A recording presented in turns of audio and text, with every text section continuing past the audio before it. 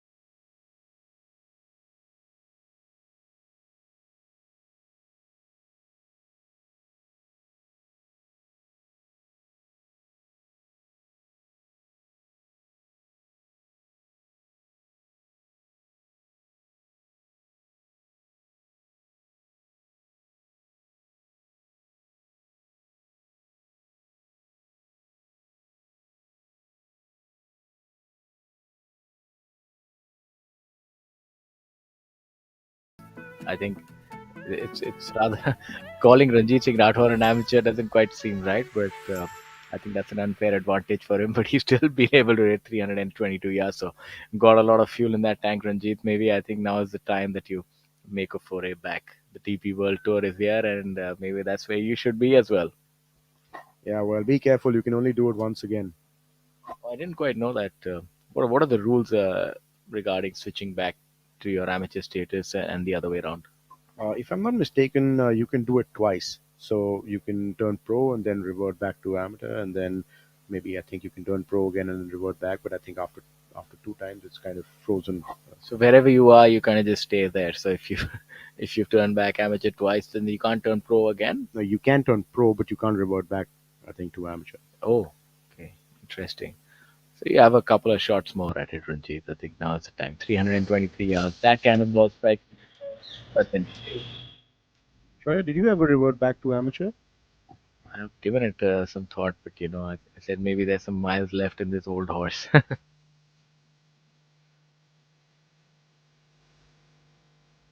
you have a look at the highlights from yesterday, you saw Anirban Lahiri using that Bushnell to understand what yardage was facing himself.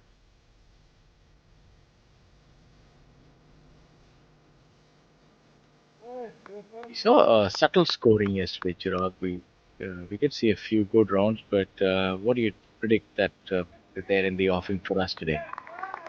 Well, I don't want to speak too soon, but I don't see I don't see really too many low scores coming out there today. Although the wind is mild at the moment, I think it is going to pick up. Looking at the forecast, perfect conditions. Otherwise, bright and sunny day, not very cold.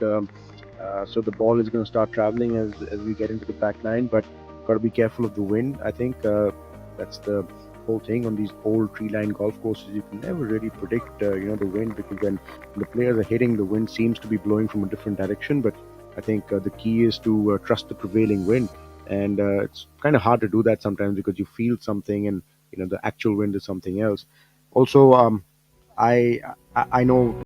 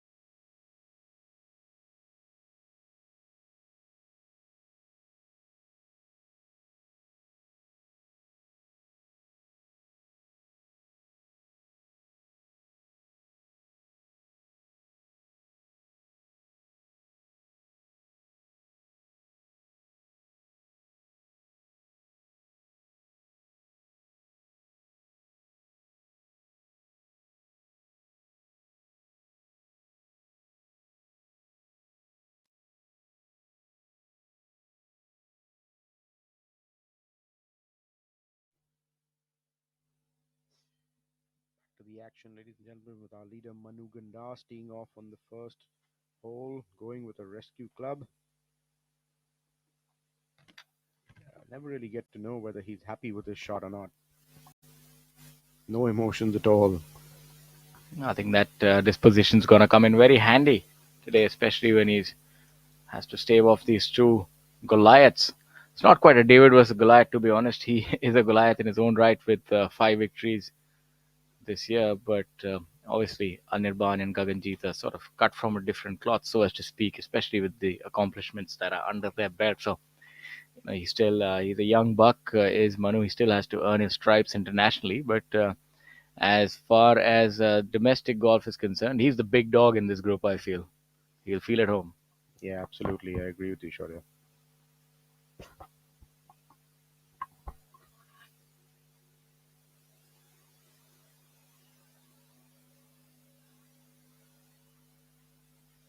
And the leader group is off. This is the final threesome of the day. Anirban Lahiri, Gaganjeet Bhullar, and the inform Manu Gandas.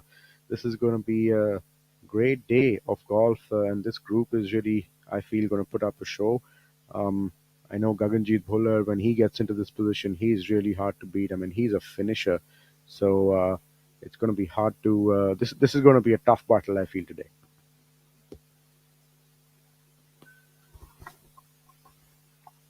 It's for sure. It's gonna be worthy of the name of this tournament.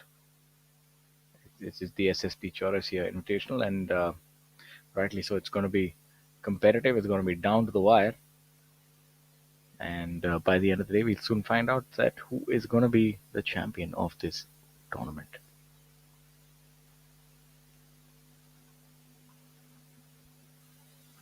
Gaganjeet Bhullar and Anirban Lahiri.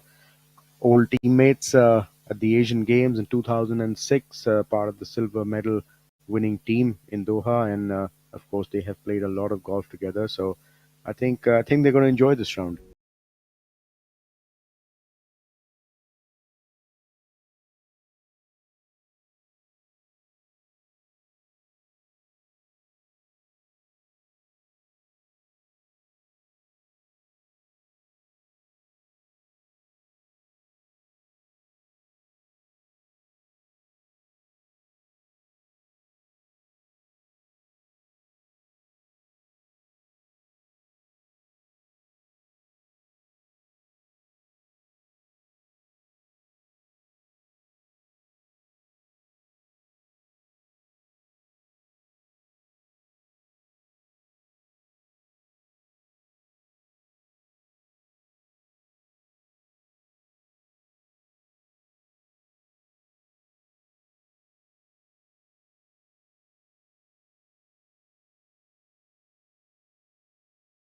Each other today. They these two guys they have an appetite for winning. So and this is another guy who's got an appetite for winning, Shamim Khan. I mean, he's won a lot of tournaments as well, but Anirban Lady seems to have hit it perfectly down the middle of the fairway, going with that three wood like he did yesterday. So obviously, uh, taking it on from the start, going aggressive and wanting to get off to a hot start. I think one of the things why he can actually go with the three wood because he favors a draw, so it gives you enough room on the right hand side to actually loop a draw from the right hand side. So if you think about the ideal short shape for Anirban, so this would be the hole that I think he could actually take on.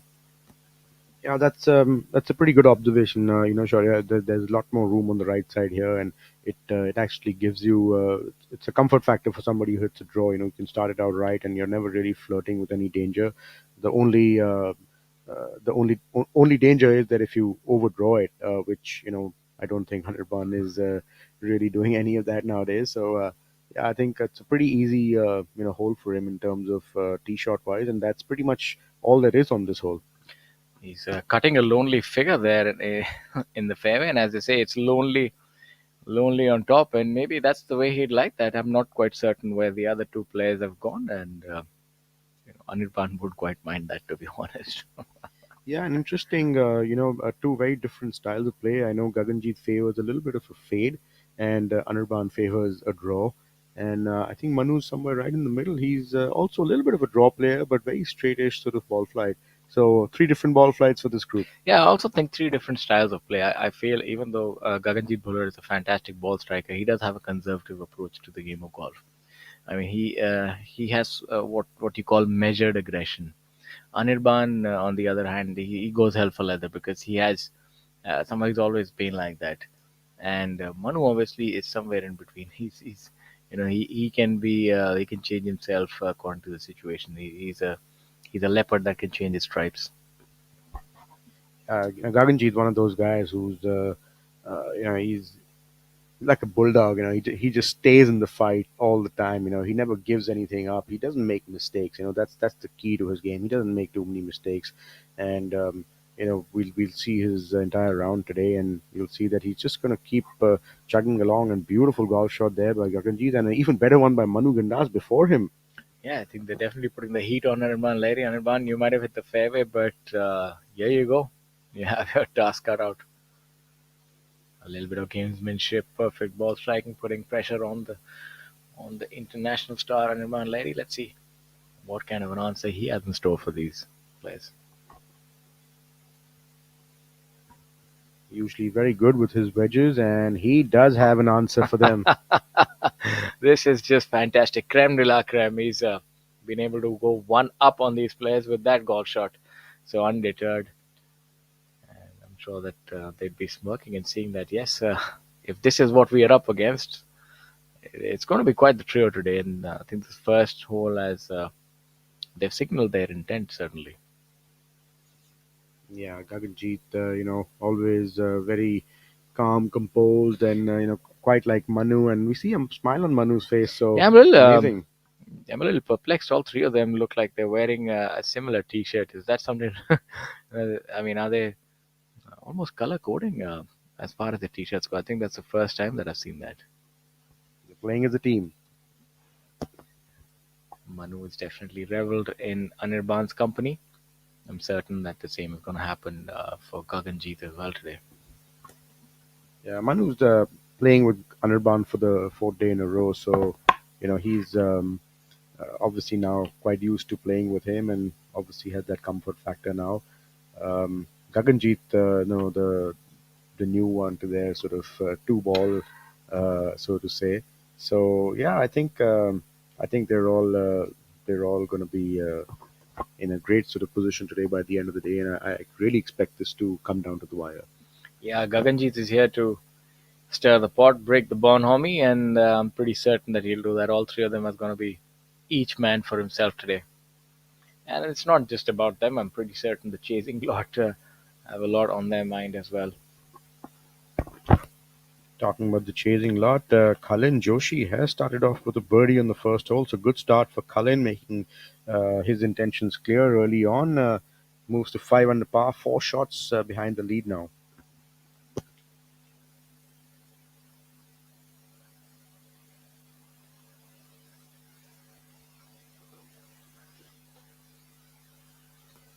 Gaganjeet just surveying that putt of his, visualizing it. This putt should break just from the right, if I remember correctly, just towards the end. Should have a little drop from right to left. Let's see if he gets the read right. Oh, that just misses on the right side. Didn't quite turn the way I thought it would. So two in a row. I've got two of them wrong today, Shaurya. Early morning. Yeah, I think you're just warming up as well.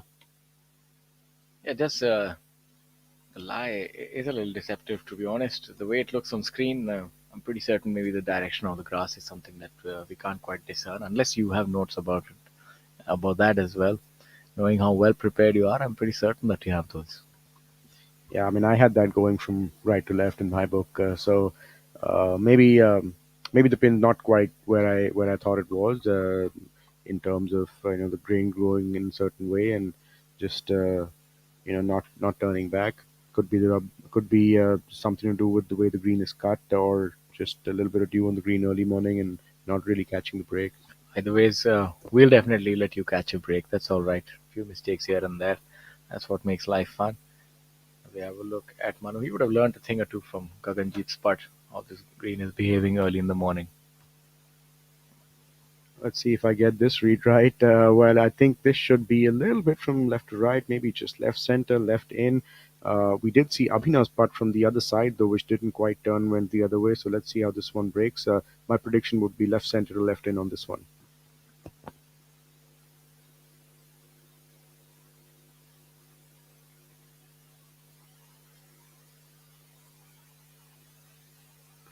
Well, we're not quite sure if that the line was correct or the putt went in the hole either way, so we'll just give that to you, Chirag.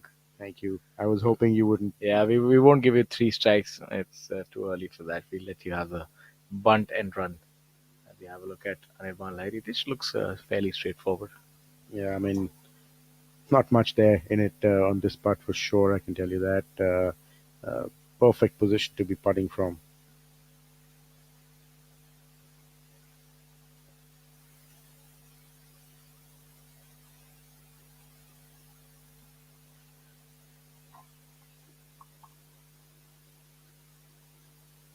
Yeah, that went in rather gingerly. Not that assertive. I thought we'd be a little more firmer with that putt, but works out perfectly for Anirban Lahiri. Would move him to 10 under par, and Manu Gandas would be right there with him. So the leaders have taken a little bit of a step, in the positive direction early in the morning. First hole, birdies by Manu Gandas and Anirban Lahiri. Now two clear of Gaganjeet Bhullar. This camera angle telling you a lot about where this pin position is located. Not that difficult to be honest. The front pin position fairly inviting here. Players are able to sort of spin ball a little bit from that center ridge.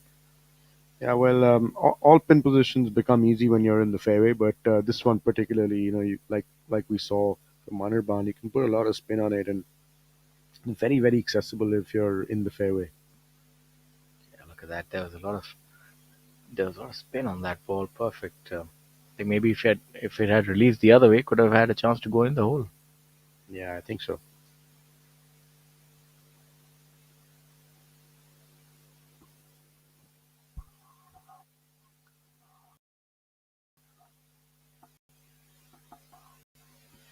First look at the second hole today. Pin on the top left, and a great shot there by Veer Lawat. This is accessible pin for someone who hits a draw. Unfortunately, not too accessible for someone who hits a fade. So in the last two groups, I think Gaganjeet's the only one who favors a little bit of a fade, but pretty accessible for someone who hits a little bit of a draw. Yeah, the hole is shaped that way. Maybe for a fade player, it would seem like quite the daunting task, but you never know. If you don't try, there's no glory. Just go over those trees or those houses, hit a high fade, and make it interesting. Karandeep Kochar, Kapil Kumar, and Veer Lawat making up this second last group on the final day.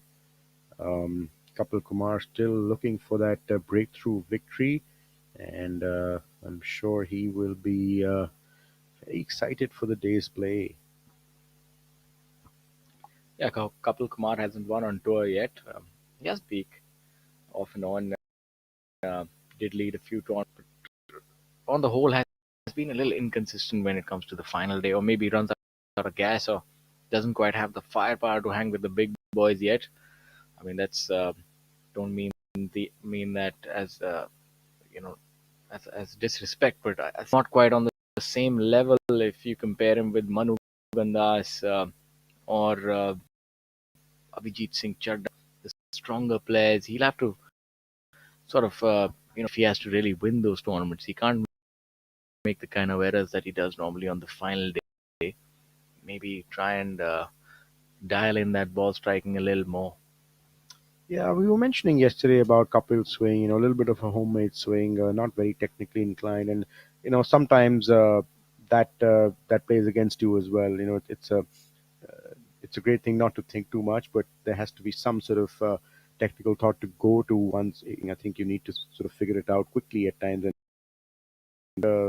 have that.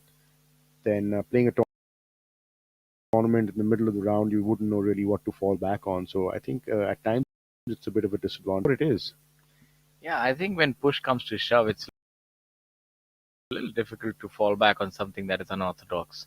I think that's why, yeah, you do. Although I personally feel that uh, we tend to overemphasize the importance of technicality and mechanics in golf swing. It is eventually a sort of a visual sport, but you do need to follow a few of the fundamentals. And if you sort of go off that, it can work for a while, but when you it can go awry.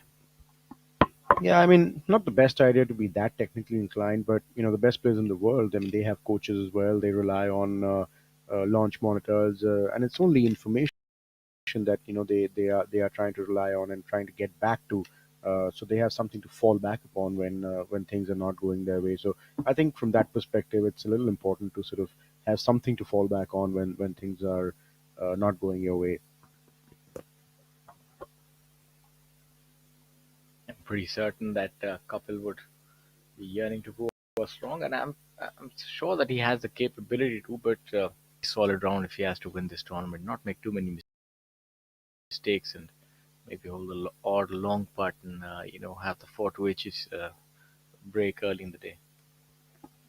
Yeah, but today if he wants to win this golf tournament, and I think he just got a little aggressive at putt and he's running it by, and those are the kind of mistakes I think you have to avoid early on in your round, especially when you're trying to win your first tournament. You just gotta be your match, just give yourself chances and keep grinding away, and sometimes a mistake. Yeah, that's one way. If it eventually becomes a war of attrition, then you just hang in there and let the others sort of capitulate on the final day. That works as well, and especially on a golf course like this. Some would call that negative golf, but I think if you can just hang around, make a few birdies, and um, not really get your head in the water, so as to speak, stay above ground, then you might have a chance to win this tournament. Like you see that the leaders are at 10 under par at this point in time. So if Kapil can somehow get to that number of 10 under par and submit his card, he's obviously in the penultimate group. He's still maybe a couple of shots behind the leaders. Anything's possible. You just don't want to shoot yourself out of a tournament. And that's why I was mentioning earlier about Gaganjit. He's the kind of guy that doesn't make mistakes. He may not birdie fest, but before that, talking about birdies, Karandeep Kocher has started with a birdie on the second hole, par on the first, birdie on the second. So he's up to 5 under as well. Just going back to Gaganjit, he's the kind of guy who is never going to make a mistake. He might not make a lot of birdies, but he certainly is not going to drop. He's the perfect sort of guy to hold it off on this golf course. Yeah, it's very consistent with his ball striking. Long hitter has a great and is an excellent putter. So there's not much that can go wrong, but you never know when disaster strikes in golf. That's one of the things that this golf course does have in droves. But as far as being prepared for the battle, Gaganjit Bhullar has all the tools that it would require, to be honest. And even Anirban Lahiri, all thing that I feel on this golf course, which might favor a player like Gaganjit Bhullar, is that his movement of the ball is very limited. He's a very solid ball striker. Anirban still, that's the only thing, depending on the kind of shot shape that they need. Beer's birdie attempt there on the second hole, and maybe a little extra pace, and that's why the ball not turning. So um, Kapil now lining up his par putt. This is going to be an important putt for Kapil Shaurya. I mean, he doesn't want to lose any momentum early on. He's needs to just keep grinding and keep going. So important putt coming up for Kapil Kumar, I feel. Yeah, this seems like a pivotal moment, especially as far as his challenge is concerned. I don't want to be getting four behind so early in the day.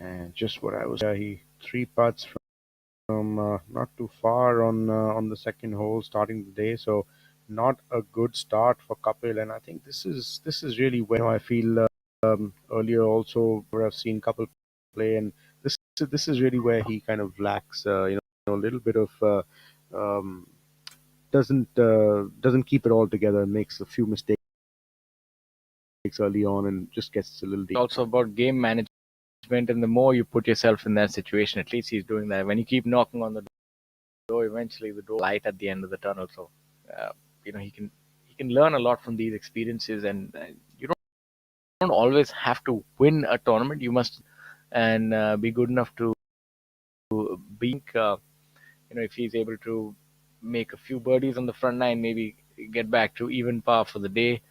And the back nine, anything's possible, as they say on the Sunday on a back nine. Yeah, and as we were speaking yesterday, the back nine does present itself with a few more chances, and I think someone like Kapil, who's played so well so far, should sort of keep that at the back of his head that let me just keep grinding and put myself with a chance for the back nine, and then never know what happens. But let's get back to the leader group here on the second hole. Manu Gandas will be high on confidence after that birdie on the first hole, starting off with a birdie. That's the perfect start for Manu. And this, I think he's just going to play this in the middle of the green. Not really with the pin being on the left. If you miss it left, it's pretty much impossible. You could walk with a bogey or even a double bogey at times. So I see this going in the middle of the green. See if he is going for the prudent approach here, and pretty much seems to be in a similar spot to Kapil where he was, and we've seen that it is a slick putt from that side. So um, really a straightforward two putt from what we've seen. Yeah, the where the flag is, there's a little sort of going towards the left side of the green, so the ball just runs out a little bit just as it goes past the hole. So I'm sure already know that, and but this is just for our viewers. It's harder than it looks. This putt. Deceptively quick. If there was ever a flag pin position which is ideal for an Irfan Lahiri, I think this is the one. Maybe just about a 5 to 6 yard draw with a 9 iron for him, probably an 8 iron. Yeah, this is going to be nothing more than a 9 iron or maximum an 8 iron for Anirban. So I think he's going to take this one on as we see the tee shot of Manu Gandas once again safely in the middle of the green.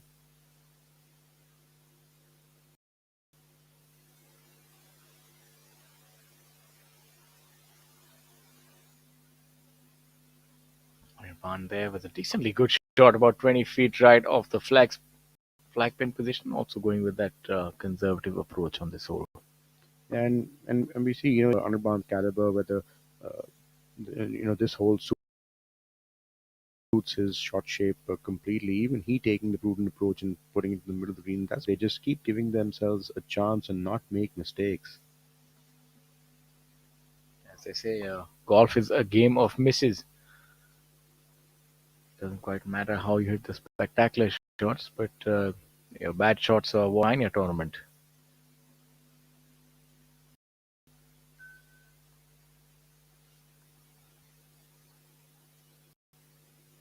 But here you have Gaganjeet Bhullar really going for broke early in the day. I think he's feeling a little left out from those birdies that the other two players made, and wants to catch up fast. That's a fantastic shot by Gaganjeet. Great, absolutely wonderful to see him getting it close on the second hole, and with birdie here, he's going to signal his intentions.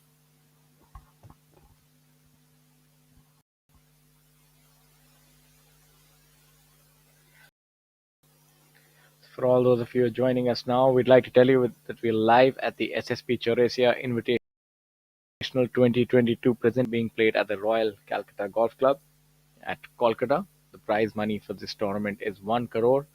Currently leading the proceedings is Anirban Lahiri, tied alongside Manu Gandas. Gaganjeet Bhullar is in third position. Veer Alawat in fourth, and Kapil in fifth position. We have a total of 57 players who have managed to make the cut this week, which was applied at 4 over par. This is the penultimate event on the calendar year. It would be played next week. Would be the 3 crore prize fund tour championships. That's a tournament that a lot of these players are looking forward to. And the top 60 players on the order of merit after the culmination of this week would get an automatic start into that event. And you also have about 10 or 12 sponsor spots, which I presume would be quite a few international stars and maybe a few legends from our tour who will be playing that tournament as well. Yeah, everyone looking forward to next week. I think all the stars of Indian golf, past and current, will be playing that tournament. Jeev Milkha Singh, Jyoti Randhawa, they're all going back to Jamshedpur to play the PGTI. So that's fantastic news for everyone who is going to tune in and watch the golf next week. Any clue as to why Jyoti Randhawa did not heat up this week? Uh, I think he was at the Champions Tour Q School till a week or so ago. So I think he's been out for almost a month, month and a half, and maybe. It's hard to believe that he's somebody who's 50 years old. If you look at him, it doesn't look. He's very. He can really deceive you with his age. He looks maybe somewhere in his late 30s or maybe even mid 30s. And his fitness, he's able to hang with the best. To be honest, the kind of distance that he's generating, still he's able to fly that ball 300 yards. I've seen him on the range, still putting in the work, and his ball striking really hasn't receded too much. To be honest. You say that, sure. Last year at the Tata Open, there was a long drive contest, like we just saw earlier today, and he had young guys in that long driving contest last year. So it just goes to show how fit he really is. Yeah, I think he's really an anomaly if you think about it. The 50 is not a small number. Imagine, it's easy to say that age is just a number, but when you talk about professional sport and the toll it takes on your body, you look at what's happening in football. Ronaldo is called old. He's almost been given the boot out of his teams, unfortunately, at the age of 37. He's in prime. When you extrapolate that and when you look at Jyoti Randhawa at 50, to be honest, he's really a marvel. At this age, not really besieged by injuries, being able to strike the ball like that, travel all over the world, and he still is really fit and he does rope climbing and whatnot, and obviously going back to his penchant for fitness, but he's pretty much earned his stripes. Yeah, one of the fittest guys that I know, especially at that age, still packs a punch. But before that, there's another Manu Gandas lining up his birdie part on the second hole. Beautiful birdie on the first hole, and he is ready. Yes, but this is a place that he'll have of a surgeon, not the brute force of a heavyweight boxer. So, Manu, don't pack a punch on this one. This is where you'll have to really gingerly get the ball to the hole, because it is deceptive.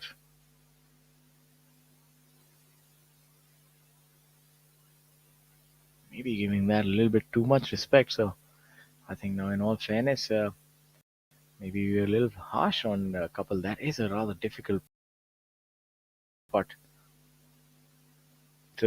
Left to right, it's going to be difficult for him to save par. Yeah, and it's going to be downhill now, so not the easiest of putts coming up for Manu on the second. And like we were saying yesterday, spectators out early today with the leader group. They could not have asked for, I feel, with two of India's biggest stars in there. So it'll be fun to watch, and it is going to be fun for us to present this to you. Yes, it is. It is really the marquee group. You have the exuberance of. You have experienced campaigners in Gaganjeet and Anirban Lahiri. But he's previously they used to say that professional golfers actually reach their tee, so that is somewhere that they are. But you see, the game is getting younger. You're seeing players don't take that time to mature now. They're able to deliver those sort of performances even early in their 20s, such as Manu is exhibiting now. Yeah, absolutely. I remember, they always say between 30 and 35, and I think that age has just come down a little bit. I would say I think it's between 25 and 30 now is where they are in the peak of their career. Chirag, you celebrated your birthday yesterday. How does that feel? I always feel as the years roll on, it's always mixed feelings. Or do you still celebrate you did as a teenager?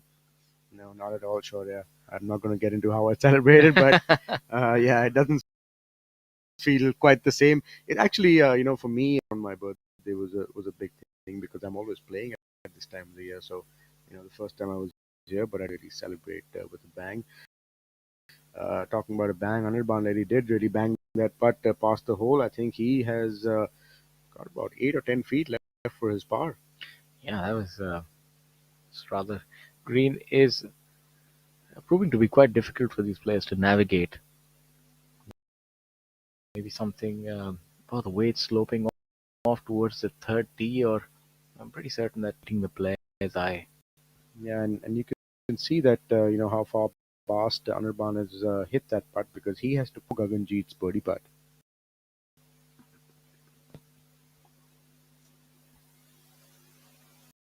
Yeah, it's going to be difficult to try and make that, but if there was a player who would make this on our screen right now.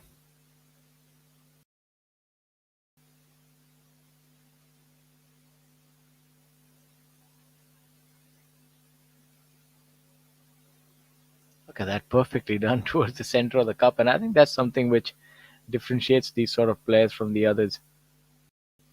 The calm confidence after hitting, taking that much time, very certain of the line coming back. Normally, see if you do rush the first putt by, you're a little more pensive and thoughtful on the. You try to survey it from different angles to be sure that you don't end up three putting. But no such thought for Anirban. He was pretty certain on that line and his stroke as well. Yeah, a big part I feel for Anirban, starting the day after making birdie on the, just to keep the momentum going, and Gaganjeet here to get a little bit of momentum going. Yes, he has got it. Good birdie on the second hole. We haven't seen too many today, and Gaganjeet making birdie on the second hole. So, like you were saying, sure, he felt a little left out after the first hole, and I think he's back in it now. Yeah, Gaganjeet, you're in center stage, right in the party. All three players opening their accounts as far as birdies are concerned.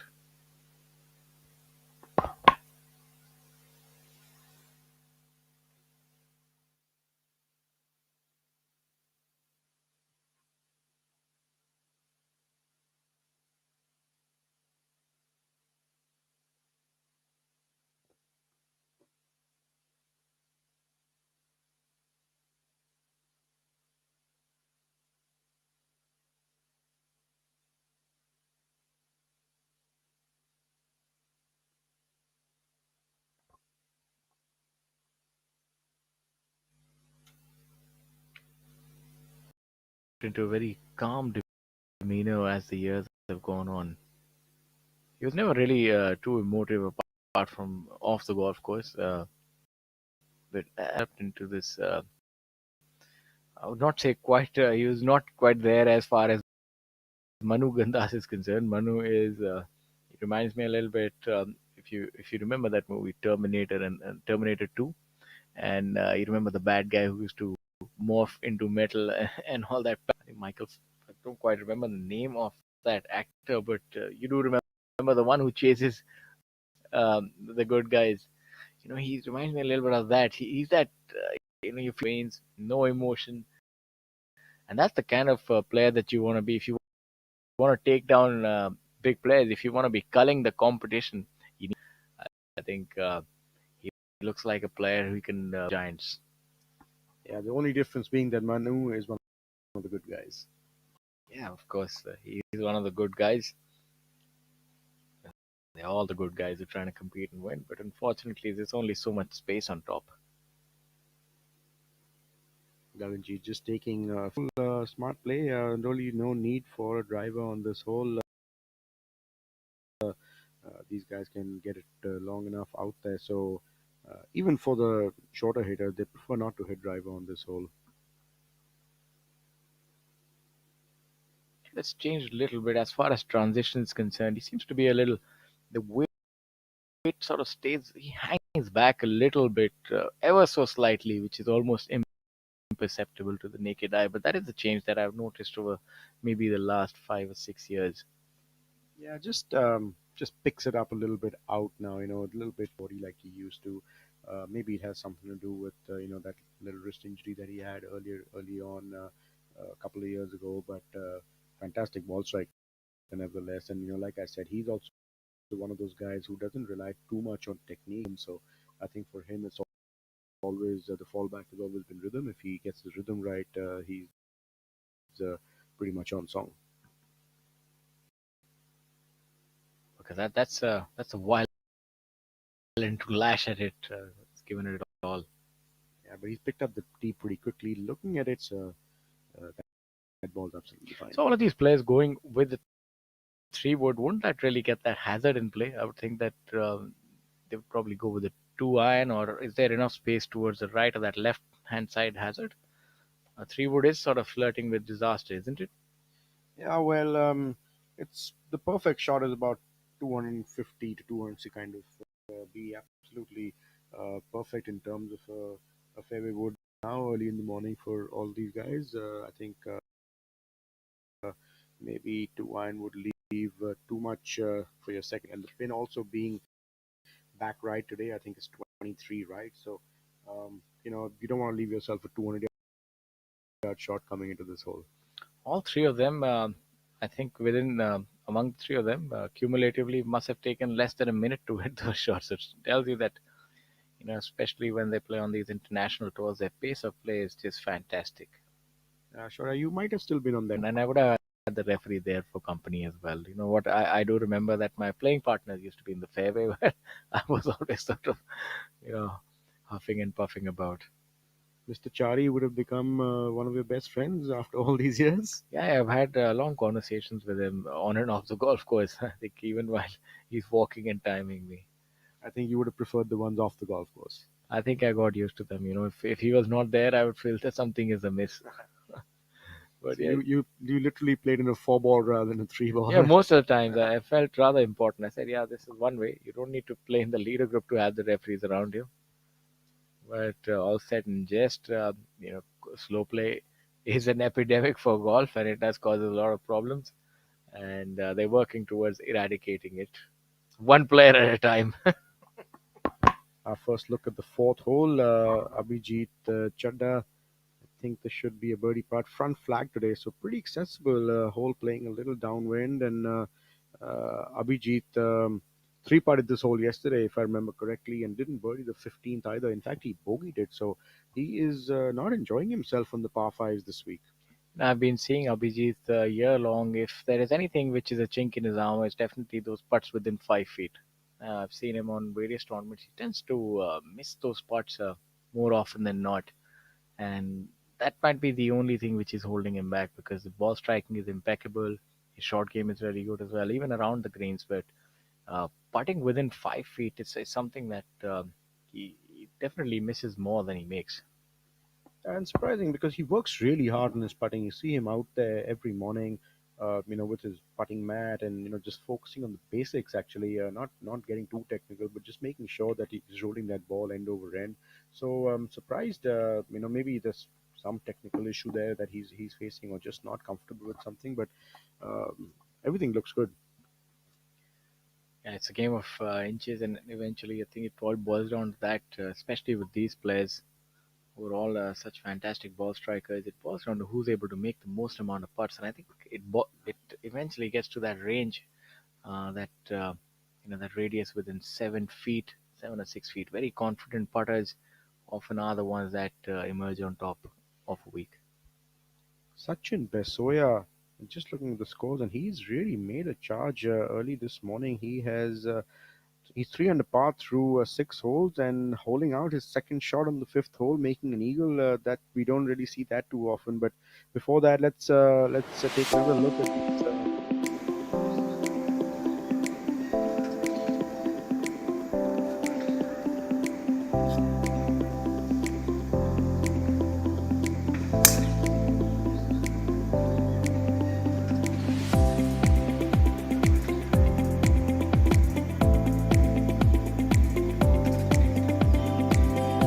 It's very encouraging. So once you have more venues, you have newer sponsors, it means that the game is gaining traction.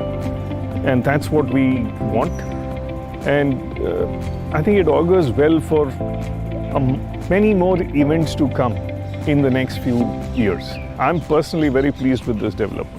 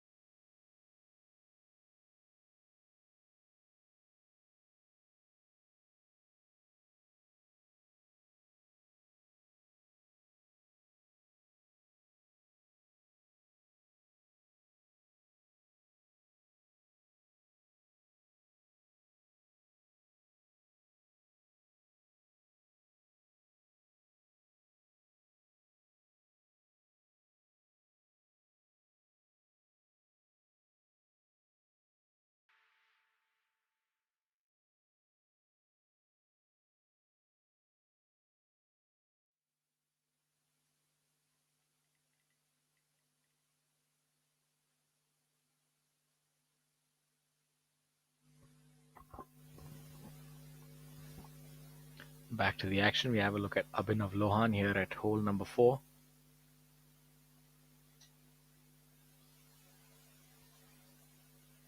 Abhinav spends a lot of time in the range, especially within 100 yards. And fine on tour, he's one of the better players if you look at this yardage. And what's so distinct, he has a low draw ball flight in these, which really serves well. Yeah, that flight actually helps to put a lot of spin on the ball because when you can try and hit it low, you reduce the dynamic loft on a high lofted wedge, and that really produces a lot of spin. Ideal to do that. I came up a little short there. Seemed fine, but his has disappeared from view while we were speaking. Yeah, probably just pitched on that false front and kind of rolled back. Seemed like Kalin and Yashas have gone for this green in two and hit it pretty close. So birdie opportunities coming up for both of them. Yeah, just going back to sort of dynamic loft and just to tell some of our viewers as to what dynamic loft actually is. It's the loft at impact uh, that the club is at. So uh, let's say if you reduce the loft of a club by almost 30 degrees, it would really come out low and spinning. So we're talking about a 60-degree wedge, and actually the maximum spin, according to all the technology out there, is for a 60-degree wedge is at 30 degrees. That's the dynamic loft at is what the launch angle of the dynamic loft should be at impact. For a moment there, I thought you were speaking Greek. I couldn't quite understand any of it, but I will just have the takeaway that it's dynamic loft is something that I have to be cognizant of. But I think, in all fairness, you do know your mechanics and the specifics of the game of golf, and all these good professionals do. Yeah, you were talking about Greek earlier, Shaurya, and I am a bit of a golf geek. I think this will give you a lot of time the next few months to brush up on those mechanics. So when you're ready to go, you have all those numbers, the lie angles, and everything else, you know, perfected down. I might be in more trouble than I am already. Let's have a look if Cullen is able to get the correct dynamic loft. Seems like he has. Getting better as we speak. Yeah, great shot there by Kalin. Straightforward chip shot actually, but just to get the bounce and roll correct is always difficult at times. So well played by Kalin, and I think we could probably give him that putt.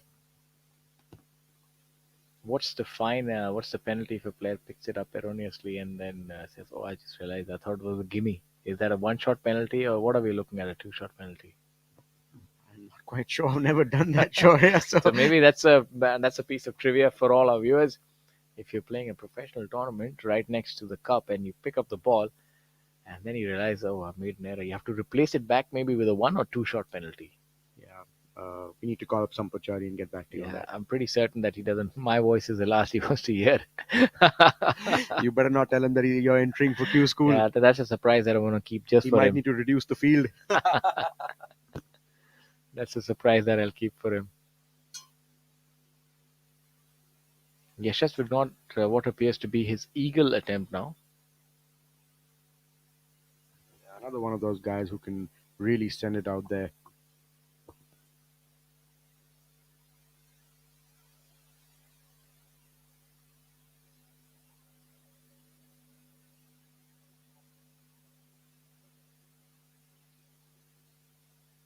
Spot should break to his left, coming up a steep embankment and need a little more. Left that rather short, 3.5 feet, coming back for his birdie. Yeah, but he's left it on the right side of the hole. He's it's going to be an uphill 3 or 4 footer, which is not the end of the world.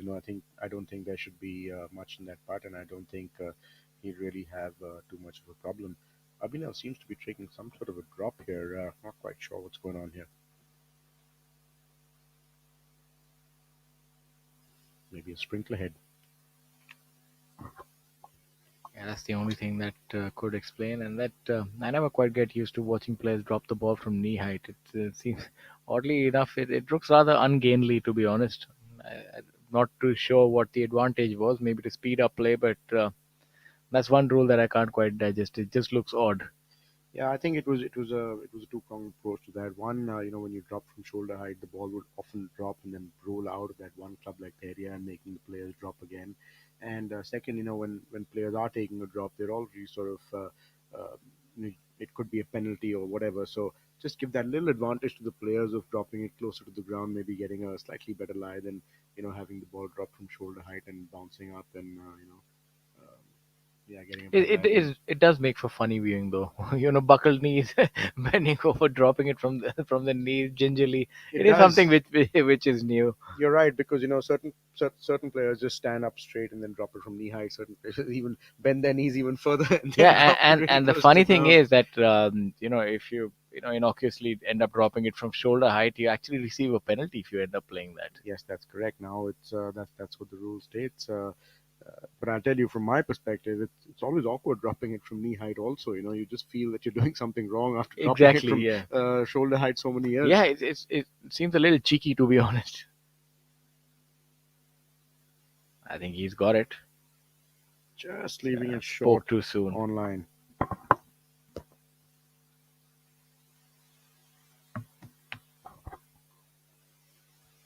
While we're having a look at this group, let's also have a look at some of the other scores. Sachin Besoya out on the golf course, setting up a blistering pace, 3 under par through 6 holes, 4 under for the tournament, very much in the thick of things. Then you have Chikarangappa at 1 under and 2 under for the tournament. You have Ajit Sandhu, who's also 1 under for the day. Lower down the leaderboard, you have Aman Raj, who's 1 under and even par for the tournament. Mari Muthu R, 1 over for the day and 4 over for the tournament. Akshay Sharma, 2 under, and Adil Bedi, 1 under. Adil Bedi requiring a good week to secure his playing rights. Currently at 62nd, but I think he should be doing well enough now. Should be able to move in the top 50 after the end of this week. Then we have Arjun Bhati at 6 over for the tournament, the very talented young lad based out of Gautam Budh Nagar. Manav Jaini at 10 over par, tied alongside Mithun Pereira. And the legend Gaurav Ghai in 57th position, not having the best of weekends, but did have a fantastic first round. I'm pretty sure that he would be wanting to emulate that form today. Former Indian Open champion Muniappa at 4 over par in 33rd position. Yuvraj Singh Sandhu, unfortunately, not able to tap into the kind of form that he had earlier in the previous tournaments. He's at 2 over for the day, 1 over for the tournament. So The daylight is increasing between him and Manu Gandas. This tournament will be quite important for the both of them, especially now that the partnership between the DP World Tour and PGTI.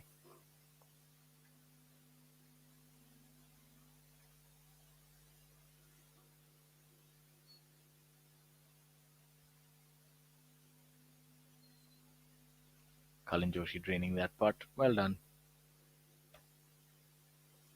There you can see in the foreground players actually waiting to hit their second shot. The fourth hole is a fairly reachable par 5. I think even for the shortest of players, they'll be able to get there in 2 shots with the driver and a 3 wood. For the longer hitters, maybe a driver and a 5 or 6 iron.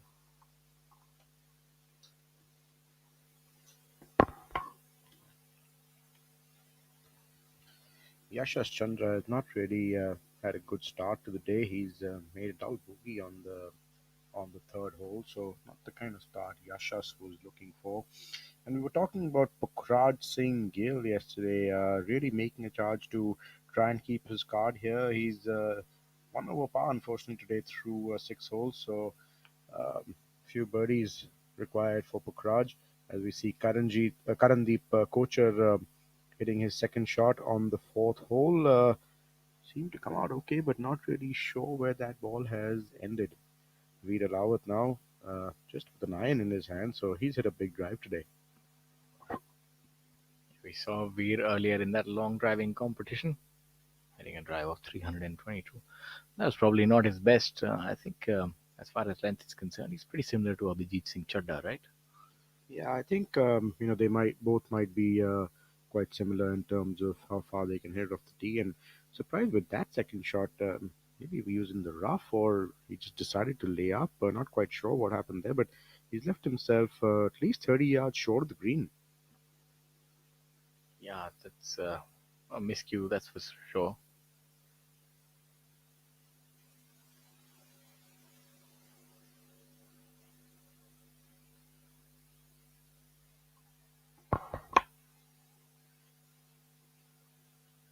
As the players walk toward this fourth green, this is an opportunity that presents itself for a birdie. So they would be looking to pick up a shot on the field here on this hole. As we see Kapil Kumar, he's laid up and hitting his third shot now. Kapil also does have the length to get home on this hole in two, but I think maybe a bad lie or just decided to sort of lay up. Not a very tough shot left for Kapil, just about 40 yards or 30 yards. Should be just a simple sort of chip and run here almost. The pin is in the front, so that's just the hard part of getting the distance right. But let's see how he can execute this one. Driving that in low, and I think he's hit a good shot, about 6, 7 feet past the flag. A little bit of a downhill, slippery putt left, but a chance nevertheless for Kapil Kumar.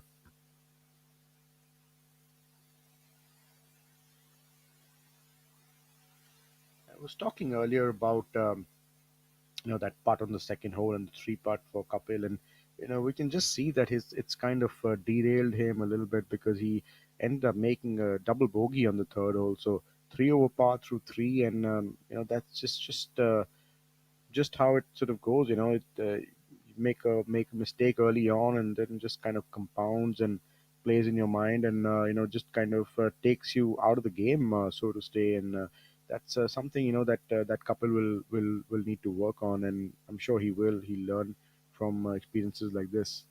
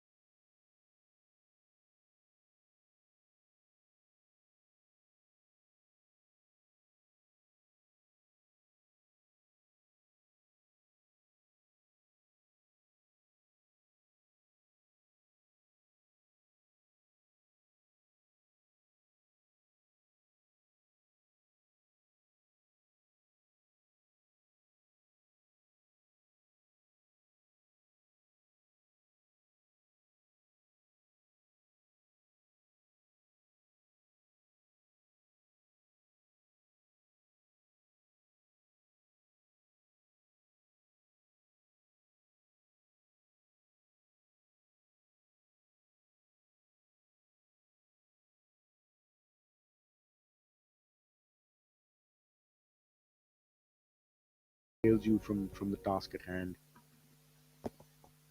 As they say, what doesn't kill you only makes you stronger. So I'm pretty certain that couple would learn from this experience, and there's still 15 holes to go. So maybe the best is yet to come.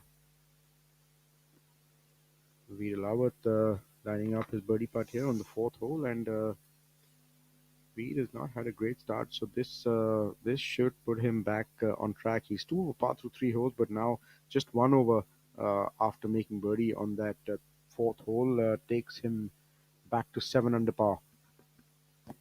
As we gaze into the foreground, we can have a look at Manu Gandas there in the center of the fairway.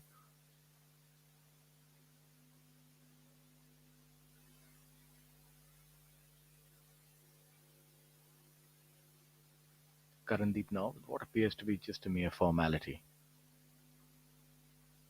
We can also have a look at Manu Gandas and Anirban Lahiri gesticulating towards the referee, not quite sure what they are asking for, maybe a clarification on a certain rule. Karandeep, who has actually got off to a good start. He's one under par. He birdied the second hole as well, and should be a pretty simple birdie on this fourth hole as well. So good start for Karandeep Kochar. If he does make this putt, he'll be two under par after four holes. Manu Gandas and Anban Lahiri, of course, perfect starts. Birdies on the first hole for both of them, and Gaganjeet also birdieing the second hole, and all pars other than that. So perfect start for our leader group. They are just separating themselves from the rest of the pack. 10 under, 10 under, and 9 under respectively for that leader group. Yeah, a blemish-free scorecard is one way to win a tournament. You can never really go wrong with a bogey-free round, to be honest with you. There you have it. Smooth birdie for Karandeep Kochar.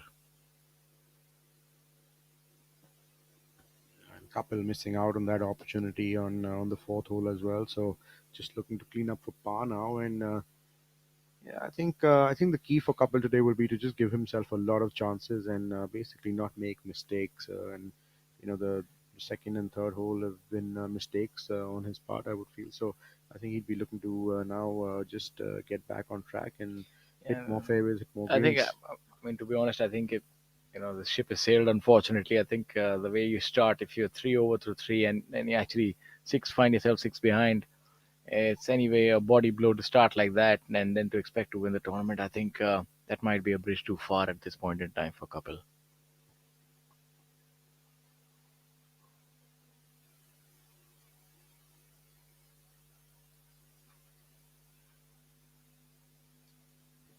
In other news, we have Ankur Chadda, who's one under for the day and three under for the tournament. So no doubt about his playing rights, and I think he's looking to consolidate on his position on the order of merit.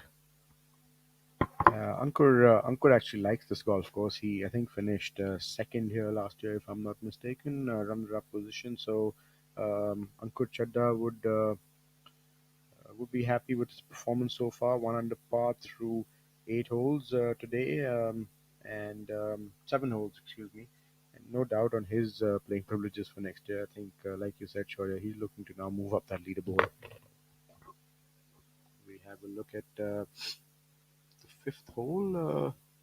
I'm also seeing a general upliftment in all of the players. I think they've been buoyed by the news of the collaboration of the PGTI and the DP World Tour. That's definitely made a difference, and they're all looking to impress.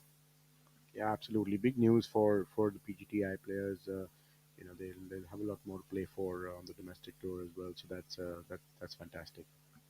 One of the things which is a unique characteristic of golf is that it's pretty much on you. There's no external force. There's no team element. There's no coach selecting a player. If you play well, you move up in the rankings, and then you get to play.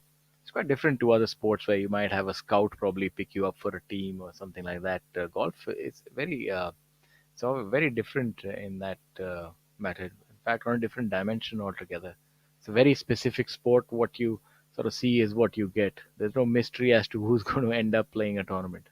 Yeah, it's an individual sport, and the onus is on you, right? To you determine your own destiny. It's not like you said, it's not determined by everybody else in a team or somebody picking you to play. It's all on you, and uh, that's uh, that's an advantage in most cases, but also kind of disadvantage at times. If you're not really in the best of form, you don't have anyone to back you up. So, yeah, I mean, I think Or anyone to blame, unfortunately. I think a absolutely. team game can give you a little bit of a cover if things are not going your way. You can always point towards your teammate that I did my bit, but I think maybe it was him. Here, unfortunately, my dear friend, the only one that you can point to is the man in the mirror, or the woman for that case. It's quite difficult in golf. You really have no place to hide. As they say, golf is a true test of character, and you don't we don't use that phrase lightly. Today will be a true test of Manu Gandas's character, whether he can hang with the best and you know not succumb to the challenge.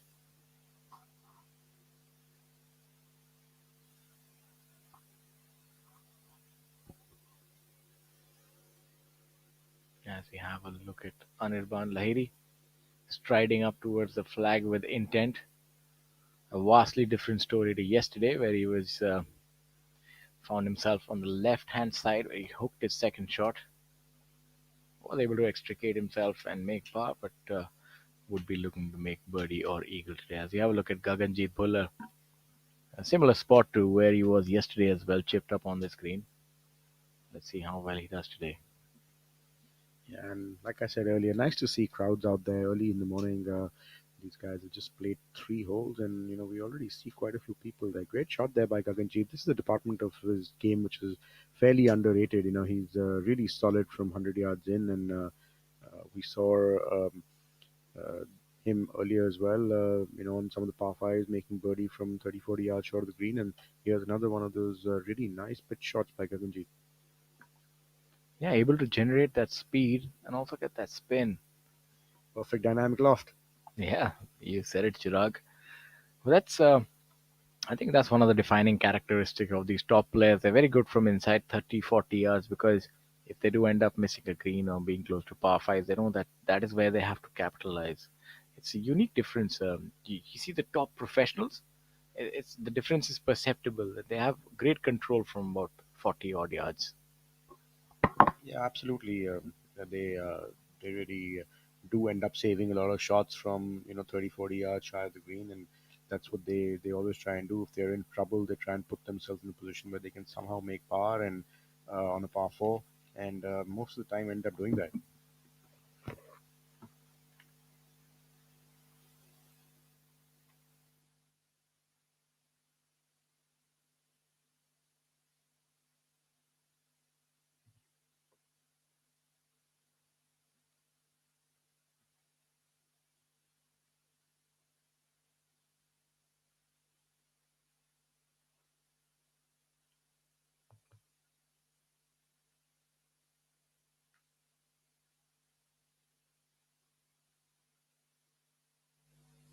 Manu with his third shot on this fourth hole, and I think he's played it pretty well as well. He may not be really happy with that from the distance that it is from the hole, but again, leaving himself that uphill putt, which is absolutely ideal, and no issues with that. I don't think there should be an issue for Manu Gandas to make birdie on the fourth either. Just have a look at that shot again. Really nice use of the bounce there, Manu, keeping giving himself a good chance to sort of make birdie, like I was saying. And one thing which is different about chipping at Royal, and this is what I've seen over the years. It's the grass is always against you. When you're chipping. So if you get a little steep, it gets really hard to chip. Have to sort of use the bounce really well around these greens, and that's something that we just saw Manu doing very well. Yeah, he does seem like he's able to manipulate that club face, especially while he's chipping it. From the looks of it, it does look a little steep, but it seems like he's also able to utilize that bounce really well. Doesn't quite dig in. It's quite different. If you saw Gaganjeet's chipping style, it was very fluid. The way it sort of accelerates and spins. Um, Banu Gandas is a little different. It's a little steeper. You see the club almost being, sort of comes down a lot harder on the ball. Yeah, I mean, he might be steep in terms of his action, but the Shaflin is not quite. It's not that far forward where he, gets steep and kind of digs in to the ground. He does use that bounce very effectively, and that's we saw that in a few events earlier as well. And I remember when I was commentating for the Hyderabad event at Hyderabad Golf Association, we saw that he really did chip well and manage his short game well at that time as well. So obviously, very good around the greens, Manu Gandas.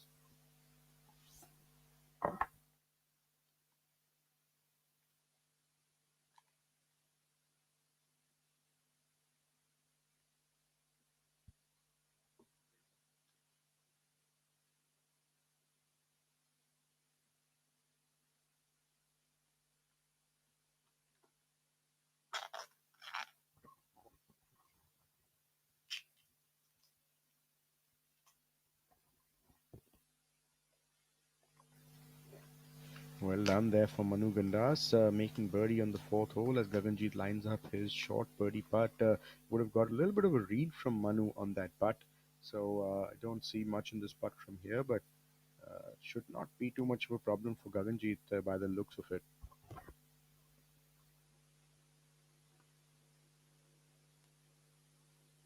Yeah, fairly straightforward putt for Gaganjeet.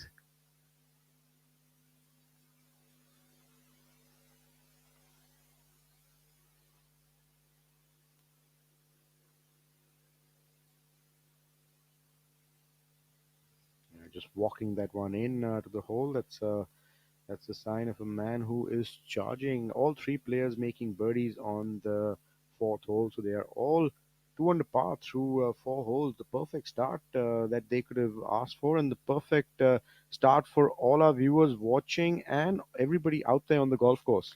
Yeah, they're making it into a three-horse race, leaving everybody else in the lurch. The leaders are now four shots clear of Veer Alawat in fourth place. Gaganjeet Bhullar has moved to 10 under par, and Manu Gandas and Anirban Lahiri at 11 under par as we look at this chip shot again by Manu Gandas.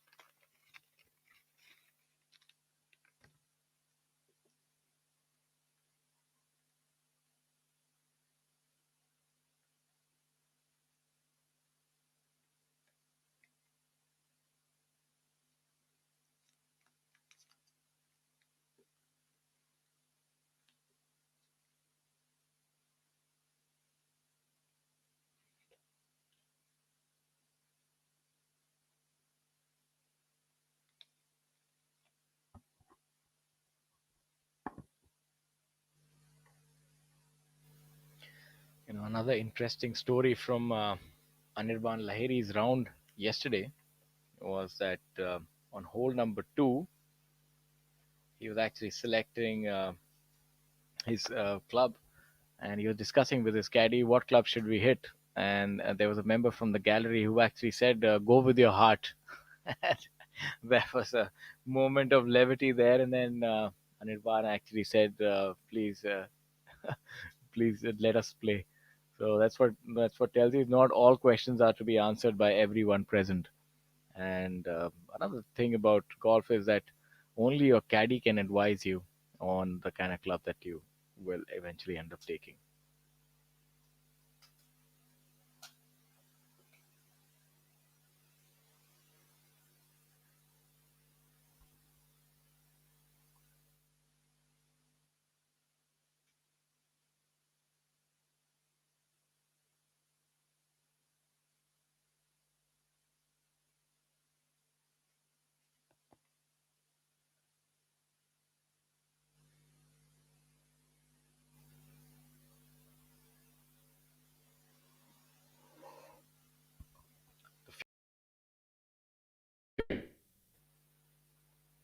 In fact, that is normally is the norm here at Royal Calcutta Golf Course. The par fours are quite difficult.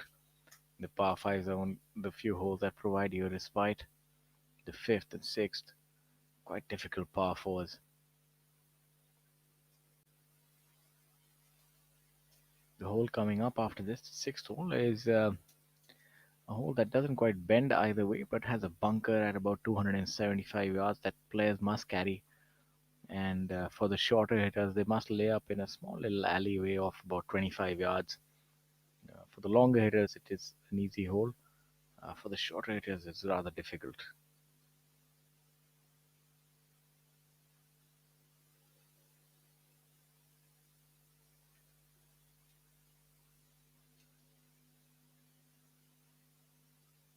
As we have a look at Veer surveying his putt,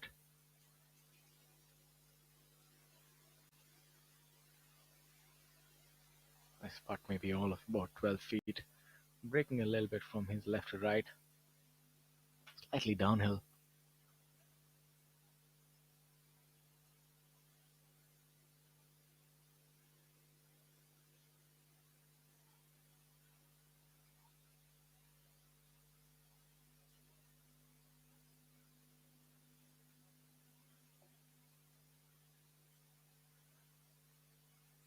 Veer does really well, makes that putt, and that would move him to 8 under par, so staying within striking distance of the leaders, three behind Manu Das and Anirban Lahiri, who find themselves at 11 under par. We're seeing that the fourth hole is yielding a lot of birdies. Outside the top 10 players, apart from Abhinav Lohan and Sachin Bisoya and Kapil Kumar, the rest of them have all birdied hole number 4. So it's been one of those holes that have been rather benevolent on these players. Yeah, and like we were saying yesterday, it's one of those holes that does really present itself as an opportunity to uh, birdie. And today, with the front pin position, it is quite accessible, Shaurya. Yes, I would think that also decreases the yardage of the hole a little bit, so makes it more reachable for a lot of the players. Yeah, we don't really know what where the tee is going to be today on the 16th hole, but we were talking about it yesterday, and good putt there by Kapil, and that might just be a birdie. That might just be something that brings him back, a little bit more into the game, so to say. Yeah, much required respite for Kapil Kumar, especially after those first few holes.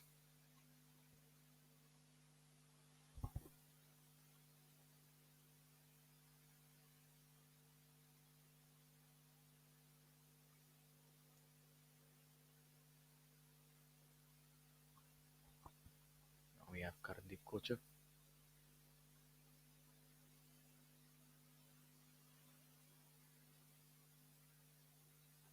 So, Chirag, as we're seeing the evolution of golf over the last 10 years, or maybe over 15, I remember my last full season almost 11 years ago. I've seen that the game is changing in terms of quality of players that we have on tour. Uh, there is also an improvement in the ability that the players have. The top players now, do hit the ball longer. Their short games are better. The scoring is a lot better. What factor would you attribute to this happening? Is it just a general factor that's happening in all sports, or why golf in particular, especially Indian golf that we've seen has gone through a sea change? There are so many more talented players now. Well, there's a lot more information available out there, to start with, in terms of technology, in terms of what players can do to improve. Fitness has become a really big factor. I mean, we saw what it did to golf when Tiger Woods came in. He really made fitness a part of this whole thing, and really being an athlete more than a golfer. And now we see. Bryson, who's sort of changed the face of golf, as we saw him really preparing for long drive competition and stuff like that. So he's one of those guys who's not only playing professional golf, but also sort of competing in the long drive competition, and just generally, people know what they can do. There's a lot more information available on every aspect, whether it's fitness, whether it's nutrition, whether it's actually technique, whether it's availability of launch monitors to. Again, I don't want to get too technical, but to try and understand what one can do to make the best of their sort of swings and their sort of techniques, and how they can get maximum yardage out of their sort of swings and their clubs. Yes, there you have it, encapsulated by Chirag Kumar. Obviously, it's a host of factors. It's not just one that we can put our finger on, but whatever the case may be, the players have improved and the competition has stiffened. And it's not for the faint of heart, it's the professional career. But for the ones who do make it, it's an exciting ride. As we have a look back at hole number five, we'd also like to correct ourselves that Kapil Kumar, in fact, did make a par and not a birdie on hole number five. So still have to cover up quite a few shots if he has to challenge these other players. Yeah, and we see Anirban and Gaganjeet here. Both of them have missed the fairway, one right and one just to the left. Gaganjeet going to be the first one to play off the left rough, and this is not going to be a very easy shot for him because the pin is also front left and it's guarded by that bunker. So it's going to be interesting to see how he plays this, and can't really see the ball where that has ended up, but. Seems like Manu Gandas has hit it pretty close to that flag and in prime position to make another birdie. Anirban Lahiri has missed this tee shot to the right, and the hole kind of gets blocked off, from the right hand side of this hole because there's that big tree lurking and it doesn't really give you an opportunity to go for the green. So not quite sure where he is, but it's not going to be an easy shot. I can tell you that. What kind of carry are we looking at on hole number five? You want to refer to your notebook and give us exact numbers, Chirag. Yeah, that bunker, which is just on the left part of this sort of fairway, is about 240 to fly. So no real problem that sort of bunker. It's the miss, that right miss, which is really not warranted out here, and Anirban has hit it right on. A little bit of that is to do with the draw pattern of his driver. If you are a draw, play a little bit of a fade, it comes out like a little bit of a push, at times. So that's probably what happened there for Anirban as we take our first look at the 10th hole. We I'm uh, pretty certain not that Manu would be complaining about any of that. Gives him an opportunity to put some daylight between these players. through that, and first look at Ajitesh Sandhu today, fondly known as Aji. Let's see if Aji can stiff one close.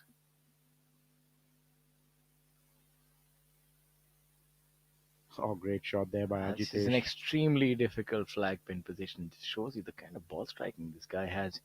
Um, he's been able to manufacture that fade, uh, just to perfection. He's executed too well. What kind of yardage are we looking at that he would have been facing for this shot? Ajitesh should have probably had around 160 to 170 yards today on this hole. The wind is again from the left, so it kind of favors anybody who hits a little bit of a left to right shot because it helps there. And the tee shot, you have to hit a left to right fade on this tee shot as well. So a little easier today as we see that second shot again from Gaganji. We were not quite sure as to where that ball ended, and not Just sure a if little, that's just a little to the left of the green, short and left.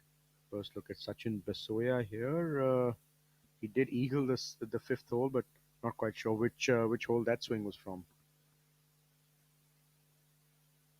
There we have Gaganjeet coming up with his third shot, running into a little bit of trouble. Now we'll have that for par.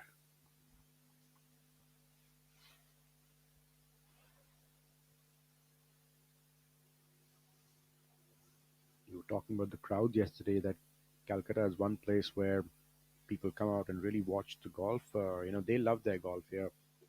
I've been fortunate enough to be in a few leader groups at Royal Calcutta Golf Club and always found a lot of support early on in the round as well. And of course, towards the end, a lot of people come and done a few clinics here as well, and always had very good participation. They really like to learn, and like I said, they love their golf out there.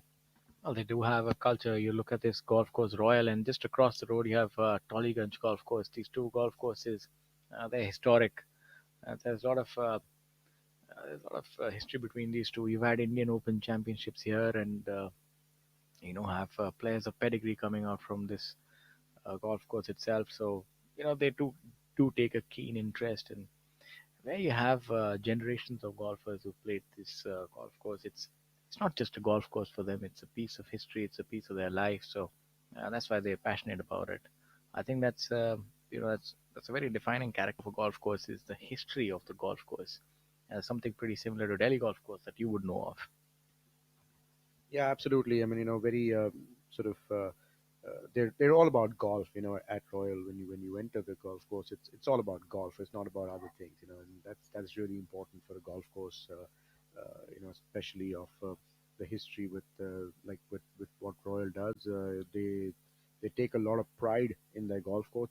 Take a lot of pride that it's the oldest golf course in India, and they really live up to the expectation that are expected of Royal Barkada Golf Club. Let's see if Anirban can hold that putt. Good try.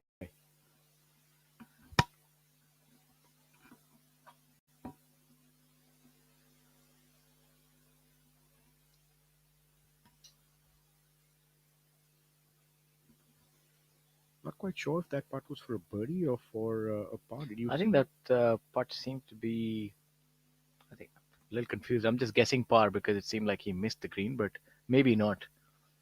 Yeah, Was he a was birdie he putt. was in a tough spot after his tee shot, so I don't know if he really had a.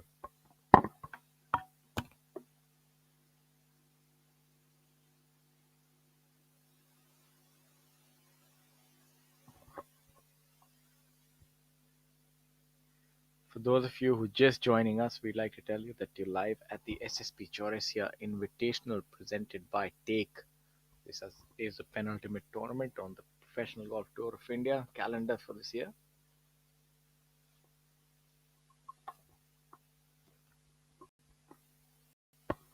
First look at Pukraj Singh Gill today. Looking to finish strong today. Currently in 22nd place. He is all. I think his third shot left a little bit short, so not quite going Pukhraj's way today. He's couple over par through 9 holes. Not ideal, for him to make a charge towards finishing in that 60th spot. But he shall be hoping for a few more fist bumps, like we saw him yesterday after holding a putt. Hoping he can get a little bit of that going again today.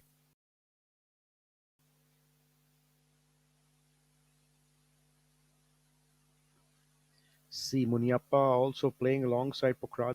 Ajitesh Sandhu, former Indian Open champion, great player. Hails from Bangalore. Loves his golf and little change in putting style there. He's going with the claw grip. Never thought I'd see Muniappa doing that.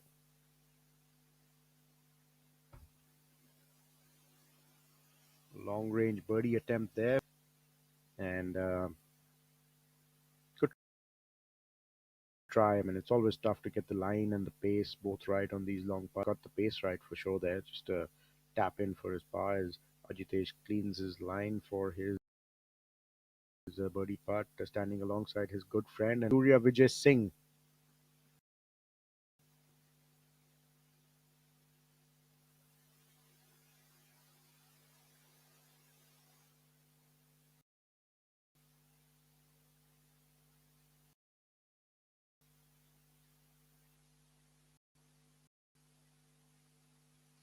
Raj, another long hitter, focuses a lot on his fitness and JP Green's Golf and Country Club to be exact, and with his brother Digraj Singh Gill, both professional golfers playing on the Professional Golf Tour of India.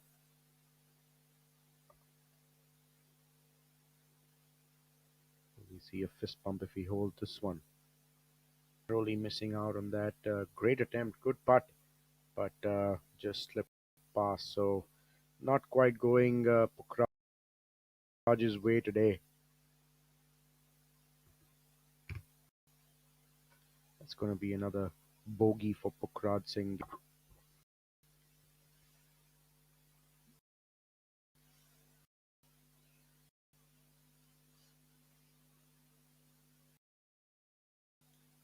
Saw that beautiful shot from Ajitesh hole, and he is now lining up his birdie putt. As we just take a look at Pukhraj Singh Gill's chip shot again, pretty good technique there. I think he just didn't predict the bounce well enough. He missed his landing spot maybe, but great technique, good use of the bounce.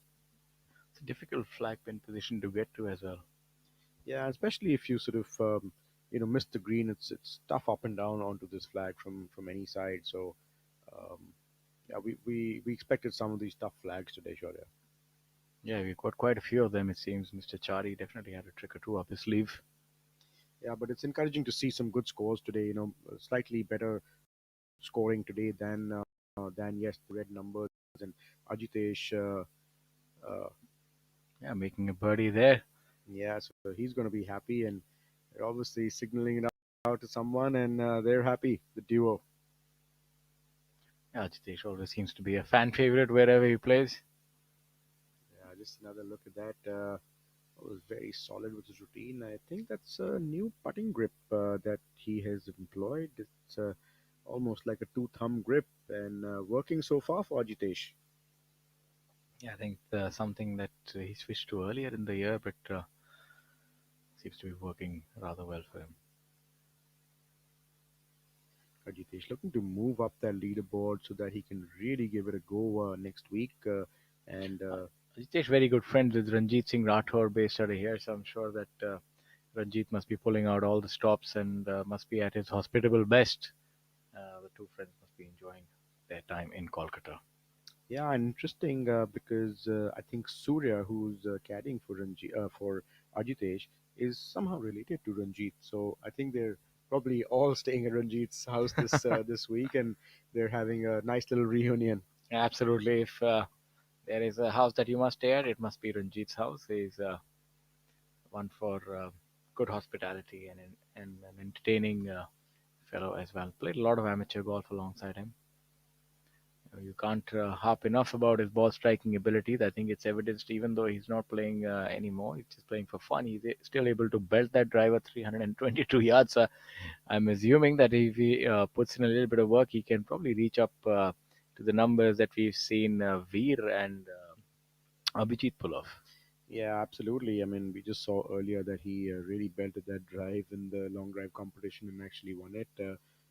Always been a big hitter.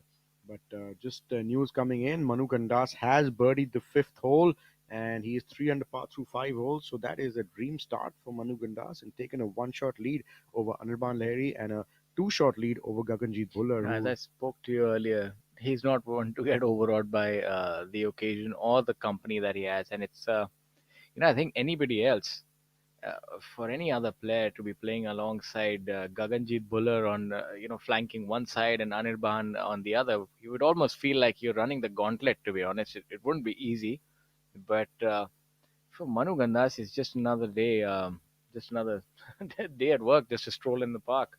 It shows you that whatever he's done, however he's trained his mind, is definitely been a model that one can copy and learn from. He's just fantastic in the way that he's able to control his nerves, and it's not easy. I mean, you can keep saying that treat each shot the same, but golf is such a difficult game, and you would get the odd bad break, but the way he just goes on about his business, it's commendable. yeah, absolutely. You did say yesterday that he's not one to get overawed, by the situation, and he's clearly showing that he's not overawed by, the likes of Anirban and Gaganji playing alongside him. This is something I wish that I don't know. Maybe that's as they say, mental fortitude. You're either born with it or you work on it. But I also feel that there is maybe it can be worked on, or some people are more gifted in that aspect. I definitely wasn't. I remember my first Indian Open as an amateur. I was playing extremely well. I went to the range, and on one side I found Graham McDowell, and on the other side of the range of me was Scott Strange. And when they started hitting the ball, somehow after that, I just couldn't hit my ball. I forgot how to. I was just looking at them, and maybe I was overawed, or I just found myself out of place and started hitting the ball so bad. And that's just a very real, first person, account of what happened. And that can happen to you if you're playing with such good players. You can think that, oh, they're so much better. They're hitting the ball so well, so long, and That's where you have to sort of hold your own, and that's a template that other players can learn from. And I feel that's you can always learn from your foes or compatriots. There's a lot to learn from players like Manu Gandas.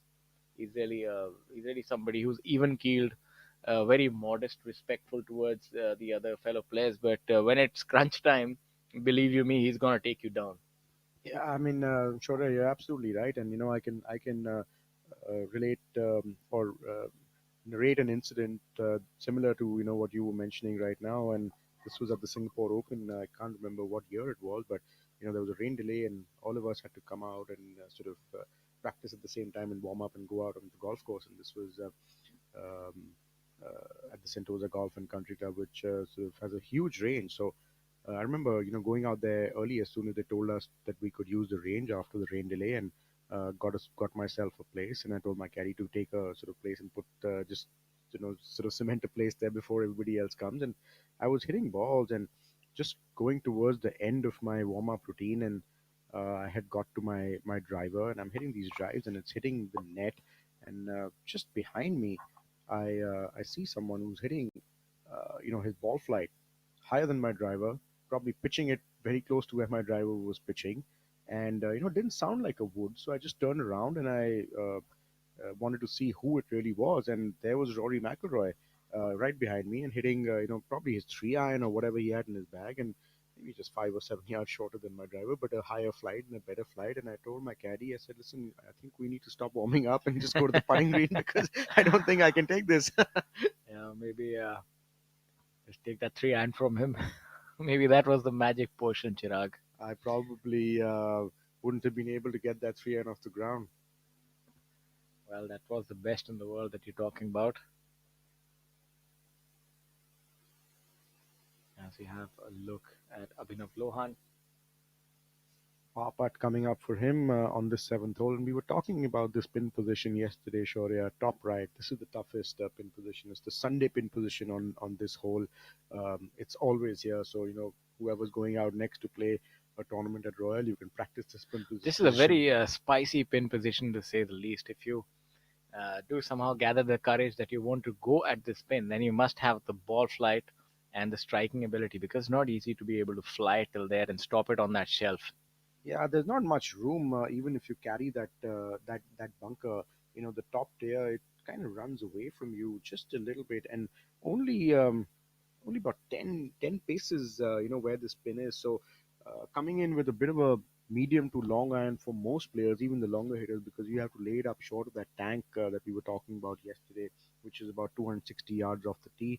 You still have about 170 yards coming out into this flag. So Maybe you, even more to this flag. You might have maybe 180 yards, depending on where you yeah, 180, 85 yards, and from a downhill. So I do remember in our times, we would think that even if you can get up on this level, somehow pitch it on the center and run it up till there, that's a fantastic shot. But obviously, how the times have changed now. These players obviously hit it so much better, and they would still be eyeing maybe a 15-footer for birdie on this hole. yeah, and we see Abhinav who missed it just left and then missed par, and Cullen as well had missed it left, and this is his putt for par. So he also just misses out. So the seventh hole, obviously playing, a little tough today. Yes, even the mighty can fall on this hole, as you've seen Cullen dropping a shot here. That's a unique. I thought he was not. He was not quite intent on just dropping one shot. It seems like he wanted to drop more. Yeah, I think he just hurried that one up a little bit. Yeah, lucky for him, that just about caught the edge of the hole. That could have been an unmitigated disaster there.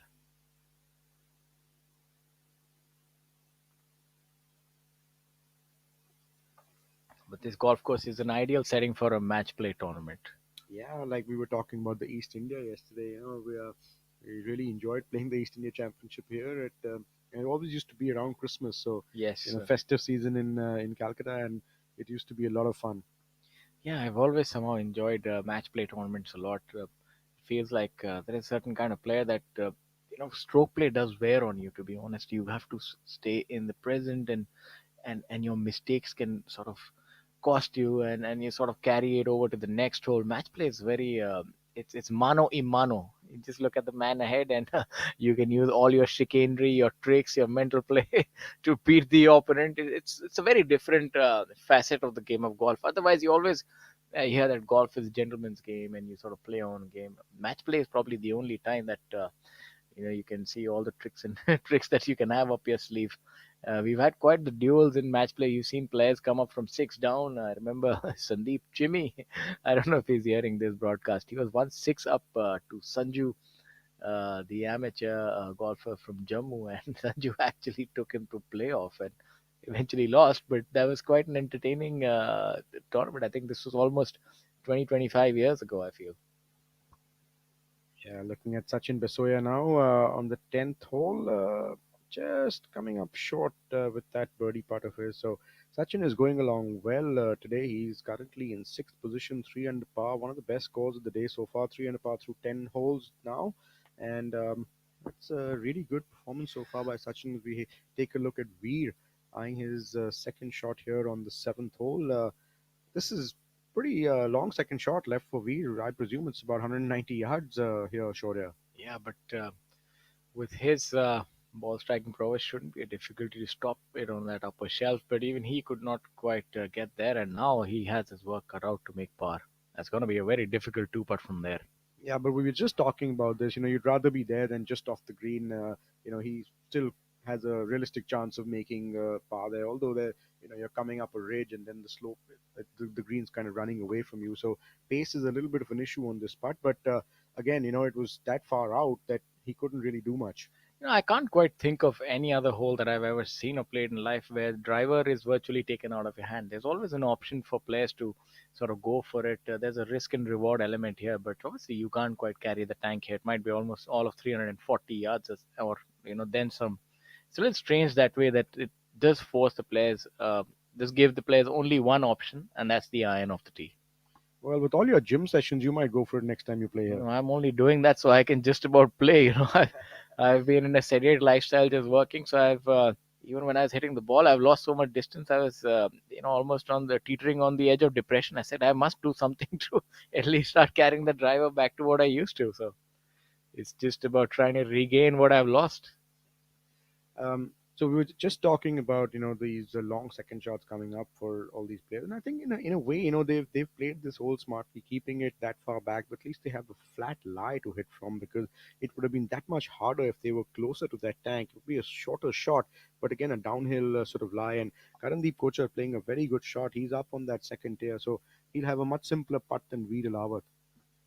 Yeah, that's a fantastic shot. What will you rate that? I would rate that about a 9 on 10. Yeah, I mean it's a really good shot. I think anybody would take that shot from that position. As we have Kapil, let's see if he can stop the rot. 3 over for the day. He needs to make some sort of a move. Now he finds himself 8 behind. He thought it'll be a road to victory, but turns out it seems like a road to perdition today for Kapil Kumar. Things not really panning out how he would have planned them. But that's golf and that's life. You sort of just roll with the punches, as they say. Just saw some Fachari rolling across the fairway on the seventh hole, and usually when that happens, it means that the group is behind time. So When that happens, that's called go time. yeah, Me and my caddy know that you bring out the skateboard. That's where I always used to have two routines. One was for the referee and one was for the other time. And that's one of the things that would irk the other players. You're like, when the referee is around, this guy is only hitting the shot in 15 seconds. Otherwise, he'll be here till the cows come home. first look at Ankur Chadda today. He is going along nicely, bogey free so far through 6 holes, and he is currently in eighth position. Ankur Chadda. Ankur Chadha has a very impressive swing and the way he goes about it. Very composed, compact golf swing. Fantastic ball striker. Yeah, very hard and diligent worker as well. He puts in the hours at on the range. It works out, hits the ball a long way. Very technical too, though. All of this younger lot, it's I don't know, they seem so much more different. If I look back 20 years ago, players were not hitting it that far. And it can't just be attributed to equipment. They're definitely stronger, bigger. Um, I think what's happening is that athletes are taking up golf a lot more. Maybe players who would earlier be taking up cricket or football or other sports, tennis, I think are gravitating a lot more towards golf. Prime example is Karthik. You could see him at third point or silly mid off and going for diving catches in cricket. He's built like a proper cricketer. Yeah, he's lanky, but he can get it out there as well. I played a couple of rounds with him, and um, he can get it out there as well. And talking about that, Mr. Chari is a close friend of his as well. Oh, that's a tongue-in-cheek kind of a thing, as they Yeah, that say. was just You don't want to be too friendly with them, but you don't want them on your wrong side either. That's Mr. Chari for you. Have a look at. We also see Rashid Khan on our screens, and he's also a very avid cricketer. Goes for those, and he has the ability of really cudgeling those big sixes as well. Uh, he has a small frame, but in golf also he hits the ball well over 300 yards, and in cricket we played a couple of matches and he hit two sixes over mid on. So he does possess a lot of fast twitch muscle fiber strength. Yeah, I've played a lot of golf with Rashid, and what a fantastic player he is. Again, one of those guys who's not very technically inclined, but believes in his ability so much, and a fantastic putter. He's got a great short game, great hands, and that always helps. And um, Jamal Hussain Mola needed soft touch there. He needed some Yeah, he good did. hands there, but just a little hard on that one. Yeah, was threatening to go off the green at one point in time. This is another fantastic green. The way the green complexes are designed, it sort of accentuates the way this golf course. As it is, it's a difficult golf course, and the greens don't give you much, to be honest. They have these small little plateaus all over, and if you miss them, then you sort of have your work cut out, even if you were to make two putt from there. Yeah, this whole what a fantastic green this is, guarded on the left side with that big tree, neem tree just over that bunker. And you can sometimes when you go for the left flag, you can catch this tree and actually drop into that penalty area, that tank, that we can see in the background just behind Ankur Chadda. Always tough to go for that left pin on this hole, but it's nice to see that the pin is a little accessible today. So I think Mr. Chari has been kind, today. No, not a little unlike him, to put pins that accessible on the last day. Yeah, maybe the golf course is hard enough. He said, maybe let me have mercy on the boys today, but the stay on the hole number 9 has also been pushed back a few yards, I think a couple of years ago. If I remember back maybe almost 6 or 7 years ago, it was still the front tee from where you would hit a rescue and maybe get a 9 or pitching wedge, but things have changed with the tee being pushed back a little bit. Yeah, you're right, sure. Yeah, the tee has been pushed back, and you need to hit it at least 250 to 260 yards now to have a decent mid iron into this green. Earlier, I remember we used to just hit rescues of the tee, like you said, and still had like 8 9 irons into the screen, but playing a lot longer now. As we just look at that replay from Reed Alawat's shot on the seventh hole.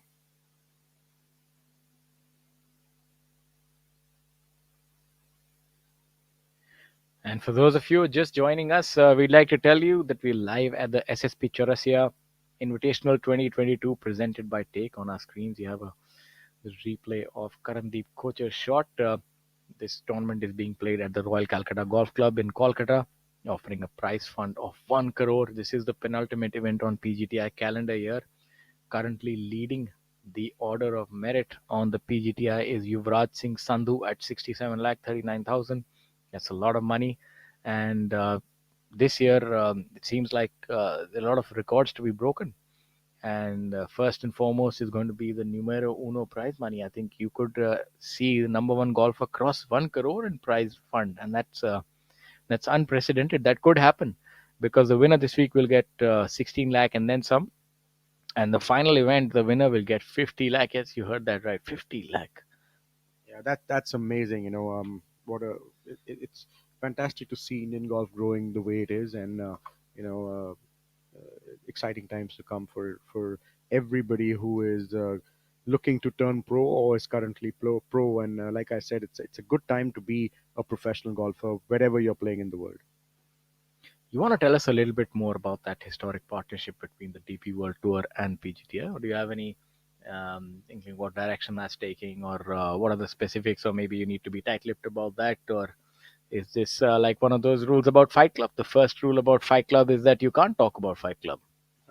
I just read the press release, yesterday, and it said that the leading player is going to get some sort of category on the European Tour, DP World Tour next year, and a few spots into final stage of DP World Tour qualifying school, and a few more into the second stage of DP World Tour qualifying school. So, a lot to look forward to it for players who are finishing up high on the order of merit. A little bit of a pathway for them to play on the DP World Tour, which we never had earlier. I think it's about time, to be honest, because it's it's so far removed. As I was talking to you yesterday, the PGA Tour, and it's very difficult to sort of get there now with having this opportunity for the top players who, in my opinion, and I'm in my humble opinion, are as good as any in the world. If you look at Manu, Anirban, Gaganjeet, Veer, look at these names. These players are fantastic. They can strike the ball, they can hit it a mile, as we saw yesterday. They have all the ingredients. They just need those opportunities. So with that alliance happening and these top players getting to play on these international tours, it opens up the world to them. You've seen what Shubhankar was able to do in a short manner of time, and I'm pretty certain that a lot of these players would be able to emulate that feat. Yeah, you're absolutely right, Shaurya. And some of the names that we see up on that leaderboard, Anirban, Gaganjeet, I mean, they've been forces to reckon with, on the PGA Tour and on the European Tour, and Karandeep and Abhinav and everybody else on that leaderboard, Manu, they're already forces to reckon with on the Asian Tour. So this is a step in the right direction.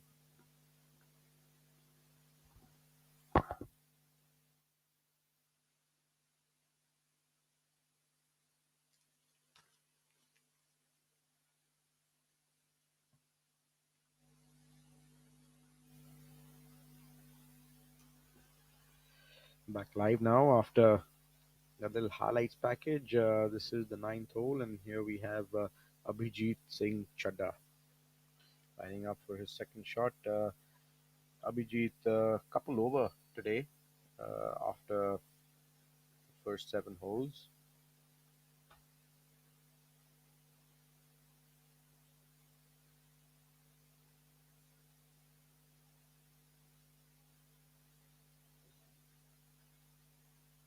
The pin on the right front today, so pretty accessible. One of the easiest flags on this hole, like I was saying earlier, protected by a bunker and a big neem tree just over it on the left side. So the left pin is pretty inaccessible. As we have a look at our leader Manu Gandas, he left himself a long way back on this seventh hole, but again a flat lie. Anirban Lady, who is quite far ahead of him, does have a little bit of a downhill lie, so it's going to be hard for him to get that ball to stop on the top there on this seventh hole. Let's see how they deal with it. But before we go to Anirban Lahiri, let's have a look at Manu Gandas' second shot here on the seventh hole.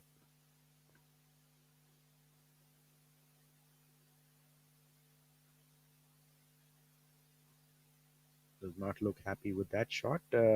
And he has missed it a little left, still safely on the dance floor. We saw a similar shot like this yesterday by Manu on the 18th yesterday, where he just got out of it a little quick and missed it left. So obviously, not turning as well as he would like, but it doesn't seem to be affecting his scoring. He's 3 under par through six holes. Like I said earlier, perfect start for him. Anirban slightly better angle to this right pin position, but like I said, it's a little bit of a downhill lie, and he does like to hit a little draw, so doesn't really favor his shot shape. But again, I'm sure he can manufacture a shot. And mind you, the wind is also from the right hand side. So he will have to start this ball right of the green if he's taking dead aim at this flag.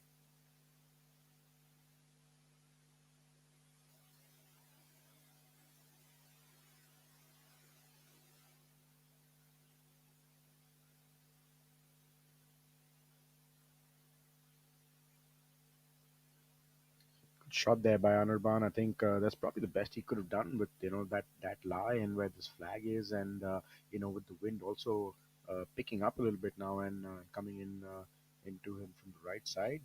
Good shot all in all. What's interesting is that most of the players have dropped a few shots as you would expect on this. on this golf course, which is very demanding. But the leader group has not dropped a single shot between any of them in the first 6 holes. So obviously they're keeping it together, and they are taking a little bit of creating a little bit of a gap between themselves and the chasing pack. Veer Alawat now closest to this leader group. He is already 3 shots behind Gaganjeet Bhullar and 4 shots behind Anirban Lahiri and 5 shots behind Manu Gandas. So a little bit of a gap between the leader group and everybody else. These guys are just not making any mistakes, and that's fantastic to see. Gaganjeet Bhullar, Manu Gandas, and Anirban Lahiri.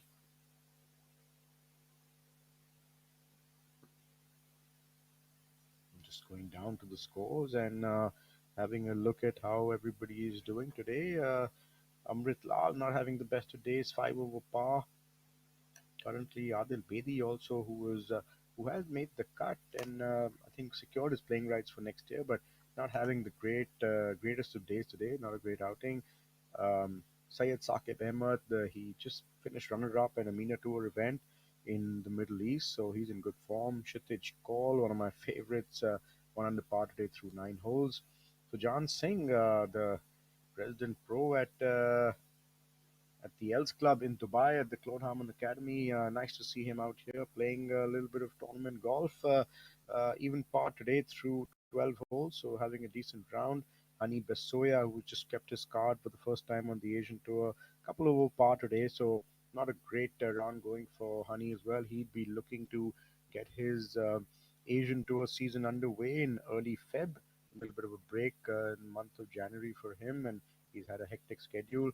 Tournament host SSP Chawrasia not having the best of days either. He's 5 over par through 9 holes, and I'm sure he's had to go through a lot this week. A lot of obligations and a lot of media, and what a fantastic tournament this has been so far. I'm sure everybody playing would uh, would also appreciate that, and so do we. From the commentary box here, the venue is absolutely fantastic. The golf course looks in great shape, and of course, the players very good field this week, and they're really putting up a show as we go to Gaganjeet here on the seventh hole. He's missed the screen, and it's not going to be an easy up and down here for Gaganjeet, but let's see if he can manage that. He has given himself a little bit of an opportunity. A good leave there, uphill putt should break a little bit from his left, not too much line though. So Gaganjeet giving himself a chance after that little bit of a miscue on the second shot. Manu and Anirban are safely on the green.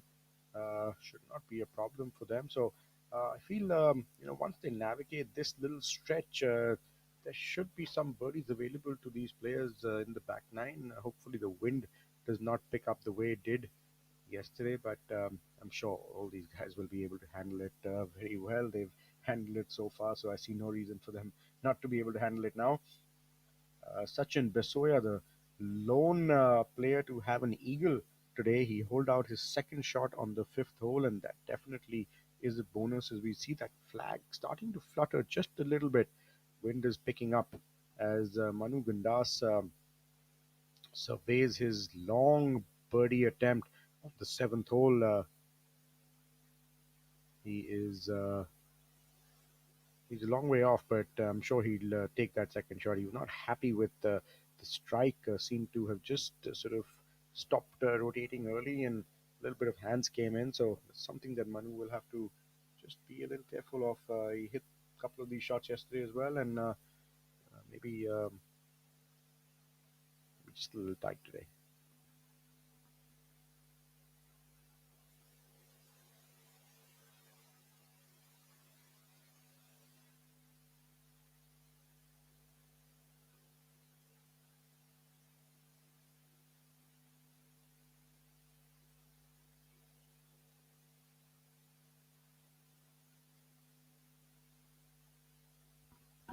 Long discussion there with his caddy, and it's a tough part. I think he needs all the advice he can get on this one. And local lad, his caddy from Calcutta, born and brought up there, good player himself. Played a lot of golf on the PGTI as well. So I'm sure that's good advice coming his way.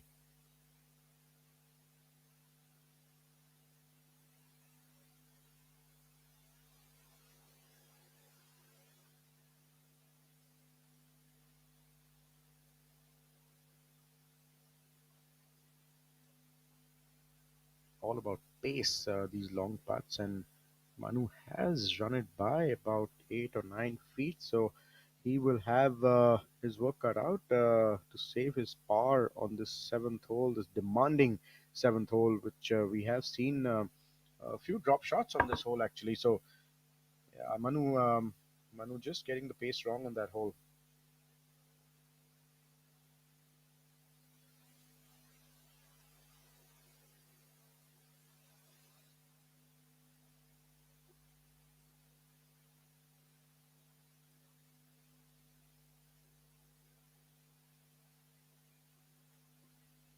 Anirban, best of the lot here in this leader group. Same tier as the pin.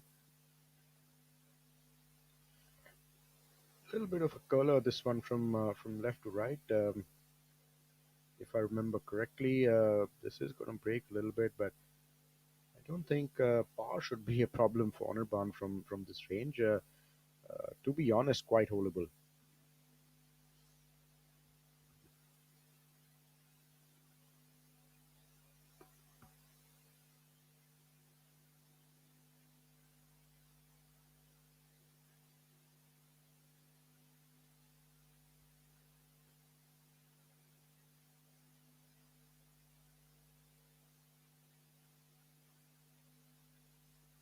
Seems to be tracking. Seems to be tracking. Oh, just missed out, Anirban. That's a great attempt there.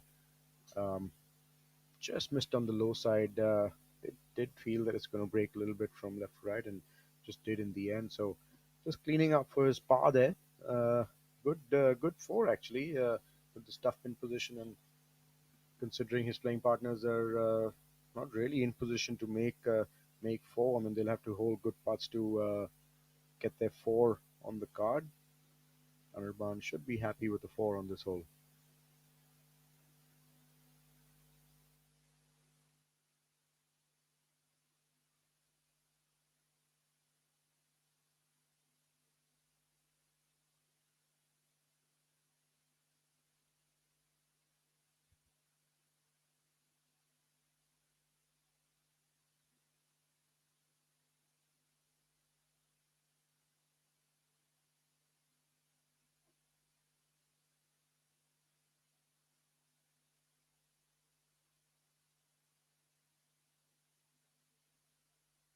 Manu Gandas all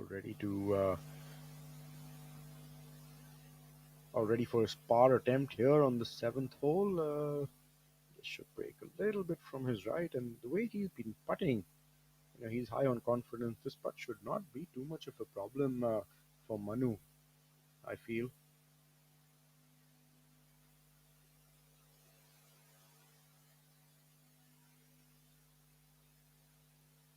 Yeah, there we go. He just thought he was slipping out from the right hand side, but just broke just in the end and dropped in. And that's a big momentum shift for Manu Gandas right there. If that putt would have missed, it could have taken the momentum in Anirban's favor. But Manu just holding on and really holding these putts, these testers. So he looks like he's not letting go.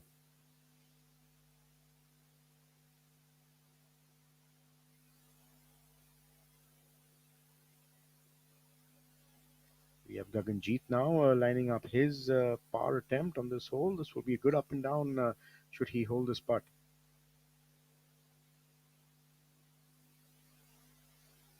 Yes, he's got it. Walking that one in as well. So no drop shot yet for this group, the final group on the last day of the SSP Chawrasia Invitational 2022 presented by Take.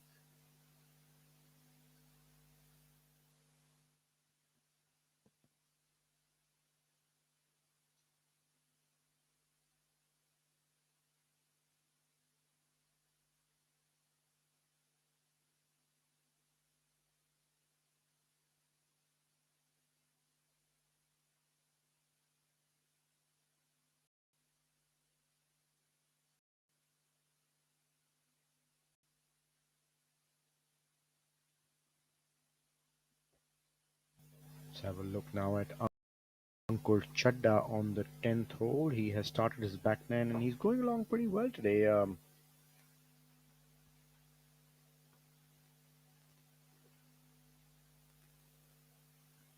talking about how much work he puts in into his game, and really an athlete. He puts in a lot of work. Good example for youngsters to follow.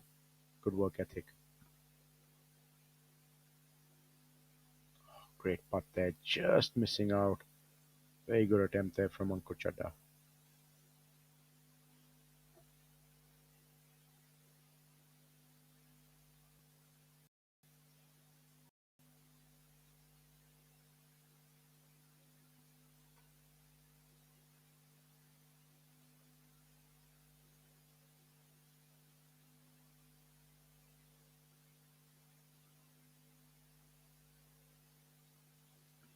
Back on the ninth hole with the group of Abhinav Lohan, Yashas Chandra MS, and Kalin Joshi.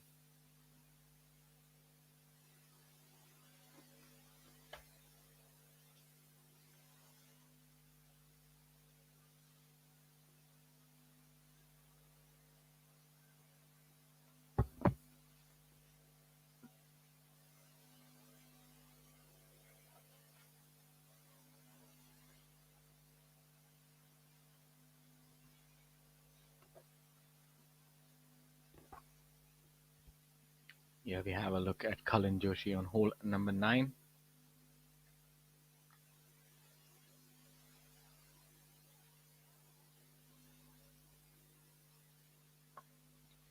Jitesh Sandhu was we were talking earlier, got off to a very good start on the back nine. Now he's 2 under par for the day, 3 under total, currently in eighth spot. So he's certainly moving in the right direction and gaining a few positions on Yuvraj Singh Sandhu, who is a little further down the leaderboard this week. So he Ajitesh might just gain a few on him, making the race to number one player even more interesting. Yeah, it seems like it's going to come down to the wire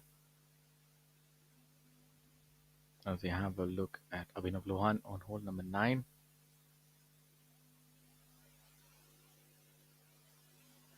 Greens are looking really slick.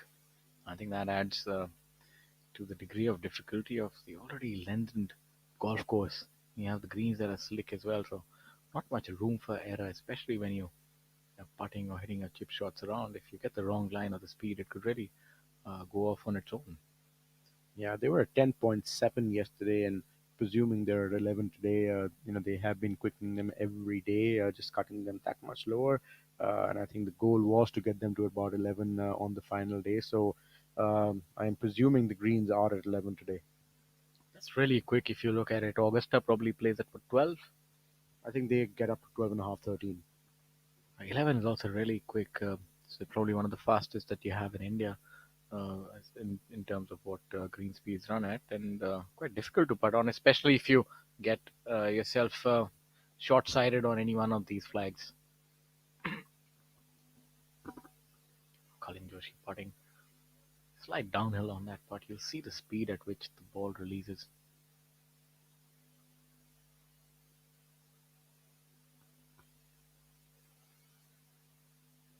And one of those players who's worked really hard on his putting over the years.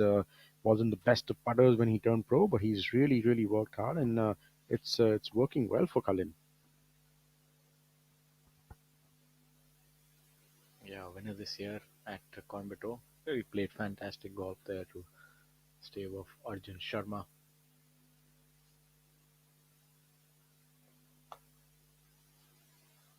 As far as the leader group is concerned, Manu Ganda still leading the proceedings at 12 under par. Anirban keeping step. All three of these players are in fact uh, 2 under par. Manu is 3 under par, so all of them keeping in touch with the other as far as scores are concerned.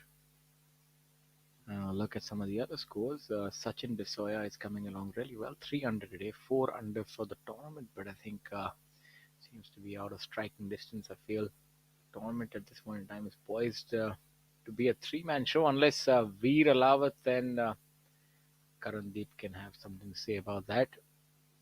Yeah, Ajitesh who's doing well today, 2 under par. Yeah, Chikarangappa 1 under for the day. But apart from that, pretty dismal scoring. It's been quite difficult for the players on the final day here. Yeah, always tough. Royal always presents itself as one of the toughest tests of golf in India, and always live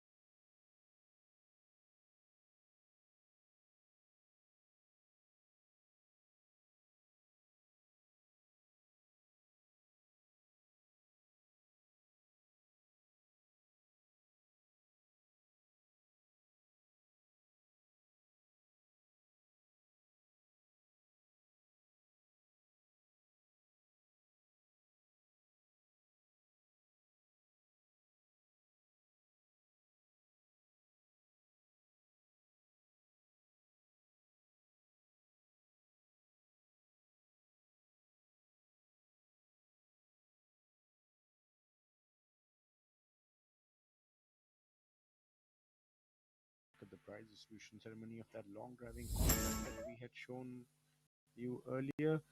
Drone footage here of the ninth hole and the 11th hole, courtesy Abhinav Lohan. Thank you, Abhinav, for these wonderful shots.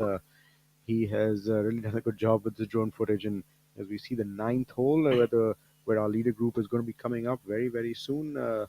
Tough tee shot here. Need to play it somewhere around where that sprinkler is running to have a clear shot. And I was talking about that tree guarding the green on the left side, and you can have a look at it now.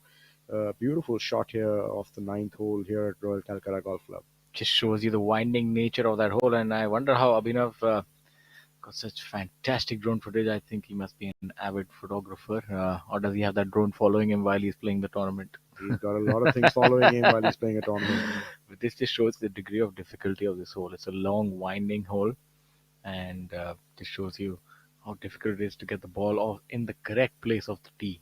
And it's also paramount that you do that, otherwise, you will not quite have a clear line to the green. Absolutely. Again, kudos to Abhinav for providing us that drone footage. He is part of the media committee as well of the PGTI and doing a great job, Abhinav. Well done.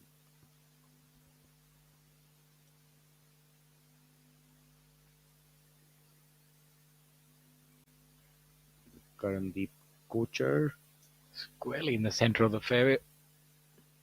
and this is the ninth hole. So he's hit it right where we were talking about, where that sprinkler was running. Karandeep in A1 position to go for this flag, which is pretty accessible today. He's hit the ball quite far as well. I don't think he'd have anything more than a 9-iron coming into this green from here. I expect this to be close. And Karandeep now, with just about 10 holes to go, the only person who seems to be in any sort of challenging position to this leader group as Veer Alawad has just made a triple bogey 7 on the 8th hole. So Veer has really dropped out of position. Yeah, that eighth hole has crept up on a couple of players. We saw Manu double there, so there must be something unbeknownst to the players that does cause this kind of difficulty on that hole. Great shot there by Karandeep. And yeah, just going back to that 8th hole, I mean, I remember it being quite a straightforward hole. Don't really see how triples and doubles are coming up on that hole. As they say, not all that glitters is gold, so maybe that hole is not as easy as it looks. It A straight fairway does not an easy hole make. So a certain maybe the second shot, if you sort of miss that green on the right hand side, it's quite difficult to make an up and down from there. So that is the only difficulty I could presume. Or if you get a little too aggressive off the tee and end up hitting your tee shot into that hazard. So apart from that, it's just a fairly straightforward hole.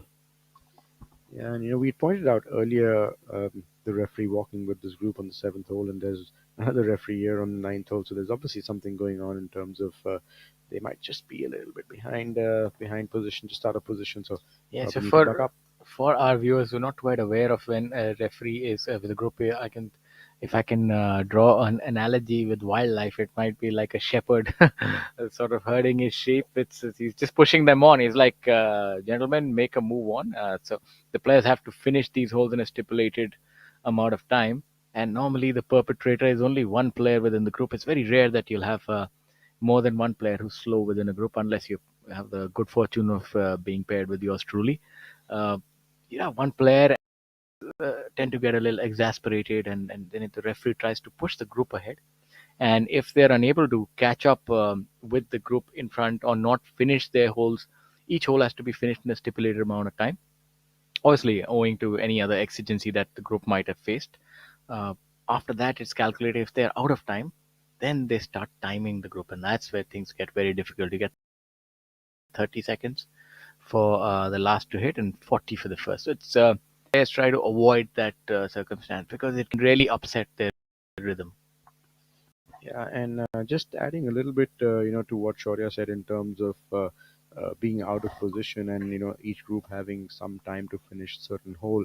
So we can clearly see that the group behind them, Karandeep and all, they've just hit their second shots on the ninth hole, and this group, who's the third last group, oh sorry, yeah, the third last group, they are hitting their second shots on the 10th hole. So one hole separates, the third and second group, and that's really called being out of position, and that's what the referee is probably pushing them to be in position. You have to be in position, and that basically means that they should be teeing off on the 10th hole before these people hit their tee shots on the 11th hole, or before they finish the 10th would make them get back into position. So a little bit of work to do, from catching up perspective as well for the group of Karandeep Kochar and Veer Lawat. Beautiful shot there by Kalin Joshi on the 10th hole. He will set himself up with a good opportunity to make birdie.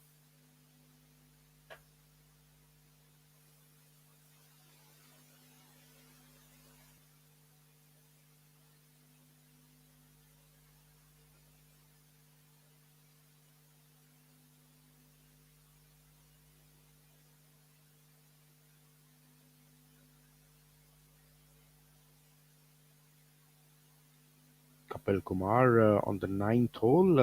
It seems to have been a birdie putt, just running a little by the hole. So he will need to make a good putt here to save his par. Kapil, who got off to a bit of a rough start with a bogey on the second hole, three putting, and a double bogey on the third hole.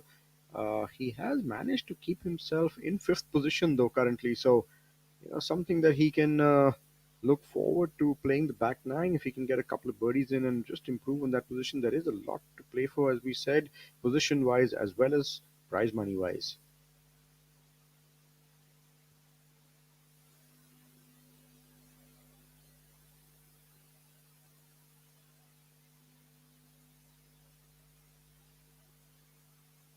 Saw Karandeep earlier in the middle of the fairway, and this is where his second shot has ended up. So, uh, birdie opportunity here. It's a good attempt and just slips by the hole, just missed on the low side. So, just not taking enough line on that occasion. But Karandeep should be able to clean up pretty easily for par on the ninth hole. Will remain bogey free. We're seeing that Manu, Anirban, Gaganjeet, Karandeep have unblemished scorecards thus far, and that itself is no small feat. All of them have played 8 holes, and Karandeep has played 9. So it's showing you that this tournament has to be won. It's not going to be handed over so easily.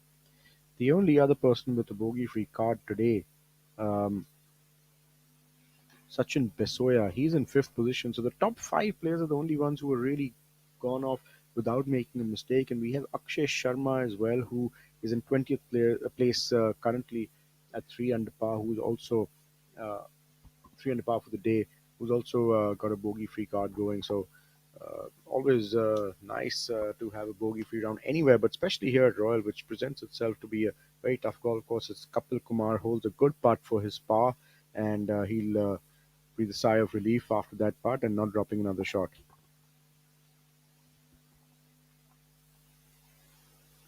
Karandeep just cleaning up for his par on this ninth hole, and they'll be looking to get a move on this group now.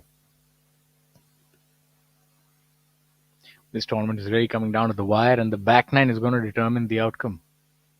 And what an apt back nine! It's The ideal back nine has a little bit of risk and reward on a certain few holes. There's some tough, challenging ball striking holes, such as the 13th.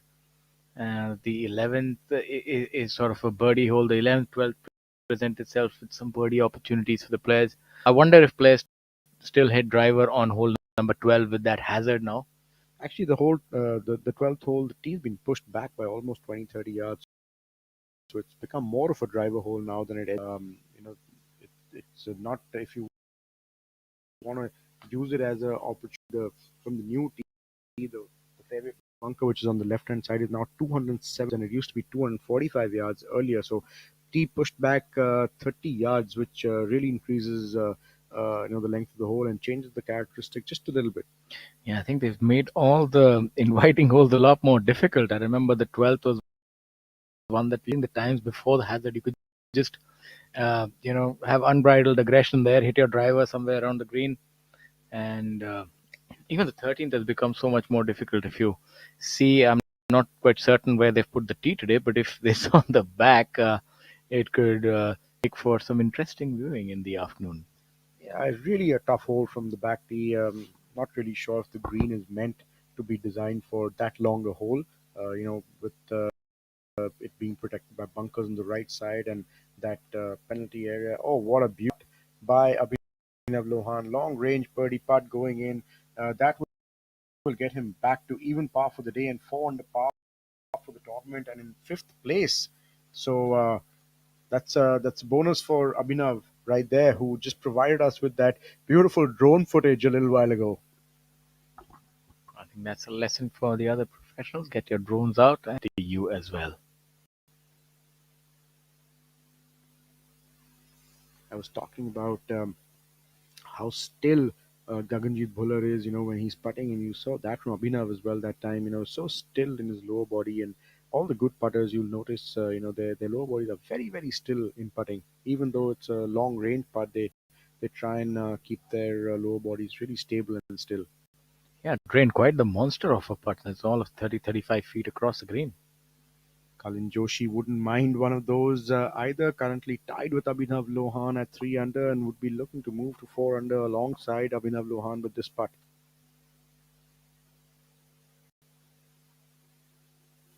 And Yes, he's got it. walk that in.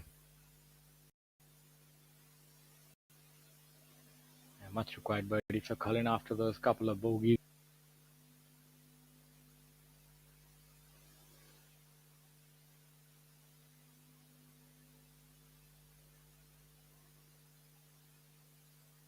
A little bit of a Kevin now, I feel. Before the ball went in the hole, he started walking up to it. Yeah, and that's what you can do on pure greens. When you know the ball's just rolling so well, you can actually walk them in. But usually, you don't know what turn the ball's going to take. But these greens are just absolutely pure. Yeah, we have Yashas. But would break a little bit. Fairly straightforward. What do you think, the line? A little bit from right to left.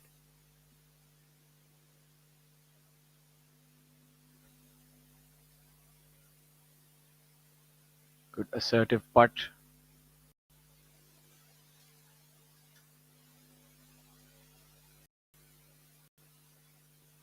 Yasha's 3 over for his round, currently in 13th place and at 1 under par in total.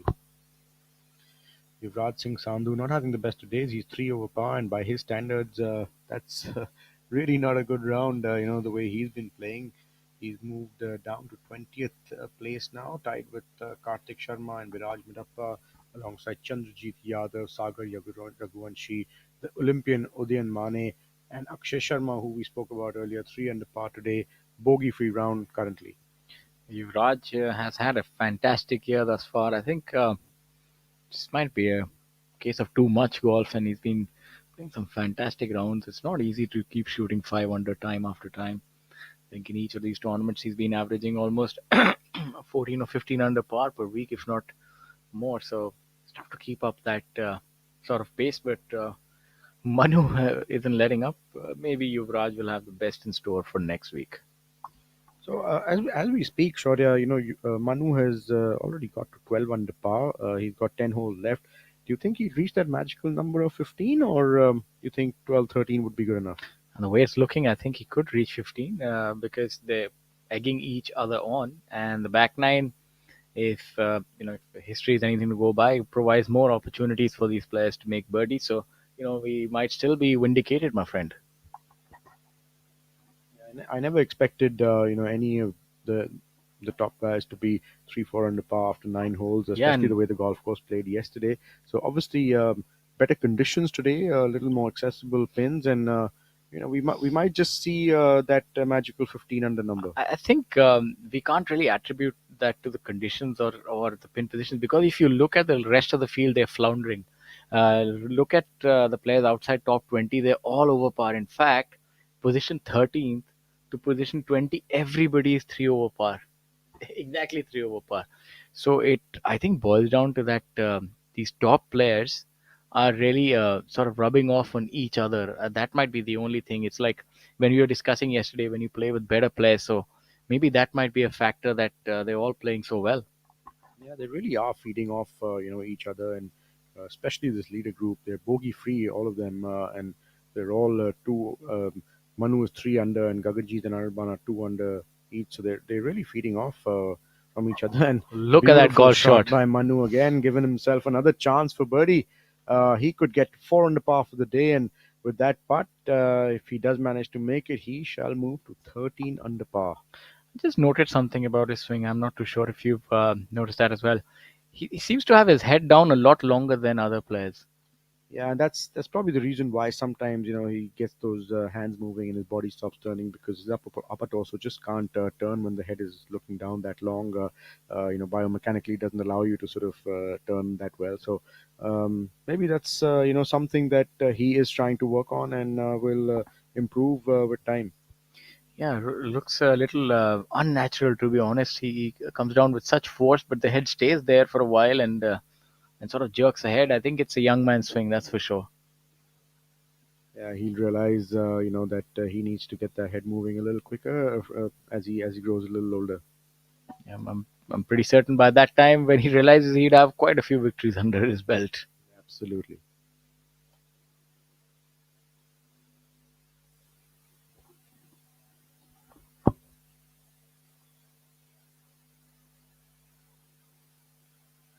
Taking a look at some of the highlights so far, we just saw this birdie putt by Kalin Joshi on the 10th hole, walking that one in, and maybe a little nudge at Abhinav there, playing together. That if you can make it, so can I. Anirban has missed this ninth hole, just short of the green. He's missed his second shot. He's not going to be happy with that shot because he was in prime position. But this is where he normally shows his magic from, just around the greens. But I think this is giving a little more thought in what he does normally. I think he's asked Manu to repair his pitch mark.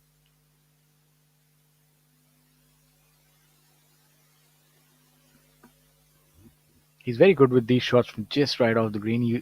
Ability to use that lob wedge on these small shots. I think that's a hallmark of great professionals. Very difficult when you just off the green and you have to get the ball up quickly in the air and also have a very short distance to travel before it pitches. So you have to generate that speed, but still in control. It's not easy. Like I found this short game shot, the most difficult when you just off the green and you have to use a lofted club. But that's the ability he has with this shot is second to none. Yeah, he's really good with these shots. And before that, let's have a look at Karandeep Kochar, who is hitting his second shot on the 10th hole.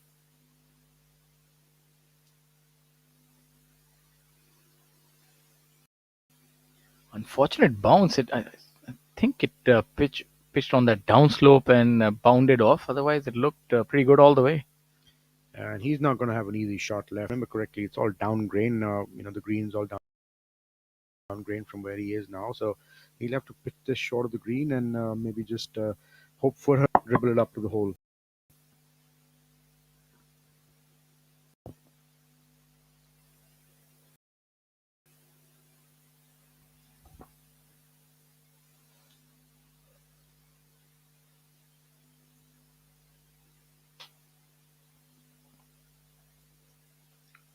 Veer now with his approach shot on hole number 9. The ability to stop that ball is very helpful, especially when attacking these flags, as we saw. Probably in that instance, he would have wanted a little more release, but all in all, a very good shot, giving himself a 15-footer for birdie. Beer currently sits at 4 over for the day. After that disastrous triple on hole number 8, I'm certain that he'll be able to claw back on the back nine.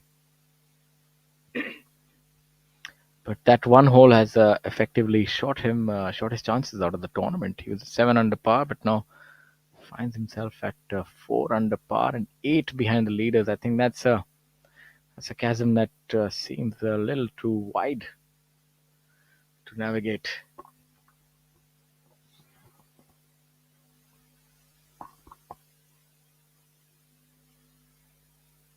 I'll look at some of the other players and how they're doing thus far. We have Akshay Sharma. He's 3 under for the day today. 2 over for the tournament. Angad Chima, also playing really well. 2 under for the day. As I had already iterated my little interaction with him, and I had wrongly stated that Angad was 2. And as I stated earlier, looking all of 22 and playing fantastic golf here. 2 under for the tournament. And we go further down. We have Samar Trivedi, 2 under for the day, 4 over for the tournament. Arjun Bhati, also really coming alive on that back nine. 1 under par for the day, 4 over for the tournament.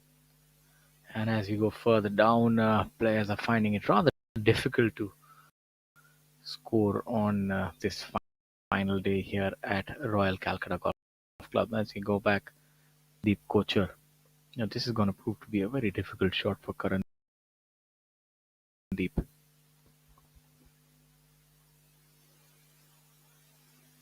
Mulling over his choices.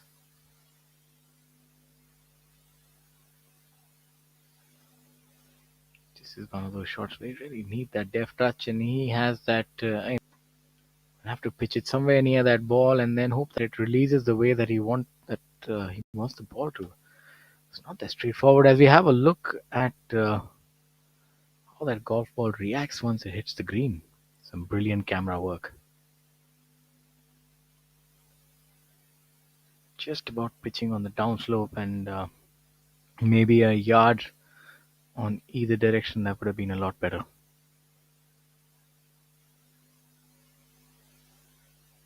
This is the shot of Karandeep Kocher. Really bounded off once it pitched.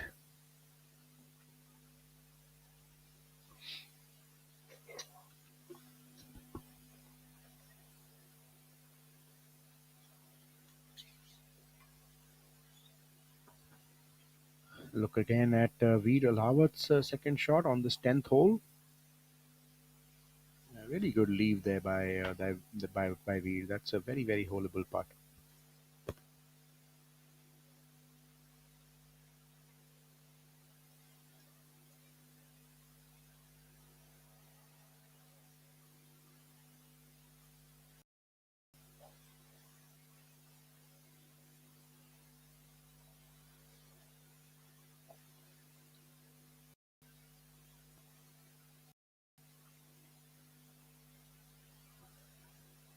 Good choice of shot there by Karandeep.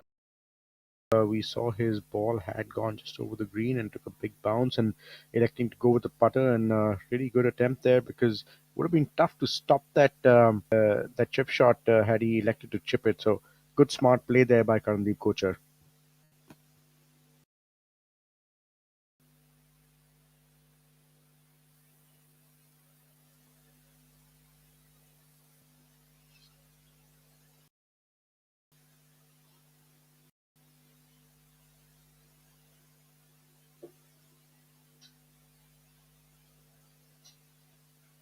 Kapil Kumar with his birdie attempt now. He has steadied the ship a little bit after that bad start in the second and third hole. So he's currently in fifth position, like we had mentioned earlier.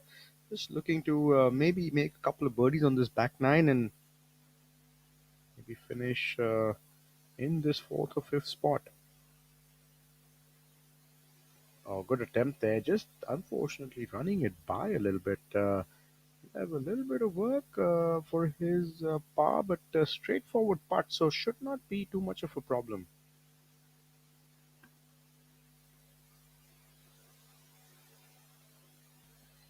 Manu Gandas has birdied the ninth hole, just getting confirmation of that. So another good putt hole by Manu Gandas on the ninth hole. He's taken a two-shot lead over Anirban Lahiri. This is going to get tighter. I'll tell you that, ladies and gentlemen. This boy is really playing some good golf. 13 under par now after nine holes, leading Anirban Lahiri by two shots and Gaganjit Bhullar by three shots. Still no bogeys for anyone in that leader group. So fantastic golf by all of them. Karandeep Kochar also bogey free in fourth position, and Sachin Basoya in fifth position currently at four under par. So really no challengers for this leader group. They have separated themselves from the pack.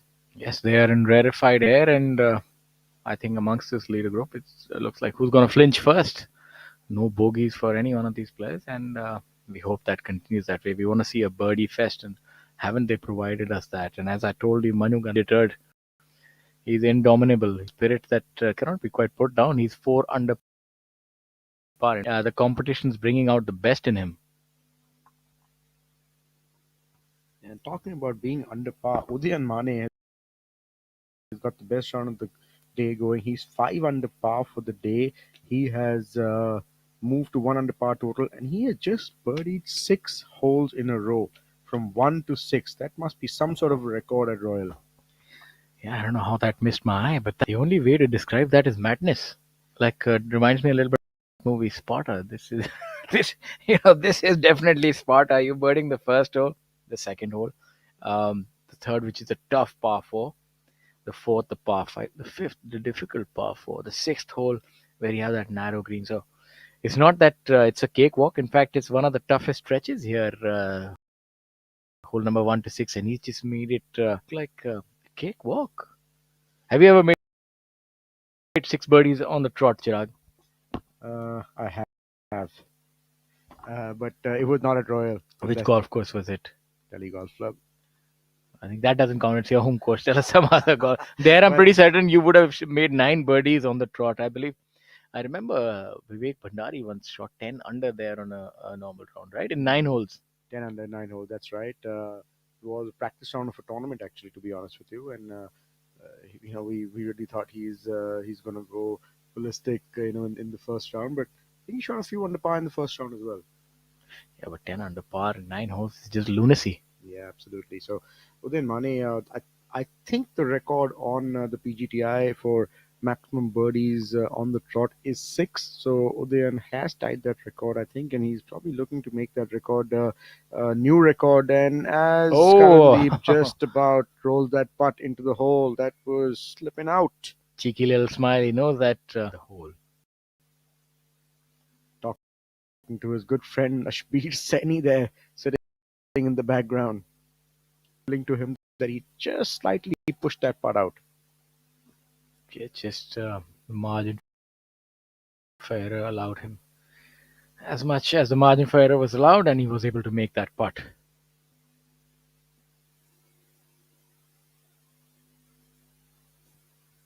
And Thangaraja on the 12th hole, just a replay of his chip shot, I presume. Not sure if they've pushed the tee up today and they've allowed the players to go for this green in one, but I think he's taken a drop there because he's just settling that hazard stake. So not quite sure what's going on there, but a little bit of a mystery there on hole number 12. The leader group starts their final nine holes at this SSP Invitational 2022 presented by Take, being played at the Royal Calcutta Golf Club in Kolkata. Another look at that chip shot from N. Thangaraja on the 12th hole. Very nicely judged by N. Thangaraja. Was able to drop it on a dime. He's two over par through nine holes, so not having the best of days. But again, couple over par at Calcutta Golf Club doesn't really say much about whether you're having a good day or not. It can really you can really drop shots very easily on this golf course. So yeah. Here we have a look at the 12th hole, that hazard which runs all the way up to the green. What kind of room for error does a player have if he's going with the driver on the? I believe the fairway is only about 25 to 30 yards wide, and if you do end up in the left side, you get a shot to the green from those trees. Yeah, I think the trees are quite away left. There's a bunker on the left side of the fairway which protects it a little bit. So I think the trees are really not in play. But there's a hazard of the tee now, which is about 245 yards to fly. And as we have another look at the footage provided by Abhinav Lohan, the drone footage provided by Abhinav Lohan, and Yeah, doesn't the golf course look majestic? beautiful. This is the 10th hole, and just shows you the difficulty of this 10th hole, protected by trees and penalty areas and bunkers and tanks and I think there was a record for the most number of tanks on a golf courses here at RCGC. yeah, possibly. And as we have a look at these players walking down the fairway, we just saw the drone footage. Just shows you the degree of toughness that this hole presents on the tee shot. You have to hit a little bit left to right, like I said yesterday and earlier today as well. So that's it's a tough ask. You first have to hit a tee shot which moves a certain way, get in play, and then the green itself is not the easiest as well. So tough hole altogether.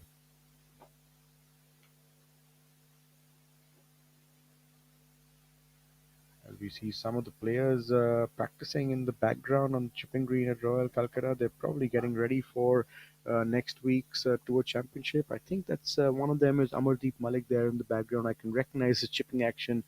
Right there we go. That is Amardeep, yes, for sure. And also the local favorite Devyanshu Bajaj there in the white T-shirt, also getting a little bit of practice in before next week's Tour Championship. Yeah, they need to be sharpening those tools.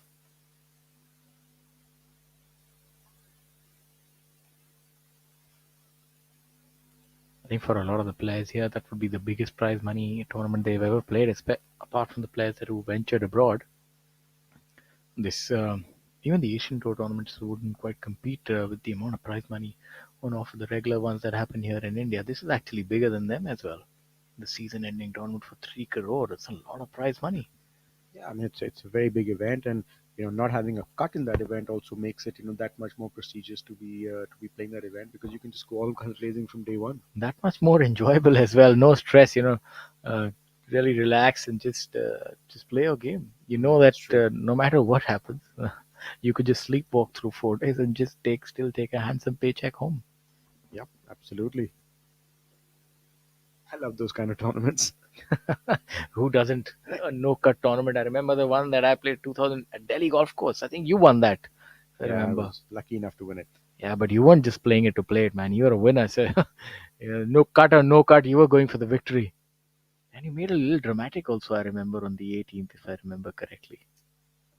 Yeah, I mean, I remember I duffed my third shot, Yes, and then yes, I remember that you you made just it remember my rather. bad shots, sure. Yeah. No, but I was 4 or 5 shots ahead, so I didn't really Yeah, have I to think worry. you had no pressure on you, so you were already preparing your speech, and I think that shot kind of came in between that. As we have a look at Manu, hole number 10. Leader by two now at 13 under par, safely putting it in the middle of the green on this 10th hole. This should not be a problem for Manu. So I would think Anirban and Gaganjeet really need to put on a little bit of a birdie fest now if they want to go past Manu Gandas. Yeah, it's going to be difficult for them, and with all due respect, they are international champions, but they're finding out that Manu Gandas is no less. Anirban getting ready to play his second shot, and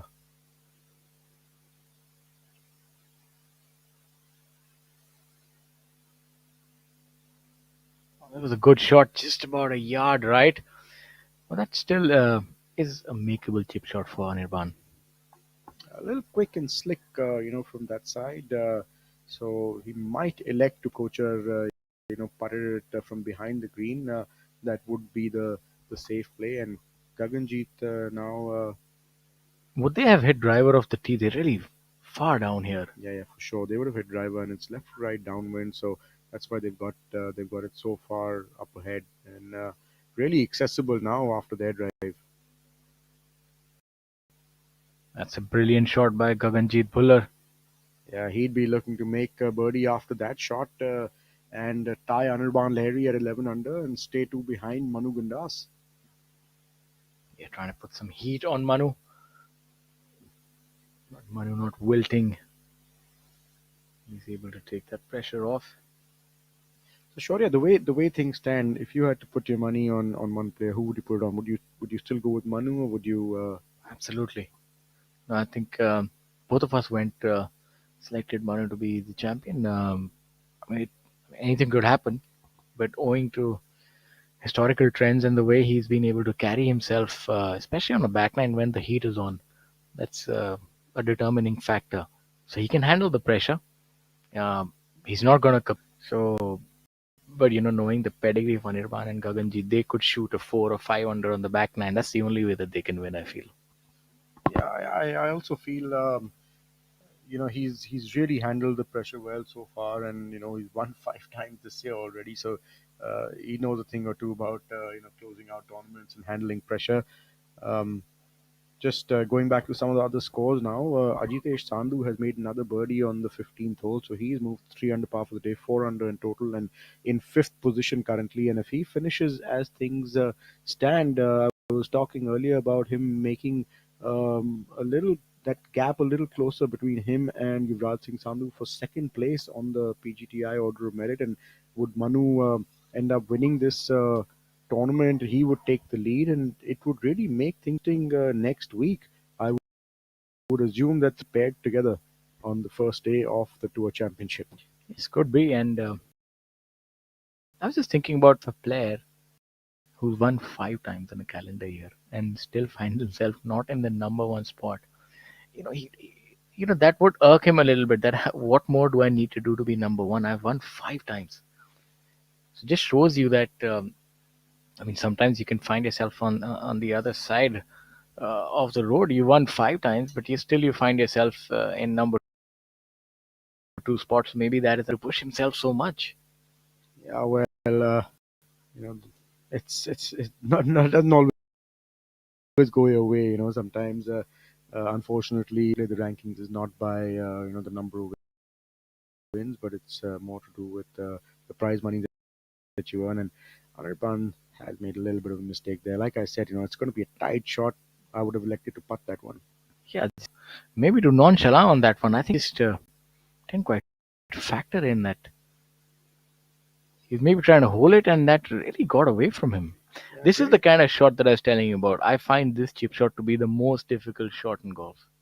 Yeah, great technique there actually by Anirban.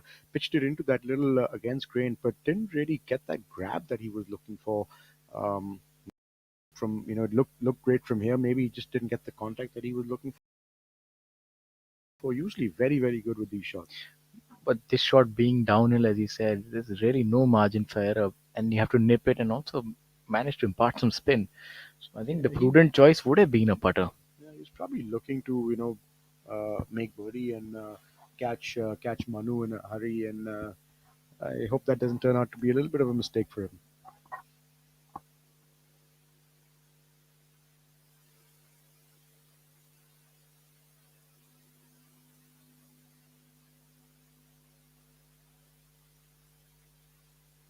Which way do you think this putt is going to break? A little left, right to left in the end? Right to left in the end. I might want to refer to my notebook. Yes, the trusty notebook. Or there's also a change in the rules of golf where you're not allowed to have the green complexes, those green markings with each quadrant marked out. Those have also been banned. No, it's the green books which have been banned, which basically tell you the degree of slope. For those of you who understand aim point and who use aim point, the green book used to basically have the degree of slope already marked out, and they have banned those. But you can still mark the line on the yardage book as to where you think long range putt, and good putt there by Manu, But just a little extra on pace. so you can still write the degree of slope in your own diary, right? You can't use any device to measure it and write it, determine the slope by using your feet or just putting it. But no, you're not allowed to use a device now, even Even practice during rounds. practice rounds, No, you're you not do allowed. not. No. Oh, so maybe before the tournament, just land up there with ice. You will be disqualified if somebody gets to know that you've done it. So even if you're not playing the, if you now this is a very confusing. This is a gray area of the rule. You're not there in the practice round, but before that, you can map the green complexes. No, you cannot. You cannot have anything that gives you advice on the fact as to what number the slope is on, even if it's last year's book or an old book, at the time when the rules were permitted. So you can't use any of those. Very interesting rule. And similarly interesting is this putt that I feel Anirban must make. Otherwise, 3 shots might be a little bit too much to catch up on just in the last 8 holes. No problem there for Anirban Lahiri. Look at the confidence at which he goes on about his putting. I mean, we saw that on hole number 2 when he had run that by. Really, no sign of nerves. Just goes on about it. Knows the line. This is a sign of a very good international golfer that just sort of knows his trade. Yeah, absolutely. Fantastic putt there.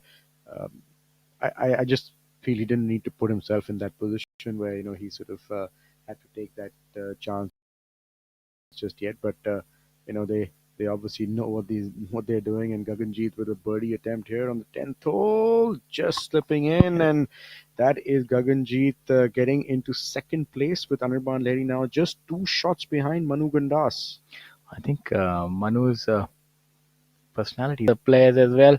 There is not even the slightest smile breaking out after that birdie. It's as if nothing has happened. I think he's following the Manu playbook. He is Yes. very focused on the victory, and there's a brief acknowledgement. That's about it. Just going back to what I was talking about earlier, just you know, if anybody knows, just see how still Gaganjeet's lower body was when he was hitting that putt. No movement at all, and just really reduces the chances of hitting a bad putt. Just keep the lower body stable.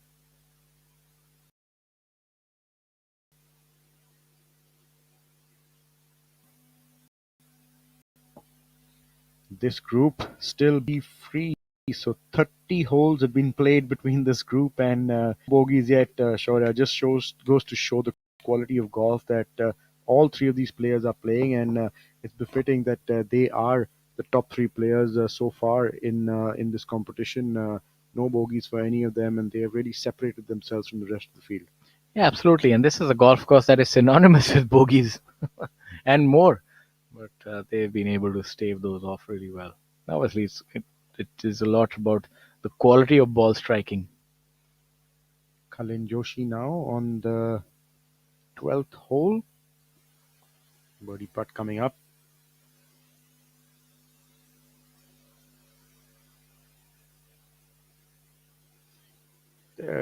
Big difference between fifth spot and 10th spot, and just there are 5 people tied for fifth spot currently, and just a 1 shot difference. So just goes to show how bunched up the rest of the field is and how much the three leaders have separated themselves from the rest of the field. Lot to play for in terms of prize money as well, because if you finish tied fifth, it kind of you get seventh place position really, because it gets divided amongst 5 people from fifth to 10th. And that's a big difference in these big events, big prize money events.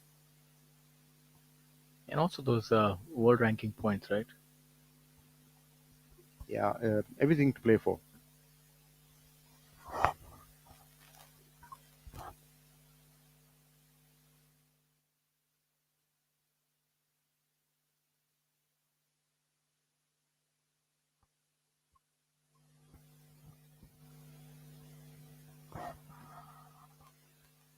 Abhinav Lohan could do with a birdie here. He just dropped a shot on the 11th hole, but not to be, and he's run that by a little bit. These greens, you can see, are quick today, so my prediction of 11 would probably be very close. What was your choice of play on this hole? How would you go about navigating this 12th hole, Chirag? Well, I would just hit a driver off the tee, especially now with the new tee. because there's one penalty area, like one tank, which is about 245 yards off the tee. So don't want to take any chances with my 3 wood whether I would fly that or not. Play it down the left side and uh, give myself every opportunity from the left side because the green opens up from that left side than from the right side. So that was my play. But what about this tank on the right? It'll definitely be in the range of a driver, right? What is the distance to this tank? Yeah, I mean, off the tee, if you just block it right, this tank could sort of come in play. But like I said, it's about 260 from the old tee and 290 from the new tee. But even if you don't go into the tank, and if you're in line with that right tank, you're basically blocked off. You can't go for the green, so you have to lay it up, on the left hand side, and basically give yourself an opportunity to make an up and down. Very tough to go for the screen from the right side, even if you don't go into the tank.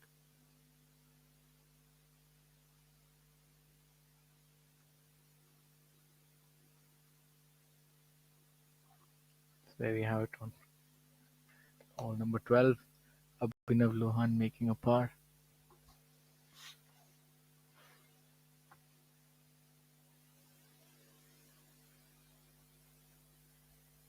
A look at some of the other scores today as we scroll down lower on the leaderboard. Udayan Mane is still to get updated on his last 3 holes. Maybe it's similar to the first 6 holes. Who knows? He's already reeled off 6 birdies on his back nine, which is the front nine of the golf course. Uh, Akshay Sharma still 3 under par for the day. You have Angad Chima 2 under par for the day and 2 over for the tournament. Then you have Samar Trivedi 2 under for the day and 4 over for the tournament. Arjun Bhati 1 under for the day, 4 over for the tournament. SSP Chawrasia, the tournament host, having a rather poor showing today. 6 over par after 12 holes. I think all that travel and host duties have caught up with him, and the game is not quite firing the way that he would want to. But he still has 6 holes to go, so maybe he can make up on some of that lost ground. You also have Chika Rangappa, who's 1 under for the day. Ankur Chadda 1 under for the day, 3 under for the tournament.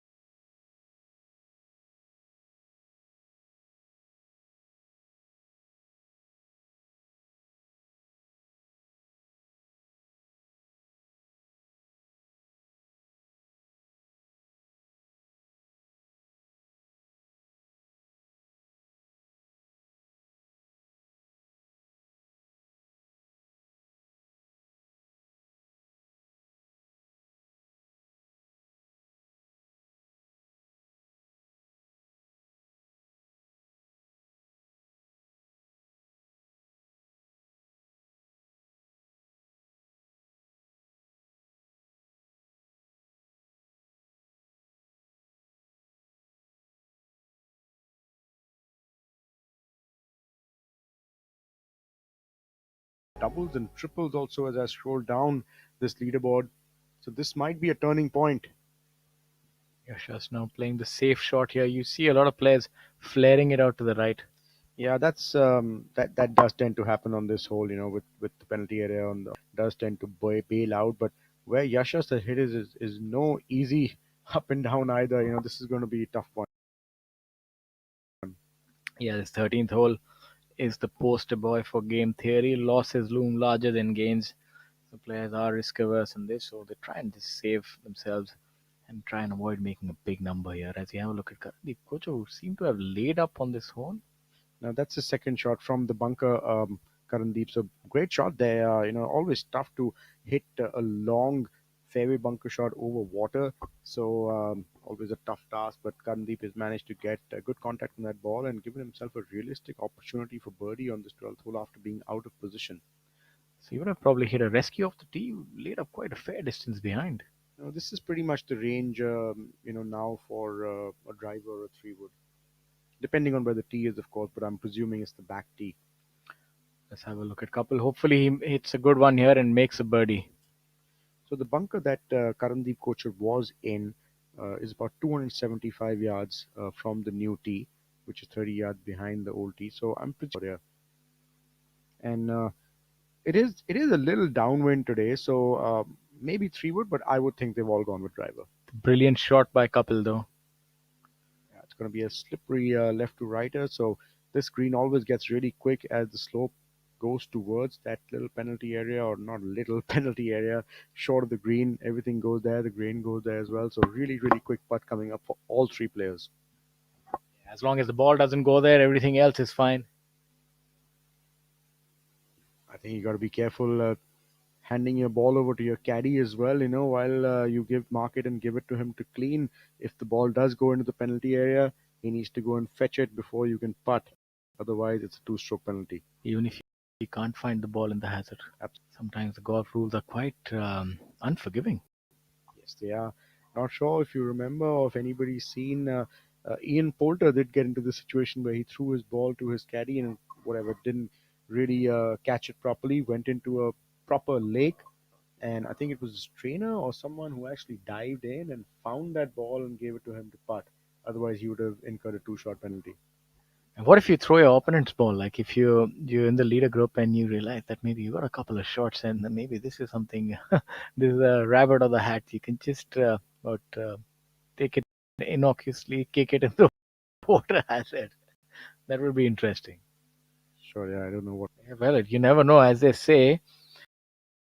Try anything that works. It's war, my friend. All is fair in love and war. These players are playing fun. This is not a round in the Sunday afternoon with all-out competition.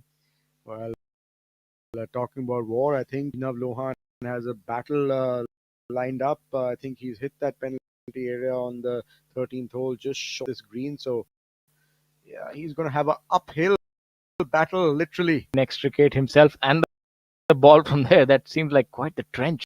He's literally in the trenches there.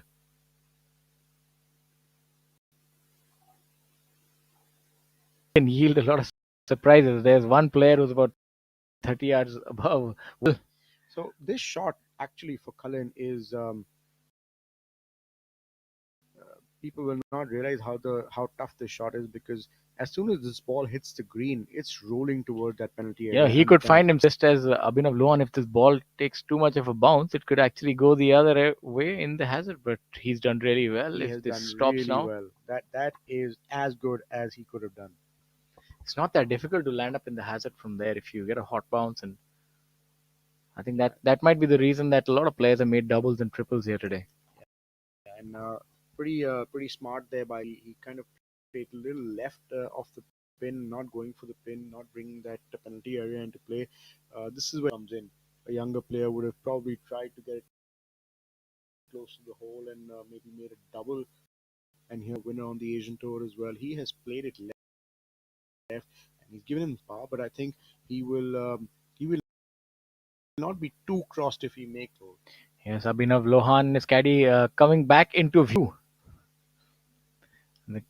He would have to been helped by his caddy to get out there. That's a very steep embankment, I remember.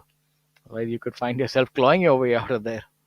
Cullen just using that little ridge that is over this green to bounce that ball and maybe kill a little bit of speed off it. Had he pitched this on the green, I don't see it stopping. Yeah, I don't think he could have done better from there. There in the background is Udayan Mane, who's walking like he's uh, continuing that run of birdies. I think he's walking on hole number 9. We'll soon find out how many birdies he's made. Let's see. I think he's playing alongside Anga Chima. Under Chima and Adil Bedi.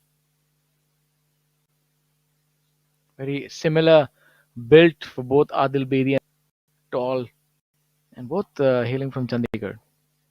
Adil puts in a lot of work and effort into his fitness. He used to be really skinny, never used to hit the ball that far, but he's put in some really good work along with his trainer at the CGA Academy. And Sagar is known to really put in some good work with who goes to him. I have been to him myself, and he helped me out quite a bit early on. So Sagar, a really, really good trainer effort with both Karandeep Kochar and Adil Bedi. Kudos to him. People that doing well. Anga Chima, although, has always been blessed with speed. Hasn't really, I've seen that even when he was young, he was a long hitter. Always has that good wind up on the downswing. So, very gifted golfer, Anga Chima. Unfortunately, I didn't have that gift of being. Touche. Abhinav Lohan has emerged back into view. Has to keep his balance. I'm not quite sure if this is his second shot or third shot, though. Because he was not really in anybody's vision. Whatever he says, we'll have to believe him now. That's one of those benefits. Let's have a look. We'll soon know on as to what comes on the scorecard. That's really well done by Abhinav. Yeah, good shot there. So let's hope that was his second shot. I've never quite seen these hazards up to the brim, especially full of water. It always allows the player an opportunity at shot. I think it would be a lot more intimidating if the water was up to the brim. Yeah, these penalty areas are never really full. I think they are just rainwater tanks. They don't really fill them up. So a little relief for the players actually. They still get a chance to somehow maybe hit a shot from there. Yeah, it's scary as it is. You can well imagine if they're full of water, these holes will be like a Freudian nightmare. I remember back in the day, when I first couple of times that I went to Royal, maybe about 25 years back, all these penalty areas used to be a little more, full with water, and people used to be taking a swim in there. I'm sure. And quite dangerous too, because there are a lot of snakes. I'm not quite sure what these people were thinking going in there for a swim. It just shows you that they're made of stern stuff in this part of the country. Just required with that attempt there, but coming up short, so he will drop a shot, even though he took the safe route on this hole and played it right. He has ended up dropping a shot, so not a great day for Yashas. He'll be back to even par now. Not really with his final round, 4 over par now for his last round.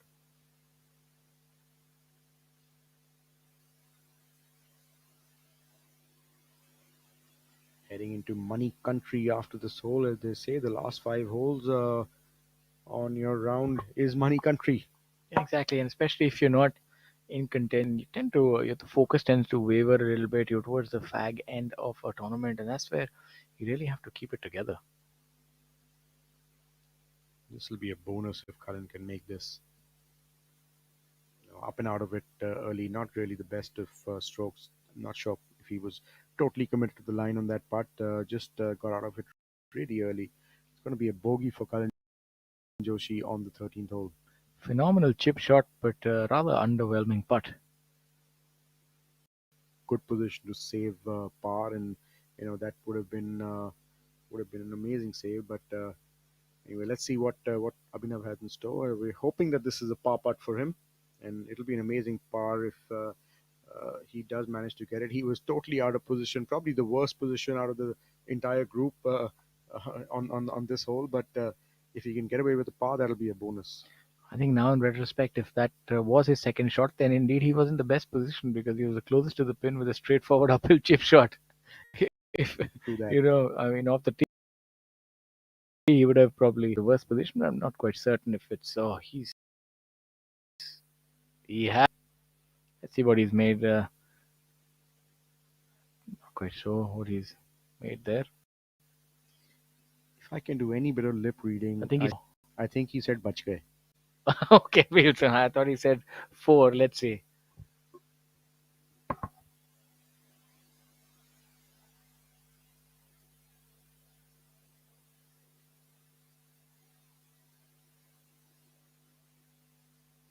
All the names up on the leaderboard there. We can see that Manu, Anirban, and Gaganjeet have separated themselves from the rest of the field. Would be nice if they could get some symmetry in there.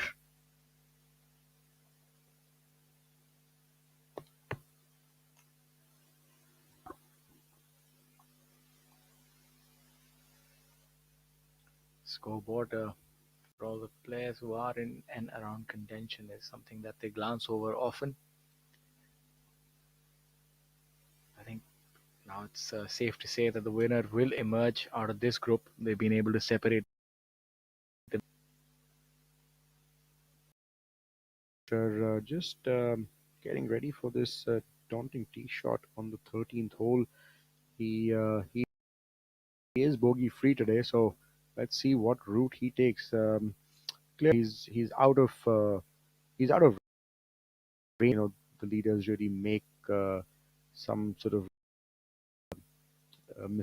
mistakes on this back nine. Which after this 13th hole, there aren't too many holes left where you can really drop or make a big number. So it'll be interesting to see what route Karandeep takes, whether he does go for the flag or whether he plays it out conservatively to the right hand side.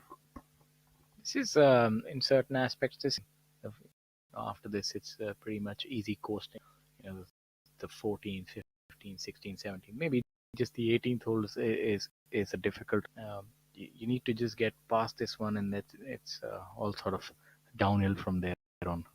Yeah, we saw Gaganjeet yesterday making 4 birdies on the last 4 holes. So there's obviously opportunity this hole. So yeah, interesting time Karandeep can do on this hole, and that would determine his chances.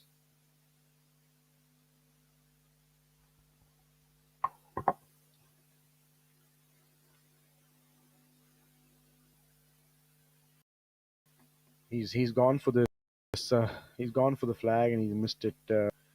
Not quite as far as Kalin Joshi had hit it, but it's going to be a tough chip shot. I can see to save par from where Karandeep is.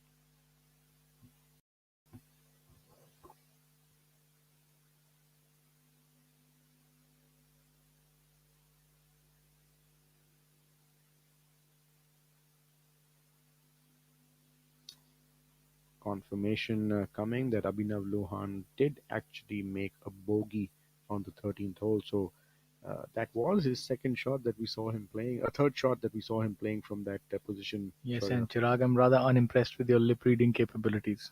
Yeah, well, you were right, and he was happy that he saved a bogey. Yeah, I mean that could have easily been a double bogey.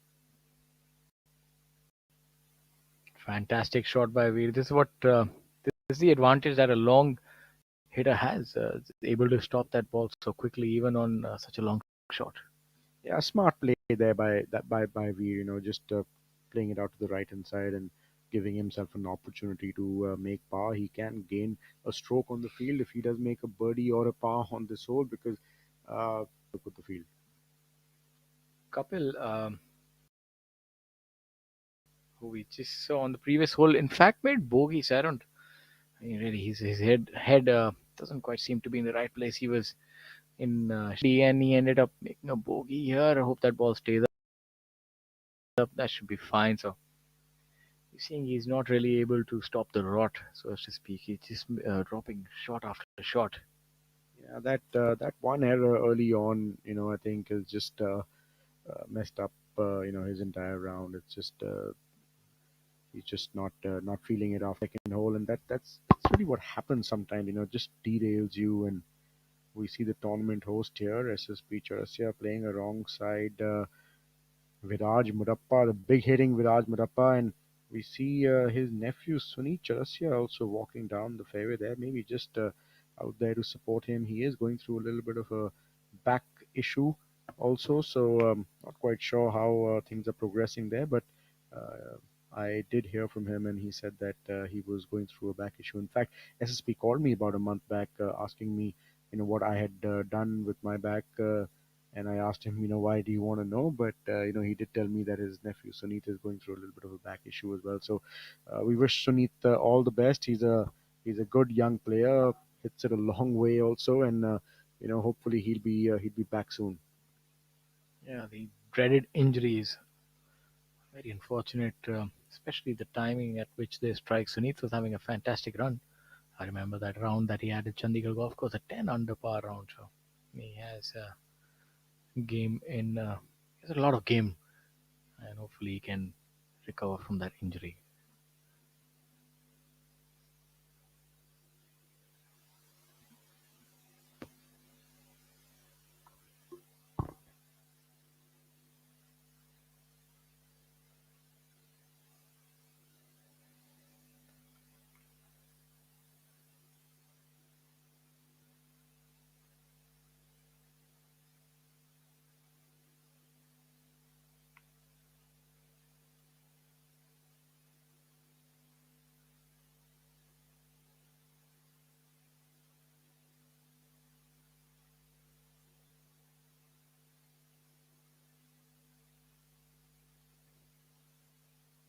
This is the 16th hole, and we see in the background Mutt and Jeff that we were talking about yesterday. They are back on our screens.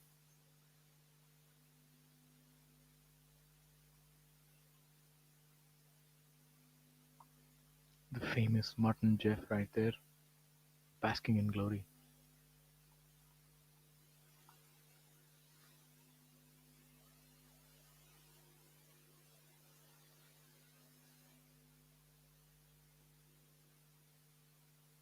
Seems like Viraj has hit his drive here, so they may well have done what I was talking about yesterday. Moved this tee box up a little bit, given players an opportunity to go for the green, and they've also put a front flag. So that's a really inviting tee shot, and I think this could be a turning point sometime later in the round for the leader group as well. There will be a birdie out there, and all of these players who are playing and who are in the top 10 do have the length to sort of get it here.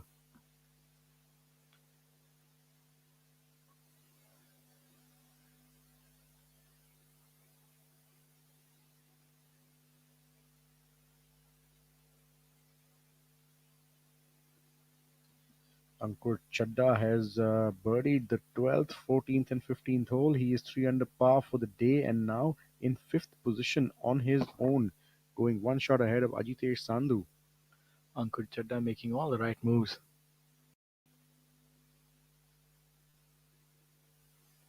And we have a look at tournament host.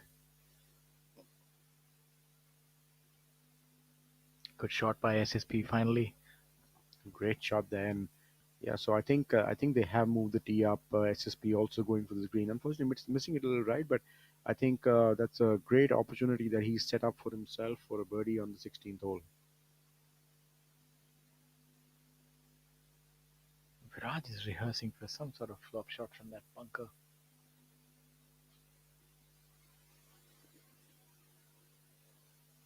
I don't quite remember if it's a bunker or a fairway bunker. We'll just find out. I think it's a bunker.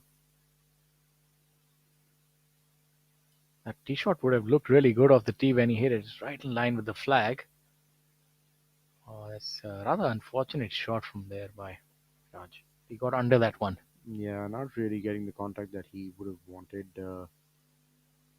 Viraj looked a little uncomfortable initially, also while he was sort of practicing that shot. He wasn't quite.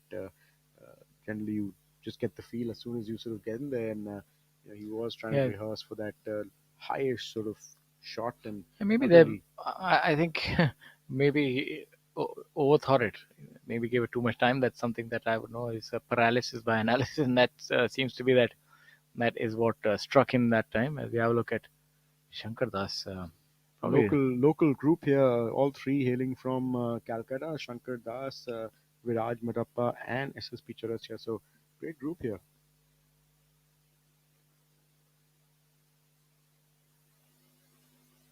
Shankar This Das needs to is. slow down. It needs to slow down. This needs to slow down as it keeps trying. This needs to slow down. That is the danger that I was talking about, Oh, Shaurya. This ball needs to slow down. I knew it at the moment he'd hit it. This is unforced error by Shankar Das. yeah, that's akin to committing harakiri right there. I was just on off the green. Maybe could have played it a little to the right hand side and didn't really have any spin coming onto the bunker. Yeah, possibly not the best of lies in that bunker, but he's generally a very, very good short game player. I'm surprised he's done that. Shankar Das also 5 over par for the day, so he would have been looking to make one birdie at least, cover up some ground there. But it looks like he's going to have to work really hard to make a par.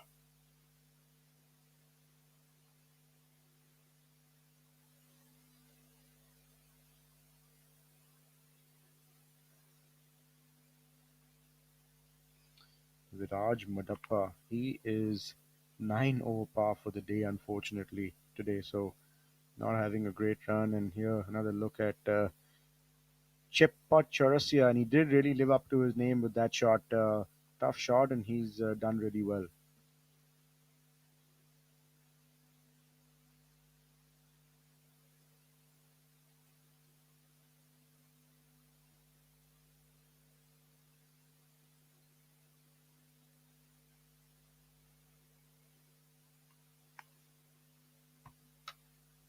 Just another look at that shot by Shankar Das. Pitched it well before and just kept running, and that has unfortunately gone into the penalty area on the other side. He's also the poster boy of unorthodox techniques. To be honest, like that bunker swing that he took, it's almost like a loop that he made, and I think those things do affect the shot at certain times, especially the tricky ones. As we have a look at hole number 12, shows you This is the the penalty area, the tank that I was talking about earlier. Sure, this is 245 yards off the new tee, and that bunker there is 295 yards, 275 yards, sorry, and that right hazard is about 275 yards. So a lot longer than what we remember it. yeah. So the green has definitely been taken out of question, even for the long hitters now. We see Anirban on his. This is his birdie putt on the 12th hole, I presume. Manu Gandas making another putt. We're not quite sure if that's for birdie, but it certainly does seem like it. Yeah, he's acknowledged to the crowd, and that seems like a birdie.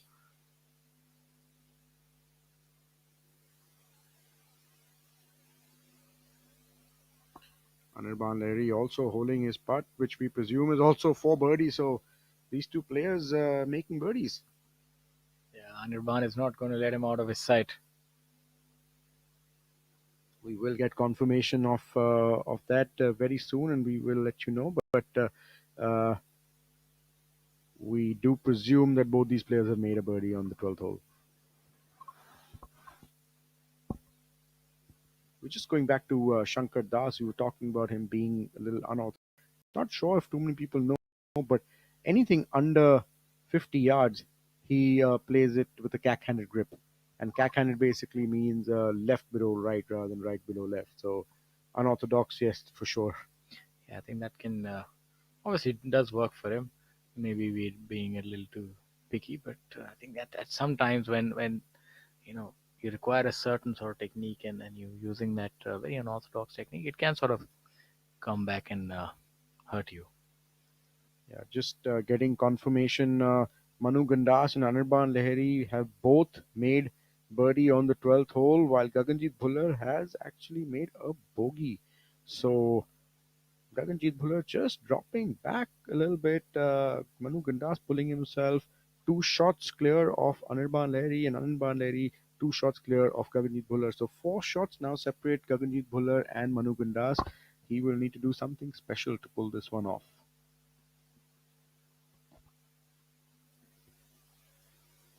Seems like Shankar has this putt to save his par. He's done rather well from the hazard, I feel. I mean, this will be a big bonus if he can hold this. He's not having the best of days and not having a good run, but yeah, he was out of that quickly. So unforced error there for Shankar Das. That's that's how golf is. When it's not going your way, all the breaks tend to go the other way.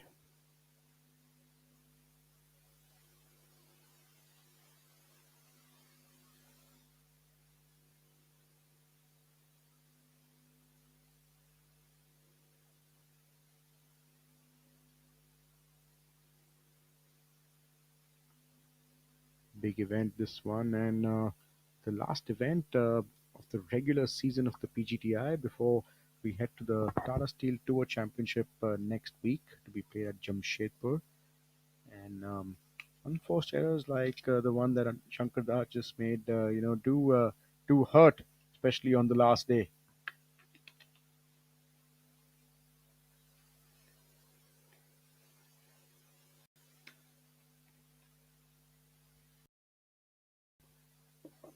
We have the leader group now on the 13th hole that has not been kind to a lot of players today.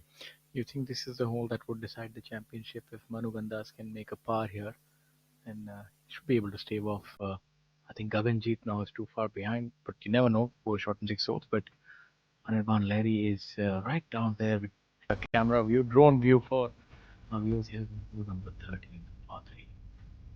Great job again by Abhinav Rohan providing us this drone footage of the 13th hole. We can see the pin top left.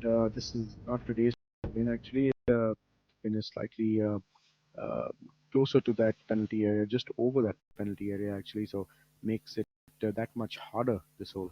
Just gives our viewers a fair idea of what the players are facing here. A difficult shot. You can see Gaganjit Bhullar pretty upset after that hole, making a bogey on the short 12th hole, and Manu Gandas just like Shaurya had said, ice running through his veins. He's just going on making birdies and making it tougher for these two stalwarts to catch him. Hey, he's cool as ice. Great things in store for this young man. See that he's going with some sort of rescue club. So this hole is playing rather long today. If he's going with a rescue, then this hole must be playing at least 235 to 40 yards, if not more.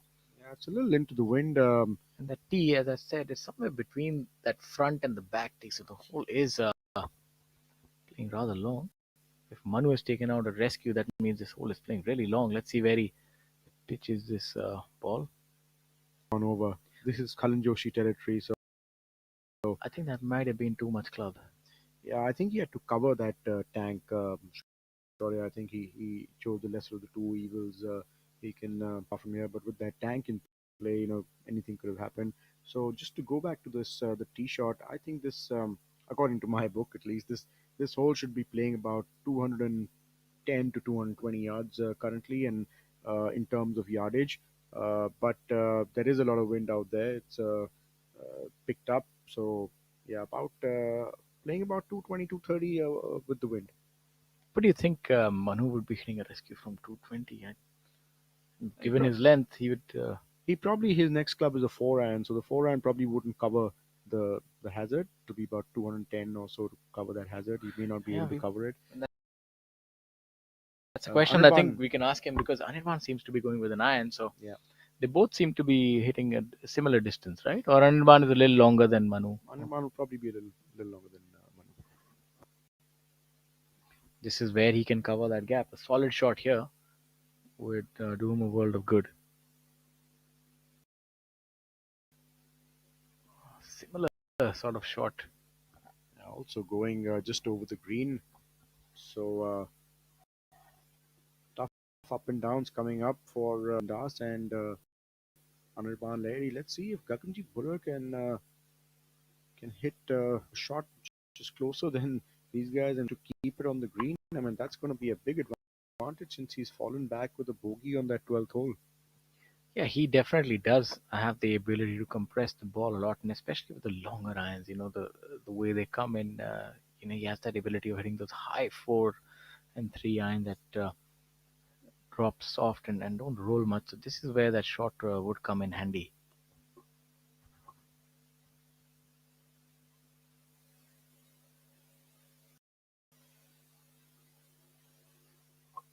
I must say there is some brilliant camera work to trace those golf balls. Look Oh, at that what a shot. golf shot by! What a beautiful shot! That's Hey, the that, best of the that's day so far that's the that we've best of the seen. day, without doubt. And that's the ability that I was talking about. Those high 3 irons. You'll not find too many players in the world that can actually do that. Look at that. That would have been at least a 4 iron, and that didn't roll more than a yard, a solitary yard. That's actually almost fallen like a lob wedge. And that's not easy to do. That Mm. requires a lot of strength and compression. It does help that it's playing little into the wind. Helps the players just or the ball get that little extra height, little extra sort of spin to drop soft. But nice to see a lot of people out there following this group of Gagandeep Bhullar. One hole left till Money Country starts.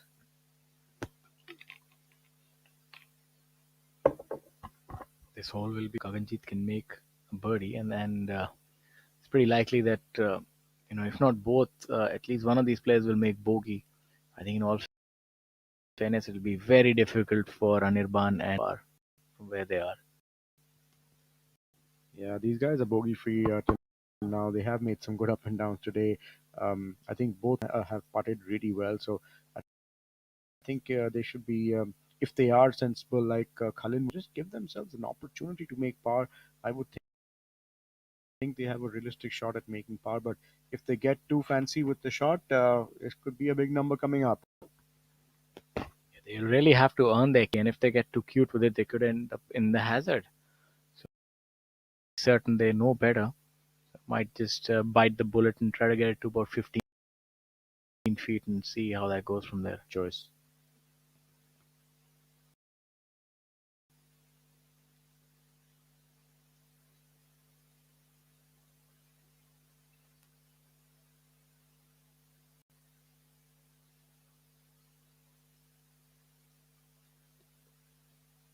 This is just some of the highlights maybe from earlier today. Or is this actually the 18th hole? It's a little confusing. This looks like the 15th hole, but yeah, this is hole number 15. So this is the second shot for Kalin Joshi on the par 5. I think they've got. Oh no, that's it. So there's the 8T. So I was confused as to why. Yeah, Yes. this is the 15th hole. Good spot there, Shaurya. Oh, thank you, dear co-commentator. He's bludgeoned a long drive here. Only has maybe a mid or a short iron coming, and this should be a lot of fun to watch.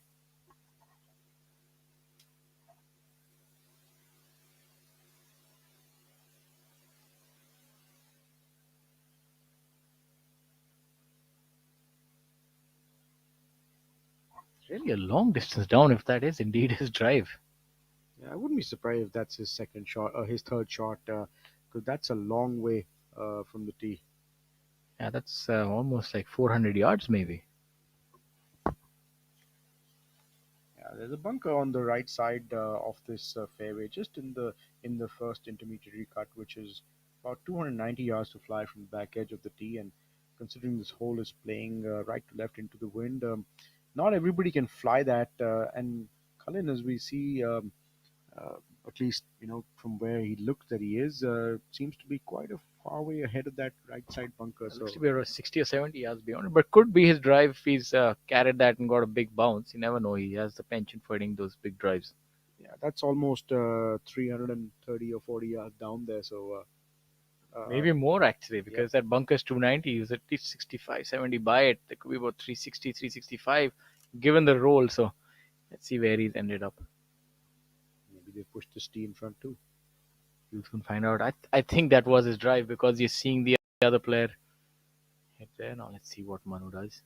Needs to be. Oh, he's Oh, this done is ever awesome. so well. This is amazing. What a golf shot by Manu Gandas. I mean, you can see Gaganjeet Bhullar there smiling in the background. He's baffled. He can't Yeah, quite believe. he's looking at Anirban Lahiri, and they were probably thinking and hoping that he Yeah, would. Yeah. he doesn't quite know that maybe he's come up against such a champion. This guy is phenomenal. There's no chink in his armor.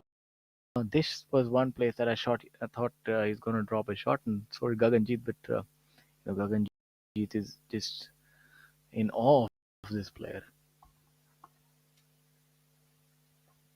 You see the degree of difficulty. Anirban Lahiri just about getting on the green there, trying to err on the side of safety.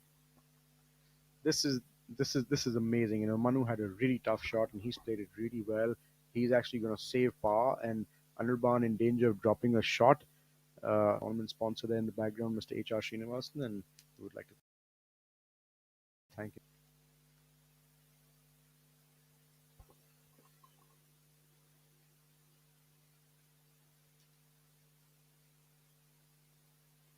This is a must make for Gaganjeet.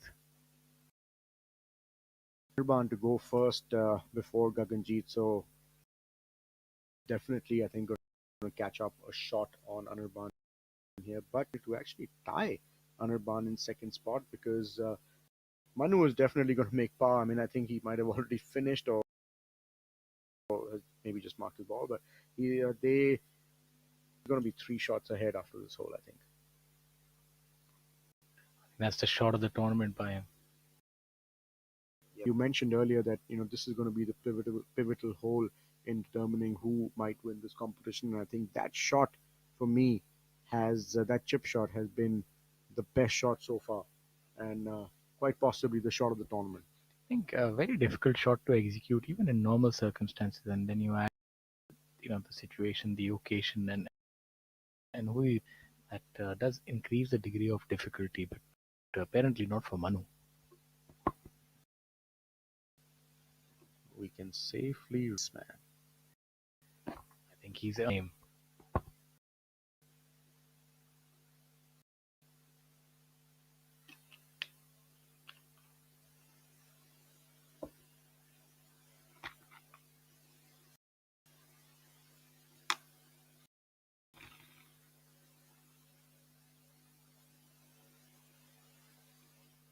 Great to see you here for this leader group. They are out here to watch all the stars of Indian golf.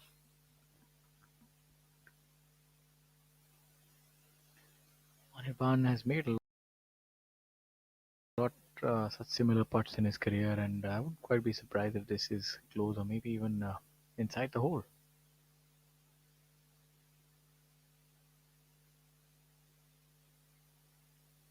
He needs to be careful because this one runs as soon as the ball goes past the hole. This one just grabs a lot of pace, and he's got his work cut out to be disastrous for Anirban Lahiri. You can see he seems a little deflated after he's an aggressive player, so obviously goes for broke, and seeing how he has been able to make the putts coming back, it'll be interesting to see how he hits that. Gaganjeet. I think this is a must hold for Gaganjeet if he sees himself winning this tournament. He did finish birdies in a row, so that would be in his mind as well. Oh, just in turn, just over it. Not to be.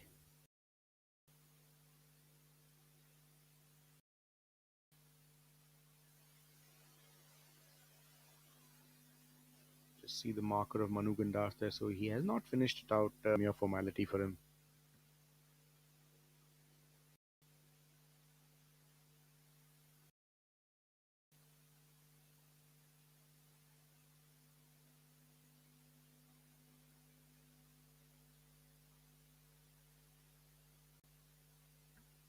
Really important putt coming up for this. If he does hold this, he'll still be 3 shots behind Manu, and The last thing he wants to do is fall 4 shots behind with 5 holes to play.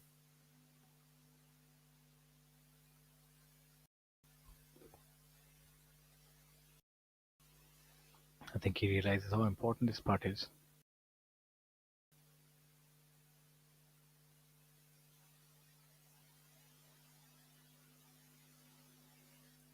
Oh no, that's a double bogey there. That he's shot himself out of the tournament with that 5 holes, 4 shots to go.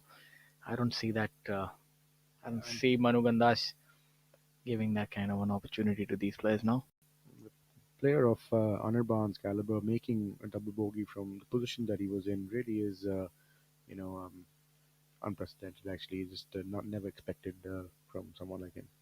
Yeah, look at that par. What a fantastic par by this young man. Much of a reaction there either, Shoya. He's just going about his business, just oblivious to what's going I on must around say him. this Actually, is this is such an endearing quality.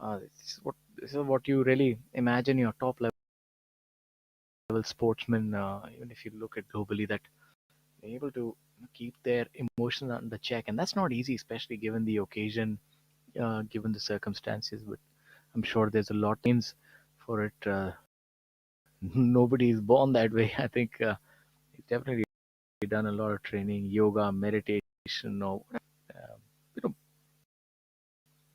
more than just about playing well. That's how you see somebody carry themselves. It's really inspirational for the youth who want to pick up the game. I think if they want to look at somebody temperament wise, I think this would be the. saying here that Gaganjit is teeing off before Manu. Actually, considering it's Manu's honor and Gaganjit asking to go first, or Manu maybe letting him go first. Pretty interesting. Yeah, maybe they're just playing ready golf. If I was in Manu's place, I'd probably want to go first and put my tee shot in play, and then not having the pressure of knowing that the person chasing me is already in play. I don't know, just Or might be that maybe they're trying to catch up with the group ahead, which is unlikely, but you never know. possible. I mean, they're three quick players, so I don't think they really. Maybe they, on this hole they were really out of position. Who knows? It is a little awkward, especially when you're trying to win a tournament. You have momentum. You just made par. You know, you would not really want the other player teeing off before you, but I don't think, to be honest, none of that would matter to this man. You know, we Maybe we're just reading too much into this whole yeah, thing, and we've seen so much already. This is the last thing that he'd care about. I've registered it.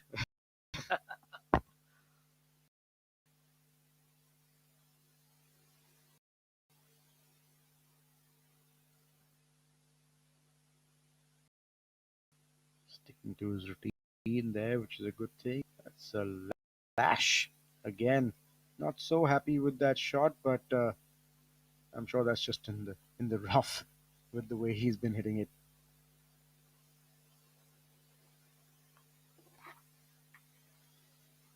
Anirban, there'll be no holding back on this drive. He'll be really disappointed after that double bogey on the 13th hole, and wasn't really out of position, to be making a double bogey. So uh, I'm pretty. There's going to be some frustration in this drive. This might be a couple of extra miles per hour in this tee shot.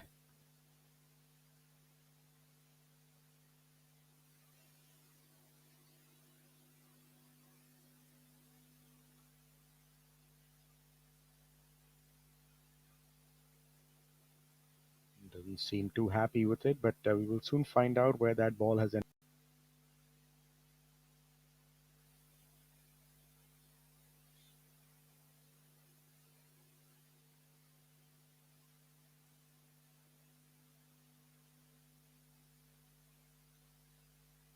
This is Abhinav Lohan on the 15th hole.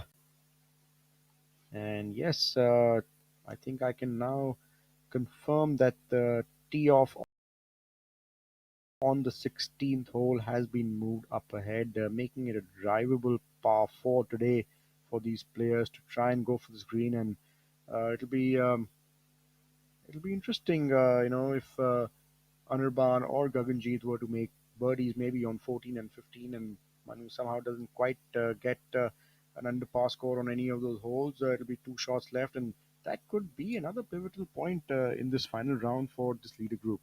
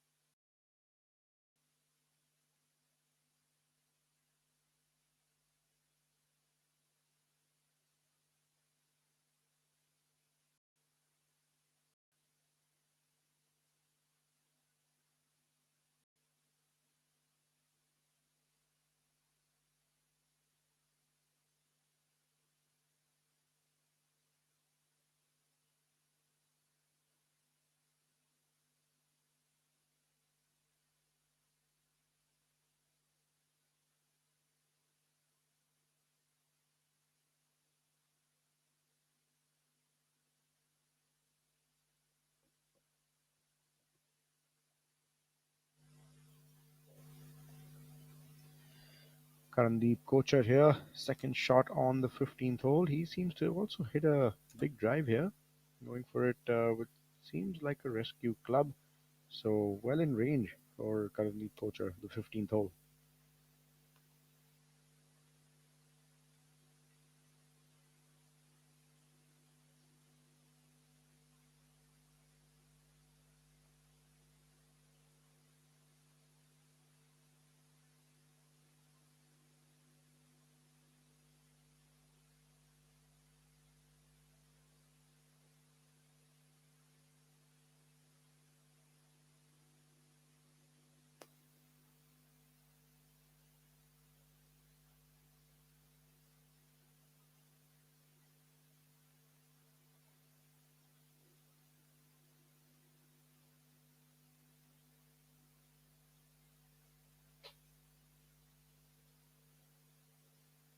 Seems to be staring it down, Karandeep. Let's see if it's made it all the way. We couldn't quite see where that ball has gone, but big drive here by Vida Lavath. He's way ahead of that bunker that we were talking about earlier. Going with what seems to be a sort of a mid iron on this par 5 15th hole. In fact, if anything, that looks like a short iron. Looks like maybe a 7 or a 8 iron.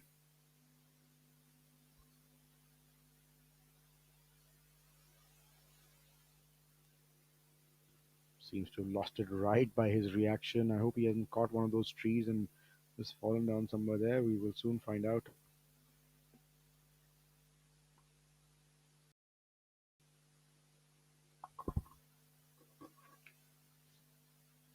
Here is the leader group. We can see Gaganjeet Bhullar right in the middle.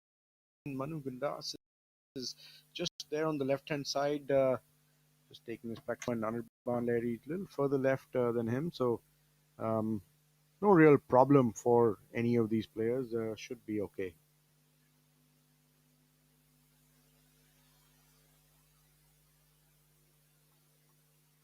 We do have an update regarding Udyan Mane. Unfortunately, that run did come to an end after 6 birdies. He ended up making bogey on hole number 8 and 9 to end up with a round of 3 under par, and that would be good enough for a tie of 19th to finish in lone 19th position. A little underwhelming in terms of the finish. After 6 birdies, we were expecting him to make a few more, but nevertheless, a fantastic round by him.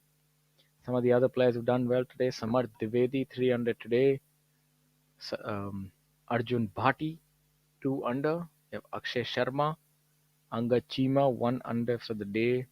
Then you have Om Prakash Chauhan, 2 under today. That's about it. Chikarangappa, 1 under. Not too many under par rounds, maybe 10 or 11 today only. And also mention 4 under par today for the day, Ajitesh Sandhu, who is currently in fourth position. So making a move up that leaderboard as far as the PGTI Order of Merit rankings are concerned. Anirban Lahiri a little bit off position here on this hole.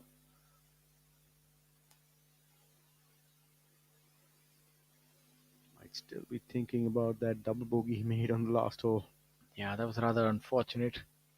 But to be fair to him, that was a very difficult shot. Or that second shot. I mean, it's between hell or high water, literally.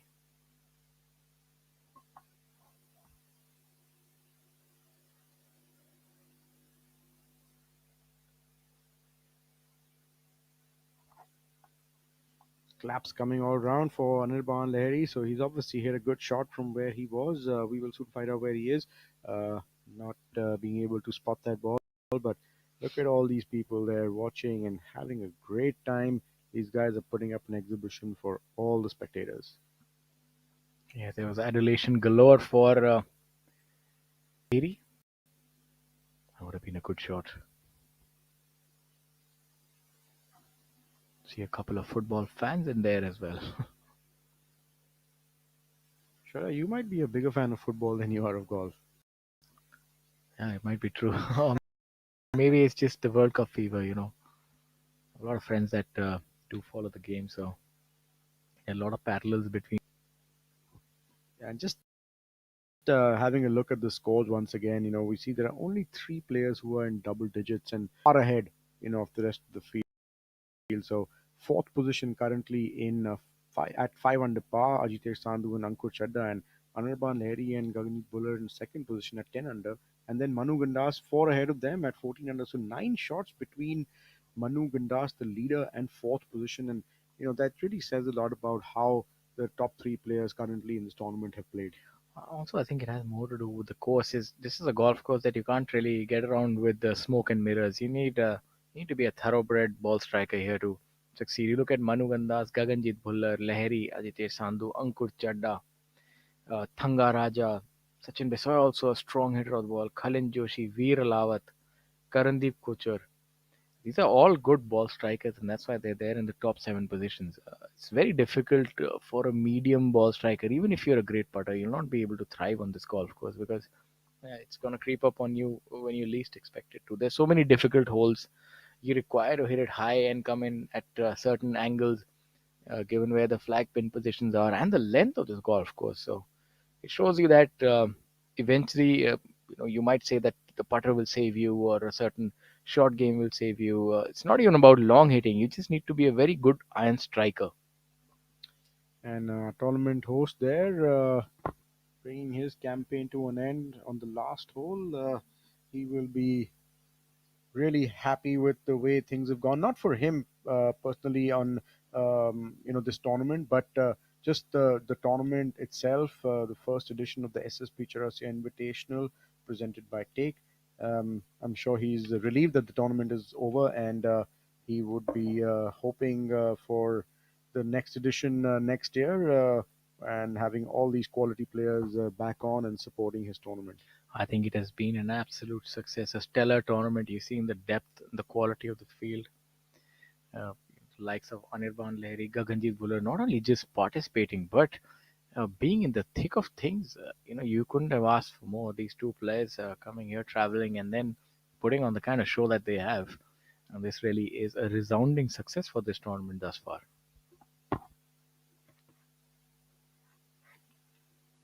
Raj Marappa just closing in there hasn't had the best of days. Probably would have wanted a slightly better final round considering he's a local boy. A lot of people out there watching him. And we have the final group here on the 14th green: Anirban Lahiri, Gaganjit Bhullar, and Manu Gandas.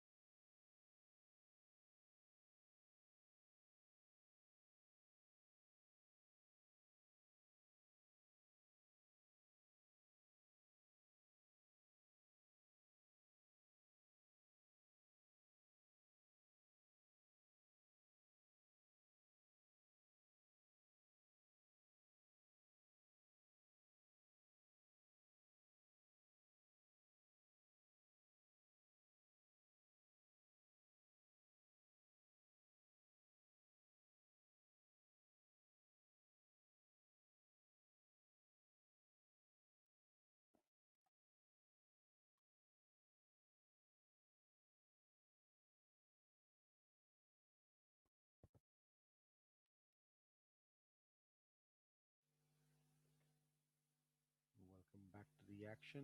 Sorry about that little glitch from our end. Some connectivity issues, but here we have Mohammad Jamal Hussain Mola from Bangladesh, a regular player on the PGTI, prolific winner back home in Bangladesh on the local tour. On the 18th hole, finishing up his round. Jamal had a brilliant run earlier in the season, especially a lot of events he was keeping in step, and I think two times that he was denied a victory, once by Manu, once by Yuvraj, eventually losing out in a playoff to Yuvraj at Panchkula. And I can't quite remember the event where he was only a couple of shots behind Manu Ganda. So were it not for any one of them, he would have won quite a few tournaments this year. Kapil Kumar has actually bounced back with three birdies, and he's birdied the 13th hole as well. So that's the only birdie on the 13th hole today, 13, 14, 15. So he is back to two over par for the day. That is amazing by Kapil Kumar. He's now in fourth spot, so good on him. Yeah, that's something that he's should be proud of, especially after that start, and this will do him a world of good if he can continue this fine run over the last three holes. And as they say, you know, extract victory from the jaws of defeat.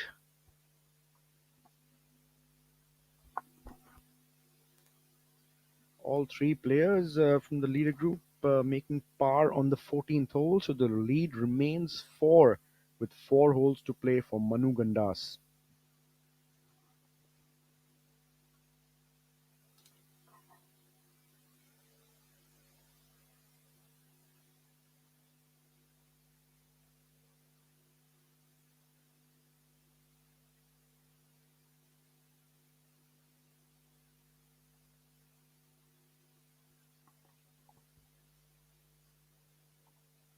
Ankur Chadda here on our screens at 5 under par. He's in that log jam of players. 5 players tied at 5 under par. So maybe this is the opportunity to separate himself from that group. Yeah, there's a tied fourth spot right now at 5 under par, and Ankur Chadda does find himself in that similar situation. Kalin Joshi has also made two birdies on 15 and 16. So, yeah, opportunities coming up. So, this would be a bonus for Ankur Chadda, although we don't know whether he's birdied 16 also. Seems to be tracking. Just running out of legs in the end. Good putt there, though. Good safe putt. I think he'd be happy with the two putt from that range on this hole.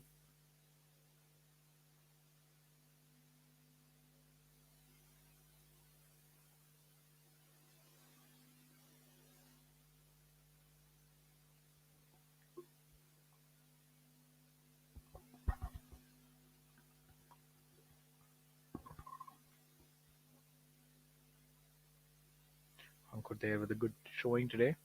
3 under par, and we'll get an update onto his last three holes as we have a look at the leader group here on hole number 15. Manu Gandas seems to be the only one in the fairway. Yeah, I think he's not going to mind that. How much do you think the advent of the rangefinder helps these players now, as opposed to taking the yardages down, walking to them, and then calculating them? Now it's just so much more simpler. You just take your rangefinder and hone in and get the exact yardage. What do you think? Does that make things easier? Well, the whole concept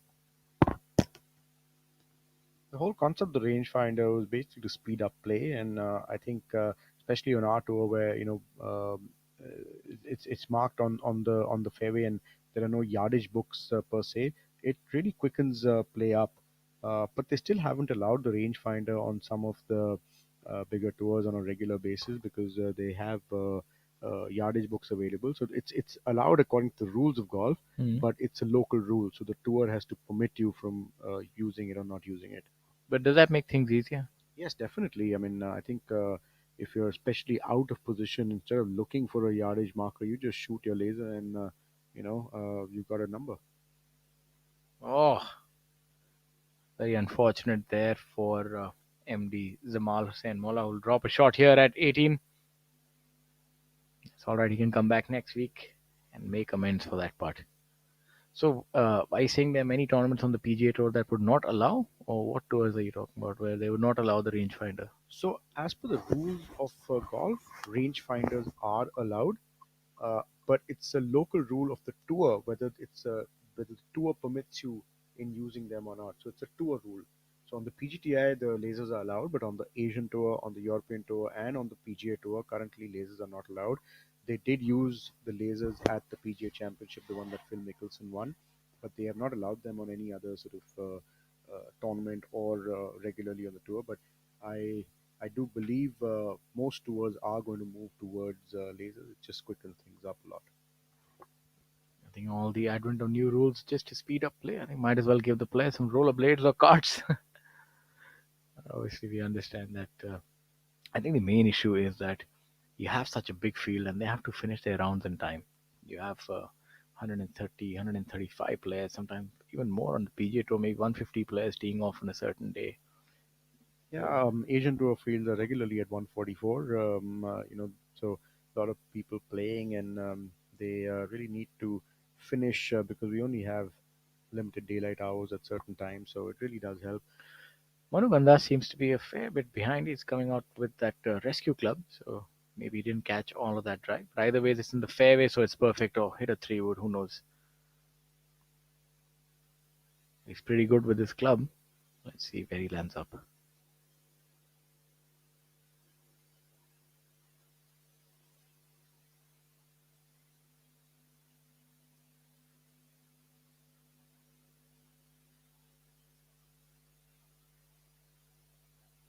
Yeah, look at that. Look at that golf shot. What a golf shot Fantastic. by Manu Gandas. I mean, he's just not giving these guys any room He's at all. making short work of this entire golf course and tournament. It's like these other two players aren't even there. He's not felt an iota of pressure to be able to execute these kind of golf shots in such august company.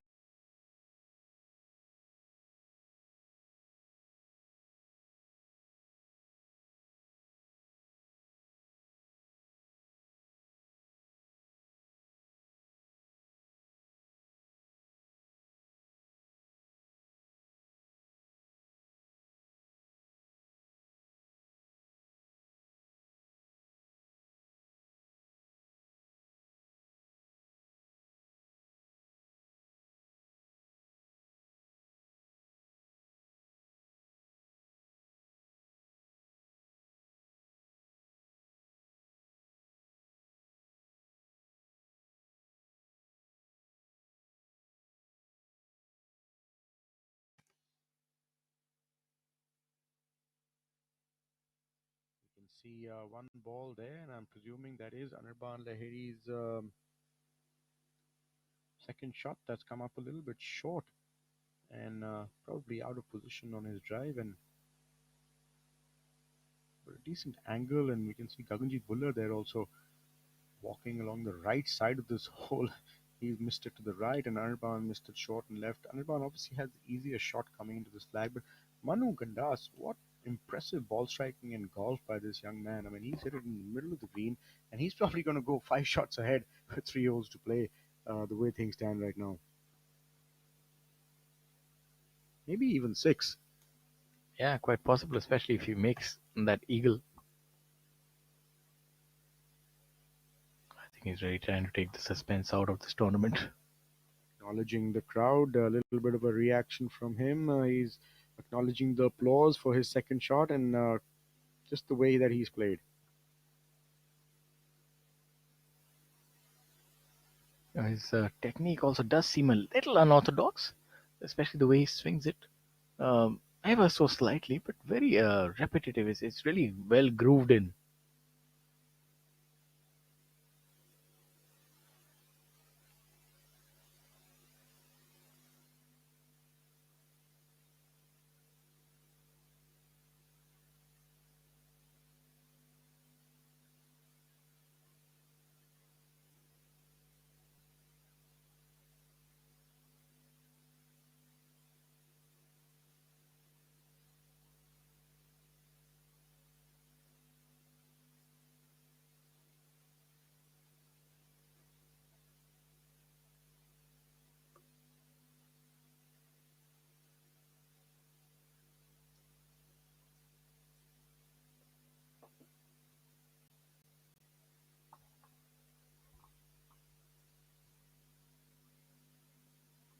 Good putt there by Karandeep. This is the 16th hole, and like I said earlier, they have moved this tee up. So this possibly could have been his drive. Yeah, sure, seems like it.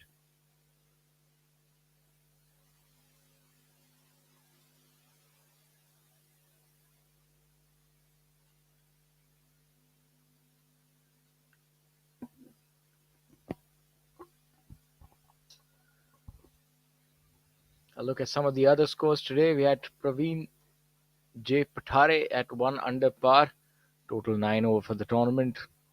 Om Prakash Chauhan 2 under par for the day. Samarth Trivedi dropping a few shots and ending up with a 1 under par round. Akshay Sharma, Angad Chima 2 under, 1 under respectively. Udayan Mane had that stellar round going and ultimately dropping a couple of shots in the final 2 holes and finishing in at 1 over for the week and 3 under for the day.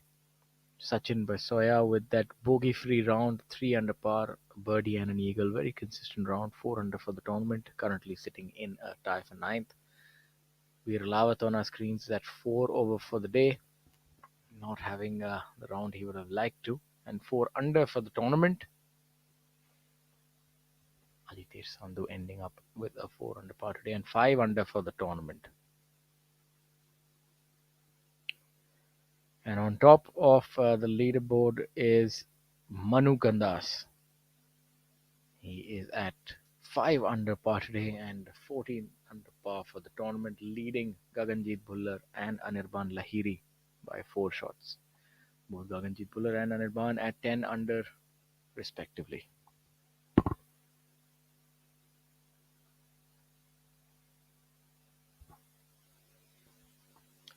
Kapil Kumar, who we saw drop a few shots and then make 3 birdies on the trot. Maybe this could be an opportunity for the 4th here. That would be a spectacular turnaround.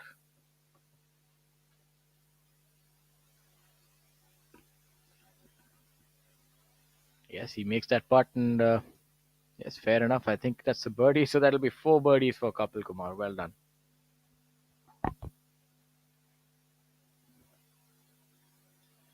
Ankur Chadda did unfortunately bogey the 17th hole, so he's moved out of that tied 4th spot position, and he's in tied 8th position. So just 4 of them now in 4th position. But Kapil Kumar, if he has indeed made that birdie, would be in 4th position on his own.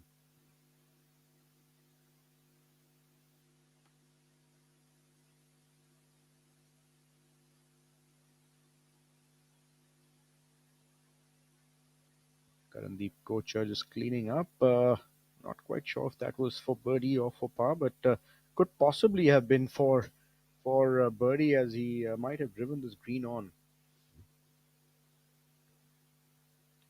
Mutt and Jeff just about appearing on our screens as we see Manu Gandas on the 15th hole with his eagle putt.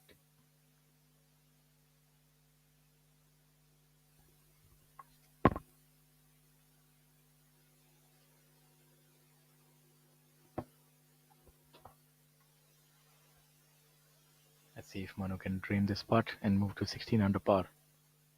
The tournament record is at 17 under par, so maybe he can break that as well.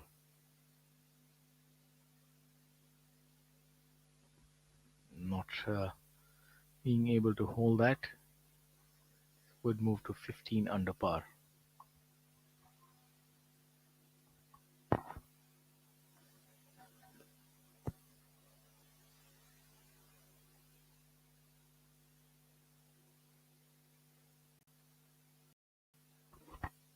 Very interesting pin position, and with the tee having moved ahead, this makes for a great hole, hole number 16. It's the perennial risk and reward hole for the players who would go for it, and if they end up pushing it, they could find themselves in the drink.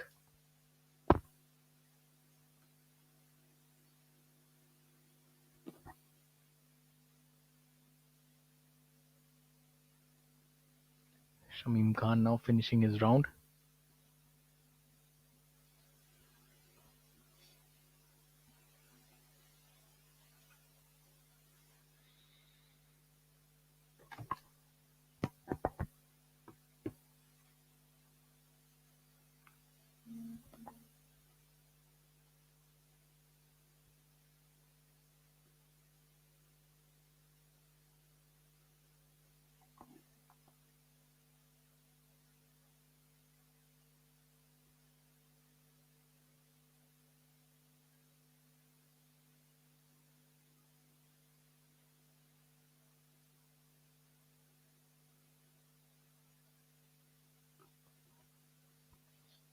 And Thangaraja on the 18th hole here, just coming to finish off his round.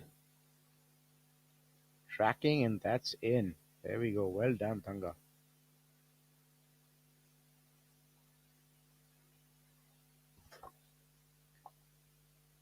So very happy Thangaraja right there on hole number 18.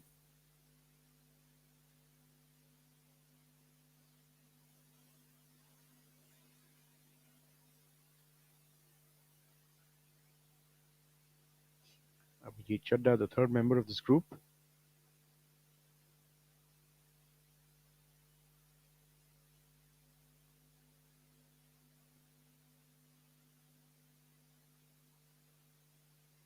Oh, seem to have pulled it a little bit. You were talking about those short misses by Abhijit, and that was another one of them which just went in, but it looked like it was going to slip out on the left side.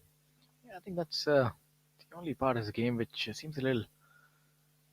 It doesn't seem a little sure about those parts, especially when he's over those 4 or 5 footers. And has a tendency of missing them on the lower side. Maybe that is something that he can work on. Because apart from that, everything else is good to go as far as he's concerned. His iron game, ball striking, even short game, very good chipper as well. These guys taking a look with their lasers. Anytime you take out a laser on a par four means you're talking in business. range. You mean business when you're taking out a laser on a par four. Now I'm pretty sure that these other two players, Gaganjeet and Anirban, would be aggressive. But is it safe to say that the tournament is done and dusted? Yeah, I think Manu probably made birdie there, and the other two didn't. So 5-shot lead with 3 holes to play. No real trouble on any of these holes. So I think it would be safe to say that we might be uh, we might already have the result.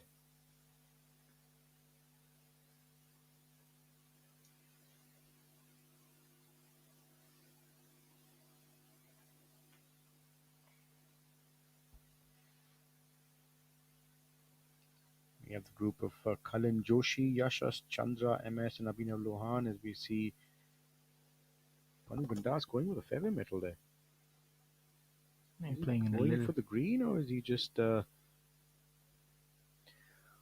to be a lot of adulation right there. Can't quite tell too much of it by his reaction. I think for these players, maybe a 3 wood will make it to the green. it's I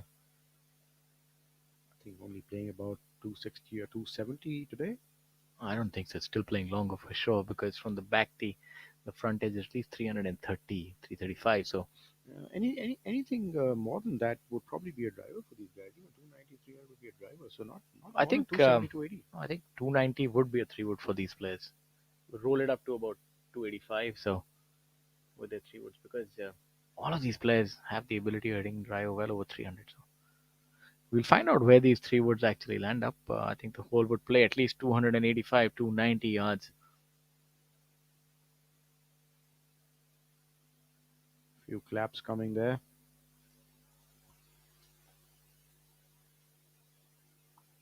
But this is an interesting move by the tournament committee to move this tee up. I think you'd like to see a lot more of that, that risk and reward.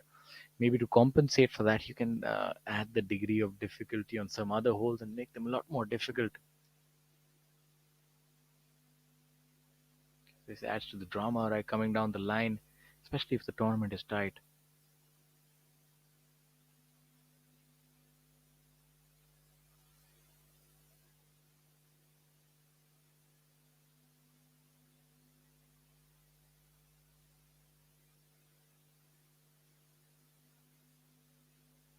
Sizable gallery. I think this is the deepest gallery that we've seen thus far this year. So you're right about the members and patrons and other people from Kolkata and their love for the game of golf. Yeah, they love their golf here. They've come out in droves to follow their favorite players.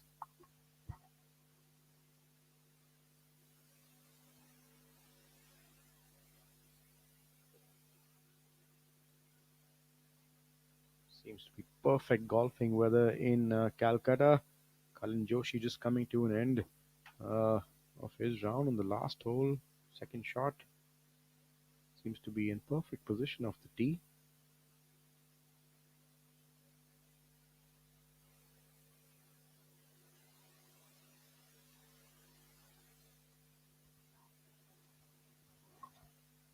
Kapil Kumar, we've just got confirmation. Kapil Kumar and Karandeep Boja both made par on the 16th hole and not birdie, so they are still tied for that fourth spot at 5 under par.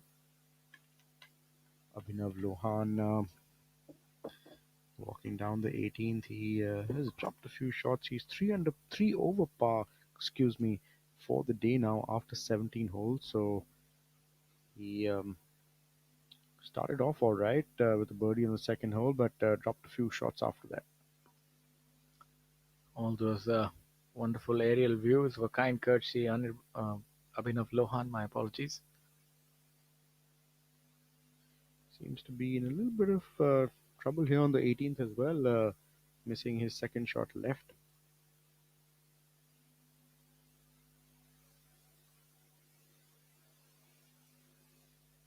Yeah, it's dropped quite a few shots of the last 8 holes, and maybe that's just as I was saying, that's one of the things that happen on a back nine, especially if in the middle of a pack. You tend to lose your focus a little bit.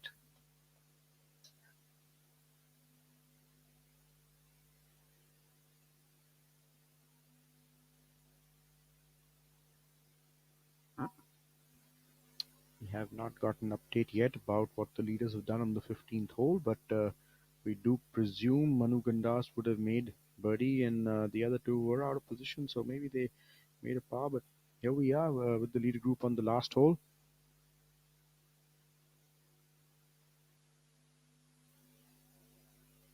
Let's see where the drives have landed up. All of them using a 3 wood off the tee. So it'll also give us an idea about their length. This also you see Anirban Lahiri just to the left of that green. And that's Manu, the same bunker that Shankar Das was in. yeah, Manu Gandas short of the green. So, Manu Gandas would be carrying his 3 wood at least 270 and rolling that another 15, if not 20. So this whole, maybe the front edge is playing about 300 or 290 at least, I would feel, 295. Abhinav Lohan in a spot of bother here at hole number 18.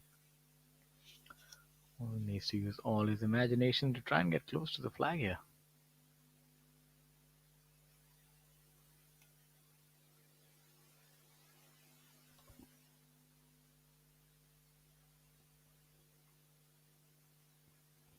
Seems to have hit a good shot, and there it is, not bad from where he was.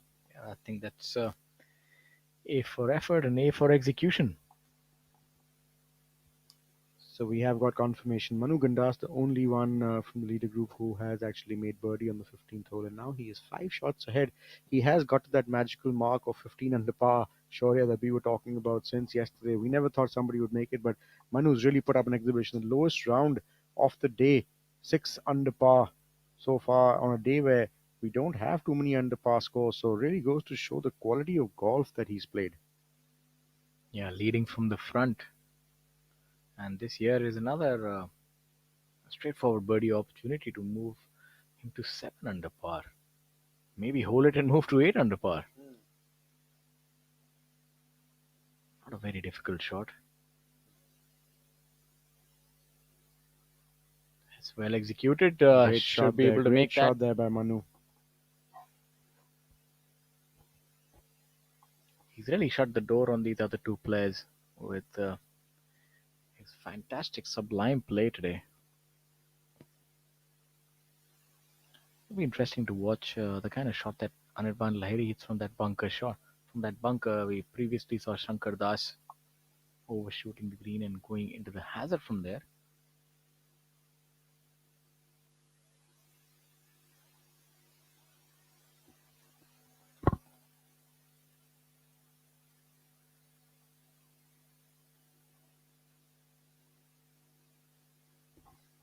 Anirban Lahiri mulling over his options. Let's see if he's able to extricate some spin from this lie and do better than what Shankar did. He He does have all the skill that is required, but it's definitely in some spot of bother because he's changing his club and maybe he's on that upslope of that bunker, not really in the sand. It looks like, yeah, it was on the embankment, and he's done pretty well. Well, that does make it just a little bit easier, to I be think honest a with you. lot easier, but he's done well still. It's a fantastic shot by him. Gaganjit Bhullar. We'll soon find out where his ball is. Well, that's a very good shot by Gaganjit off the tee. Not quite sure if that's his tee shot or that's where his second shot has ended up. Mm, I, Because he was walking on the left side of the green going up. I think he would have been waiting for the other players that wouldn't have wanted to be in the line of Anirban Lahiri's shot. That's the only least reason that I can think of. Yes, I think he would be there in one.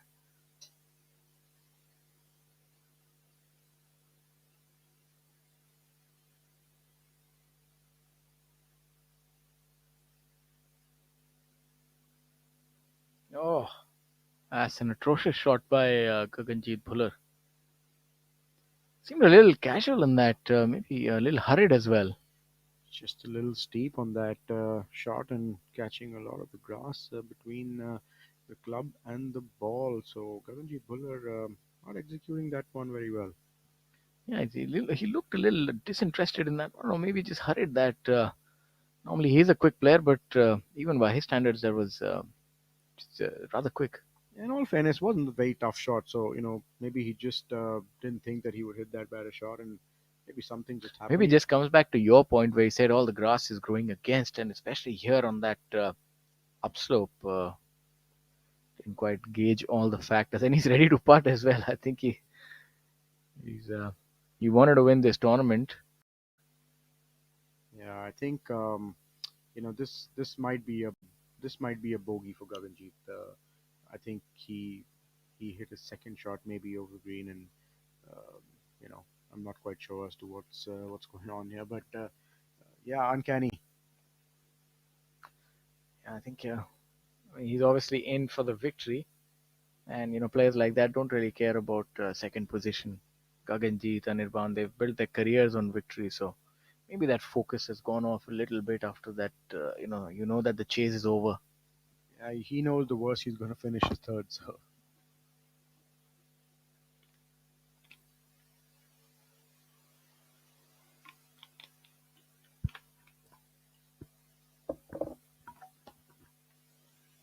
Manu just lining up his birdie putt, and like Shaurya was saying earlier, he if he does make this, he might threaten that tournament record of 17 under par.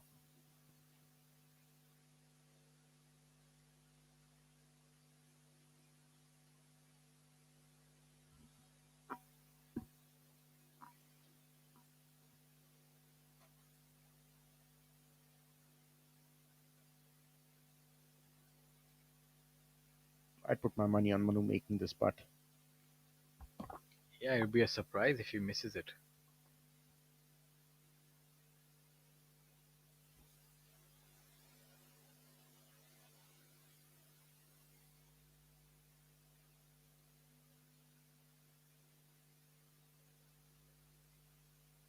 Oh, Just underrated a little bit, I think.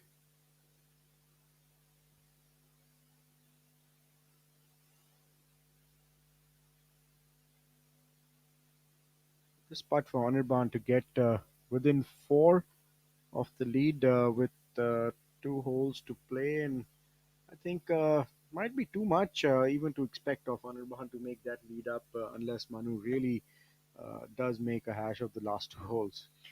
I think that's just us trying to add to the drama to and the excitement and maybe a little bit of mystery to this tournament. But I think it's safe to say that the tournament is over, especially seeing what Manu has done. He can even coast in with a couple of bogeys and still win comfortably. But I mean, that's not what's on his mind. I'm pretty certain both of us don't know what's on his mind at any point in time. Maybe we could ask him that. He's oh, Anirban Lahiri slipping that by.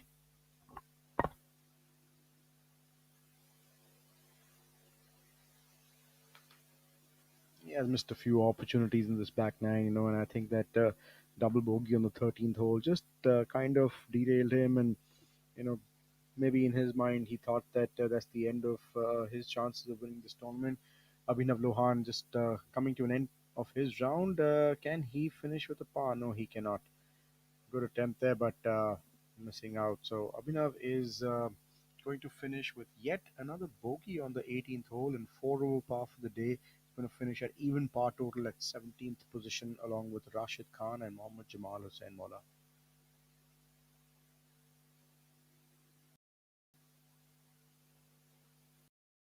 Kalin Joshi playing in fourth position at 5 under par, and these two guys were uh, 10 holes after 10 holes. Yeah, we're both making long putts for birdie, but yeah, not a very good finish, unfortunately, for Abhinav.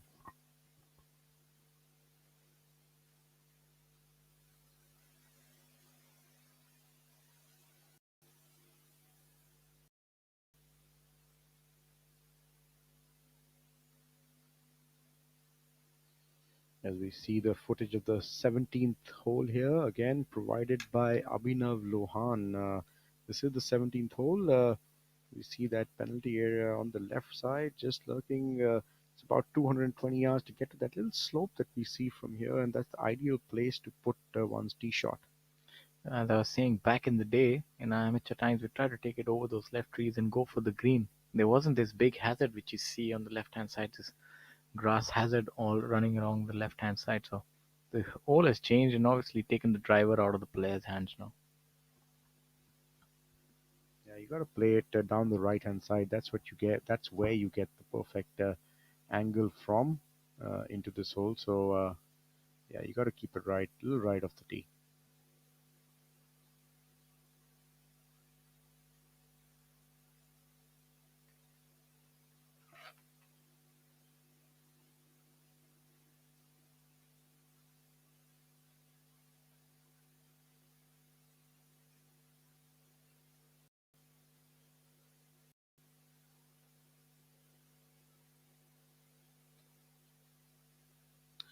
We are seeing the last two holes left for the leader group.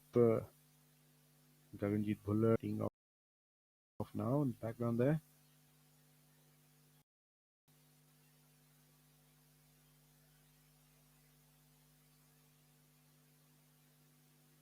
Here are some of the highlights of today's round. The first tee shot for the group of Gagan for uh,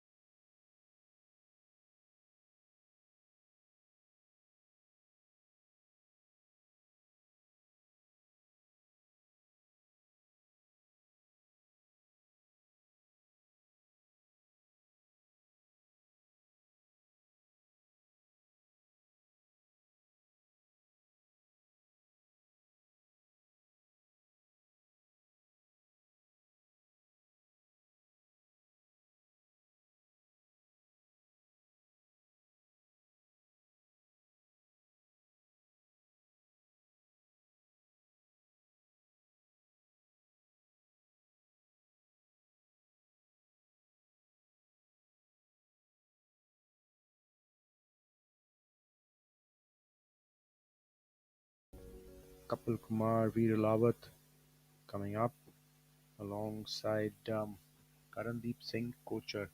Kapil Kumar and Karandeep at 5 under, Veer at 4 under, so fourth position, and Veer lying at ninth position. He would like to finish maybe in a tied for fourth. If he can somehow make a birdie on one of the last two holes. My apologies, this is actually the 18th hole, so the last hole of the day for this group. Karandeep, Kapil, and Veer. Veer seems to have missed the green on the left side. He's just having a look at that bunker, so that's possibly where he is. There's one ball close in, and that might just be the ball of Kapil Kumar. So he might yet finish with another birdie and get into tied fourth on his own. Sorry, solo fourth on his own. Perfect tee shot there for Anirban in perfect position to attack this flag today. Yeah, prime position to go at that flagstick.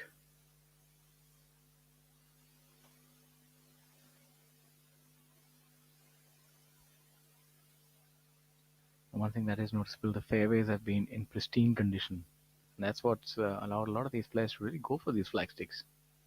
Yeah, the entire golf course, and Look at that. Look at that beautiful golf golf shot. And shot. look at the spin on that. Beautiful golf shot. That will be um, safe to say that's going to be a birdie for That's Anirban. spectacular. He makes it look so effortless and easy. Especially those shots that draw from the right hand side. He really likes hitting that slight draw. Let's see how Gaganjeet can bounce back after that double bogey.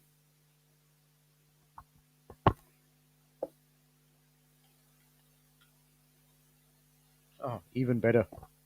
This is what these great players do. They're able to come back from those little missteps and capitalize on opportunities. We do not have sight of Manu Gandas, so I wonder where he's hit his second shot. But before that, we have Karandeep Kochar here now on the last hole. He has missed the screen to the left, so not a particularly tough bunker shot coming up for Karandeep.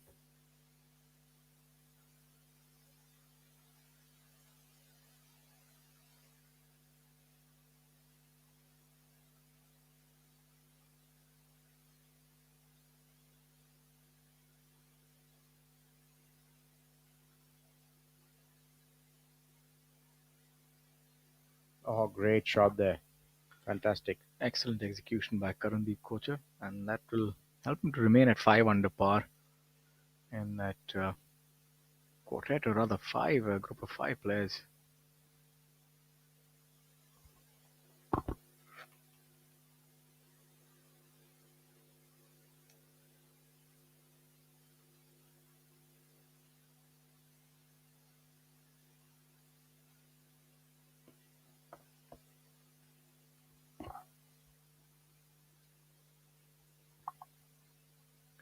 Yeah, we have Manu. Let's see if he's able to save his par.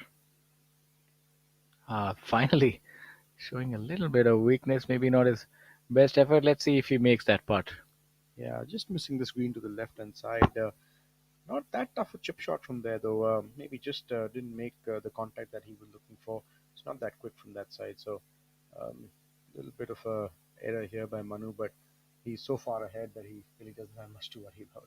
Yeah, I think he could play the final hole blindfolded and still win the tournament. He's earned that right. This putt would see Anirban move to 11 under par, and if Manu were not to make it, then he'd have a 3-shot lead. More than enough. Still more than enough. An interesting week. The best part is that when you have top players and they all perform at the same time, very rarely does that happen. I can't quite recall. Memory fails me that when Gaganjeet and Anirban had this similar kind of a duel on the Indian on PGT. I can't quite remember the last time both of them were going neck and neck, and that's really it's rolling back the years. It takes one back to good old junior and amateur days. Yeah, if Manu does go on to win, which most likely he will, he's going to open up quite a margin between himself and Yuvraj Singh Sandhu in that race for the number one spot. which ends next week at the Tata Steel Tour Championship in Jamshedpur. The victory would take Manu all the way up to about 82 lakh. Yuvraj, I think, will only move to maybe closer to 70 lakh, maybe so.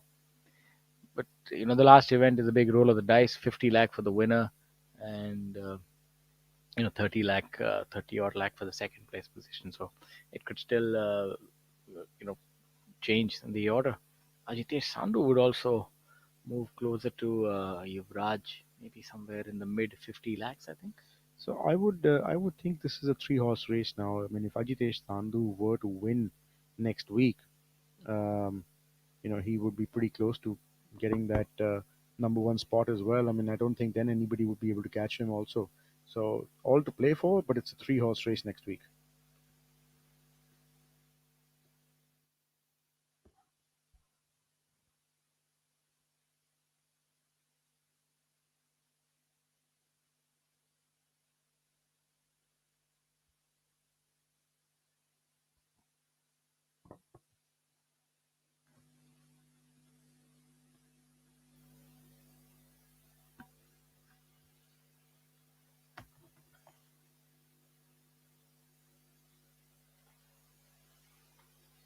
Anirban just lining up his birdie putt here on the 17th hole.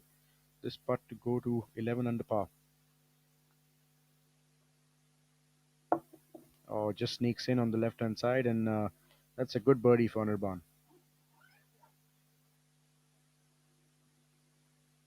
Gaganjeet also with a short birdie putt coming up here. Manu Gandas did make bogey, the only blemish on his card today. So that means there are three shots in it now. Anirban Lahiri is not giving up.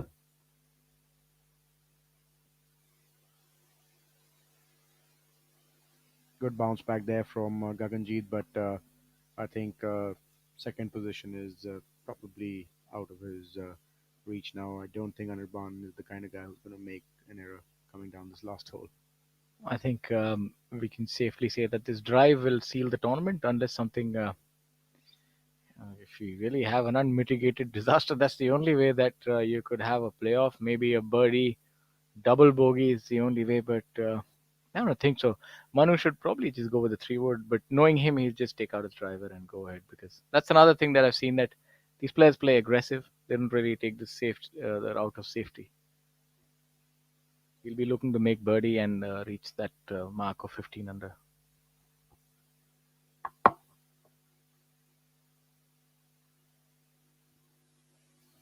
Seems like the conditions are quite calm now as our leader group comes on the last hole. No trees, no leaves moving, no fluttering of the flag. So it seems like it's nothing really in Manu's mind that anything can go wrong now. Yeah, I think it's pretty much done and dusted. But yes, you should never quite count the tournament over as a competitor. Jean Van de Velde was also three shots ahead. So uh, Manu, at the end of the day, is only human. Even in Hyderabad, when he won, he was, I think, four shots ahead and had a little bit of a misstep on the final hole with the double bogey. So you can get a little worn out towards the end of a tournament, and you can have the odd mistake. The thing is that he's built up such a big cushion that it won't quite matter. Yeah, you're right, Shaurya. I mean, never say never, but I think he's playing so solid, and there's not much danger on this hole other than the OB on the left-hand side. So as long as he sort of keeps it in play, I don't think there's much that can go wrong here.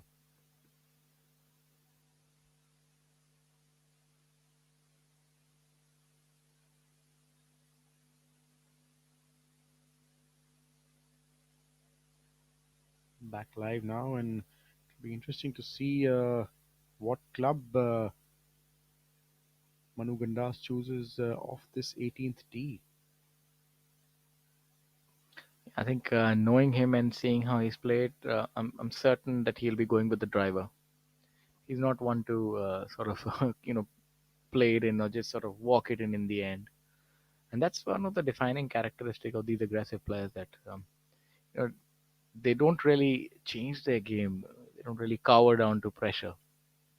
Yeah, It's also always a good thing to stick to your game plan. So if he's planned to play driver off this tee in his practice round, and that's how he's sort of sets up. That's how this hole sets up well for him. He should just stick to that because that's when things can go wrong when you deviate from the game plan because you're not quite sure as to what's going to happen if you pick another club. And I think it's always best to stick to the game plan. And you obviously made that plan thinking of a certain strategy in mind.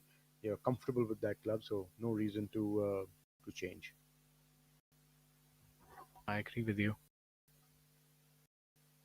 We'll soon find out what they intend on doing on that 18th. There's no doubt that Gaganjeet and Anirban would be going with driver. Gaganjeet, Anirban, and Anirban is looking to catch Manu Gandash.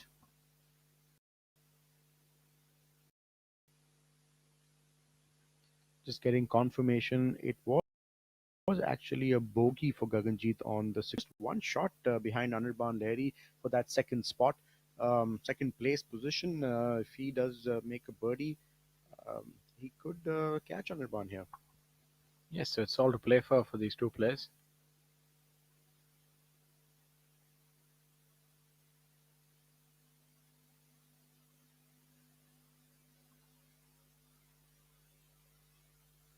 Just waiting to get a peek as to where these players have hit their tee shots. Yeah, walking down.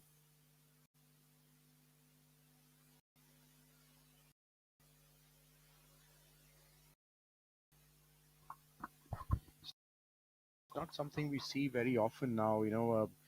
Fairways getting roped out by fairways getting not to come on. It's a rare sight and it's a pleasant sight to see. Yeah, especially after all the time that you didn't even have golf for.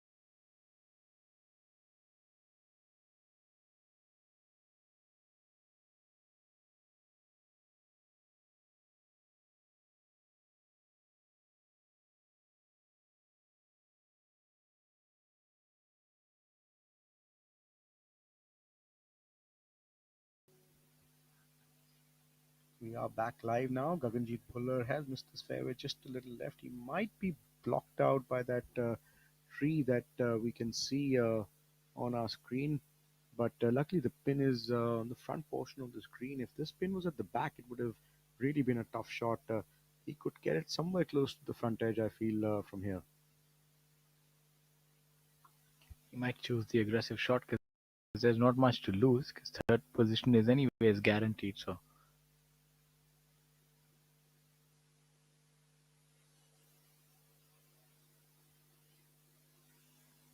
Seems to be going with some sort of short iron. So going over those trees and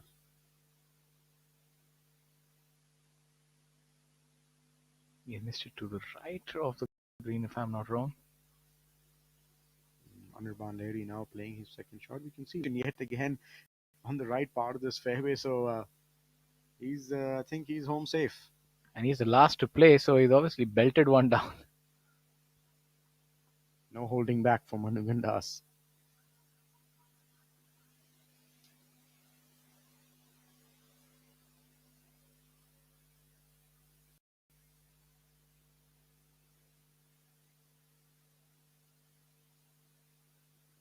Oh, he's come up short, Anirban Lahiri, with his second shot here. So not quite happy with that contact. I think Anirban Lahiri and Gaganjeet Bhullar both short of the green. Gaganjeet just short and right, and Anirban just short and left. So stage is set for Manu now. He can really be the only one to hit the green, and He's hit quite the drive here. He's really belted one down. Yeah, he has really, and I mean, pretty much middle of the fairway. So that's good stuff from Manu Gandas. Yeah, really bouncing back well after that bogey on hole number 17. I wouldn't be surprised if he finishes with a birdie. Yeah, I'd rather expect him to finish with a birdie. Lethal with these short irons. It's very accessible pin from where he's at.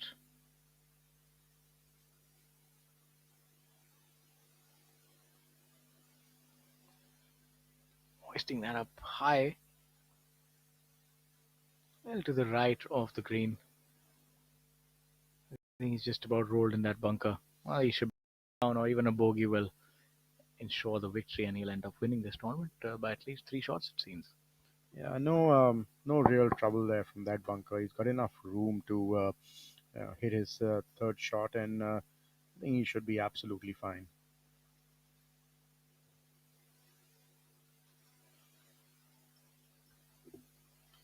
Anirban and Gaganjeet just having a chat, pretty animated there. Anirban not sure what they're chatting about.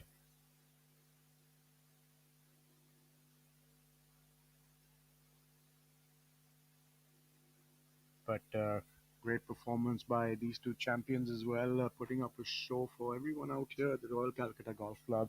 Like we said earlier, they love their golf here. They love coming out and watching and supporting all the players. And they couldn't have asked for a better leader group. Manu Gandas, one of the top players from the PGTI this year, winning 5 times. And safe to say that this is going to be his sixth win of the season. And the veterans Anirban Lahiri and Gaganjeet Bhullar, I mean, they are champions, played world over, and winners on the Asian Tour, the European Tour. Anirban played PGA Tour for a long time, now playing on the Live Golf Tour. Gaganjeet Bhullar, the highest winner on the Asian Tour, highest Indian winner on the Asian Tour, um, playing.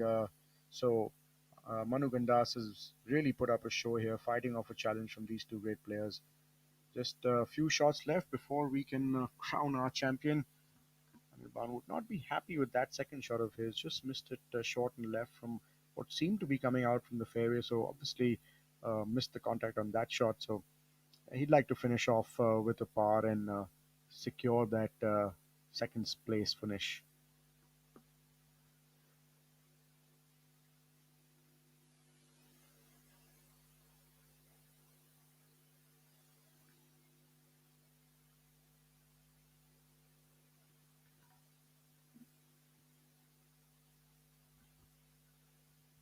Gaganjeet Bhullar did roll into that grass bunker just behind the green. So he's got a long shot coming up. Not the easiest of shots, all downhill, down grain.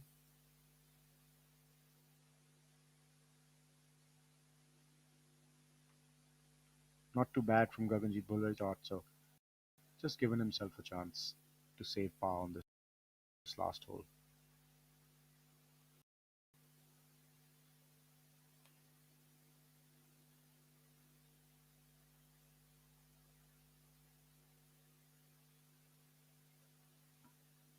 Manu, as we said earlier, seemed to roll into that bunker just right of the green. So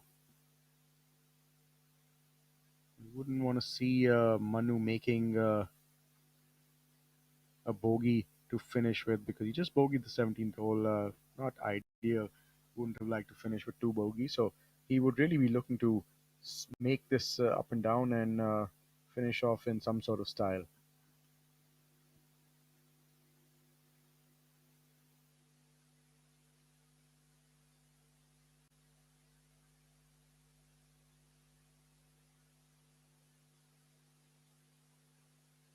Put up a short game clinic today, Manu Gandas, and seemed to have been in a really bad spot, bad lie, but he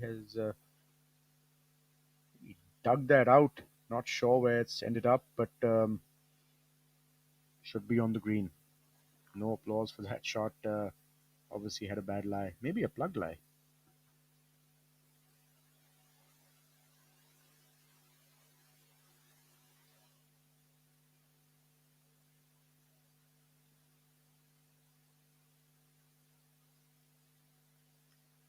Is there a twist in the tail that is here? He seems to have missed the green with his third shot.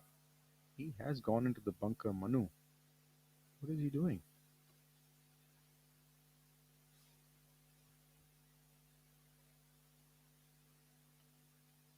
Just a replay there and see the swing that he took. Just makes one seem that he was in a really bad position. People did acknowledge the fact that he got it out of there. So obviously a bad lie for Manu, and it's a run off the green. So plug lie possibly. Anirban Lahiri just lining up his third shot now. He's in a far better position than Manu Gandas was. So he might be looking to hold this shot. If he can hold it and Manu doesn't make up and down, we are in for a playoff.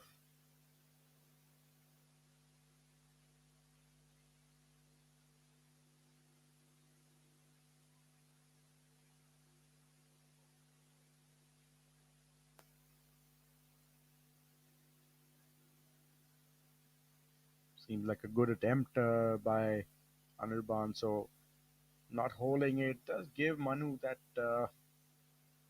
little breathing room. He can get away making double bogey probably on this last hole.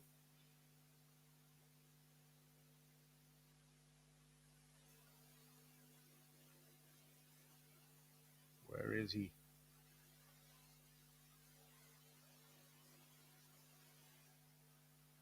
Seems to be in the bunker, but we'll just get a look at him now. Not in the bunker. He's just off it, maybe.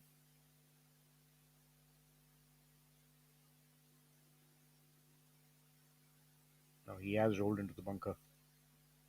So fourth shot coming up for Manu Gandas on this last hole.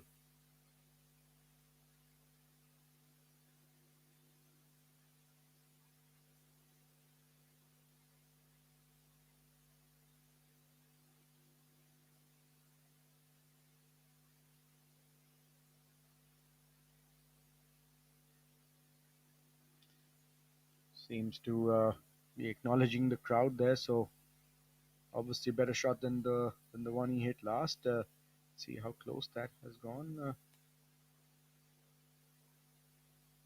Maybe about 10 feet for Manu Gandas for his bogey. Still has a three-shot cushion, so I think quite comfortable. All three players having to work really hard on this last hole, and considering none of them were in any sort of trouble off the tee, they haven't really played it that great after that. Gaganji did miss it a little left off the tee, so maybe didn't really have a shot, but here he is putting for his par on the last hole.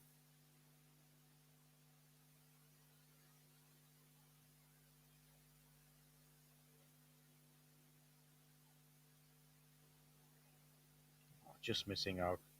That'll be a bogey finish for Gaganjeet Bhullar. So bogey, birdie, bogey finish. Not the way he would have liked to finish this tournament, but a great performance nevertheless by this champion golfer Gaganjeet Bhullar, finishing at 9 under par in solo third place.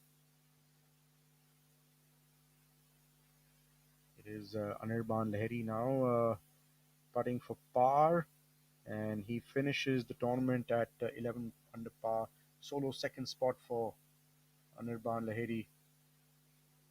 Nice to see these two champion golfers playing together and competing here on the PGTI after a long time. Manu Gandas, just a mere formality, I think, to wrap up and be crowned champion of this Invitational 2022 presented by Take Bogey now. So I think doesn't want to finish with anything more than a bogey. It would be unjust to his card today and wouldn't really be an ideal way to finish. But he's still going to win the tournament, so he can be proud of the way he's played.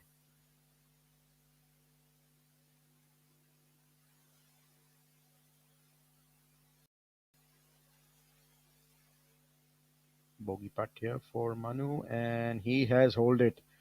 Bogey finish for Manu Gandas. Nevertheless, he is the champion of the SSP Invitational 2022 presented by Take. Finally, a smile on his face and some emotion. I think this man deserves all the accolades that he will be getting and all the applause that he will be getting. And there's Mr. H.R. Srinivasan congratulating him. His good friend Veer Lawat also congratulating him. Mr. Uttam Singh Mandi, CEO of PGTI, and the tournament host SSP Chawrasia, all coming to congratulate Manu Gandas for his fantastic performance over the last 4 days. He's really played amazing this year, and again in this tournament, this is his sixth win of the season. Ladies and gentlemen, a lot of you watching probably do not understand how big a deal that is. 6 wins in a year, that's the maximum wins by anyone on the PGTI. And he is taking that number one spot as we speak. He will be a number one player on the PGTI Order of Merit with just 1 week left. And that will be next week at the Tata Steel PGTI. Um, Tata Steel Tour Championship to be played at Jamshedpur at the Golmuri and Beldi Golf Course. It has been a pleasure presenting this tournament to you from me, Chirag Singh. Thank you all for tuning in and watching the SSP Chawrasia Invitational 2022 presented by Take. Please do stay on for the prize distribution ceremony, and we shall see you next week from Jamshedpur at the Tata Steel Tour Championship. Goodbye and happy viewing the prize distribution, and see you all next week.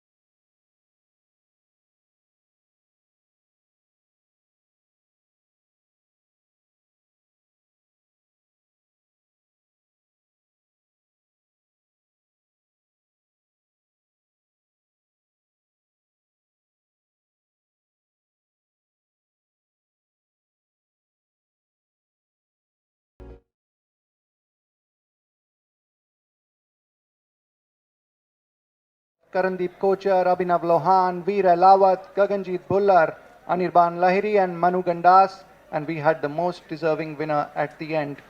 There were 126 professionals competing and the cut went at 4 over par.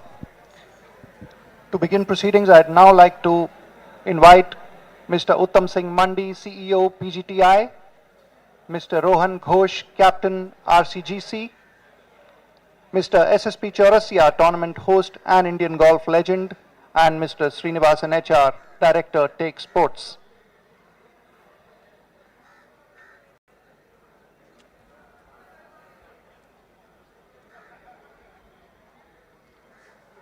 I'd now like to request Mr. Uttam Singh Mandi to kindly make the opening address.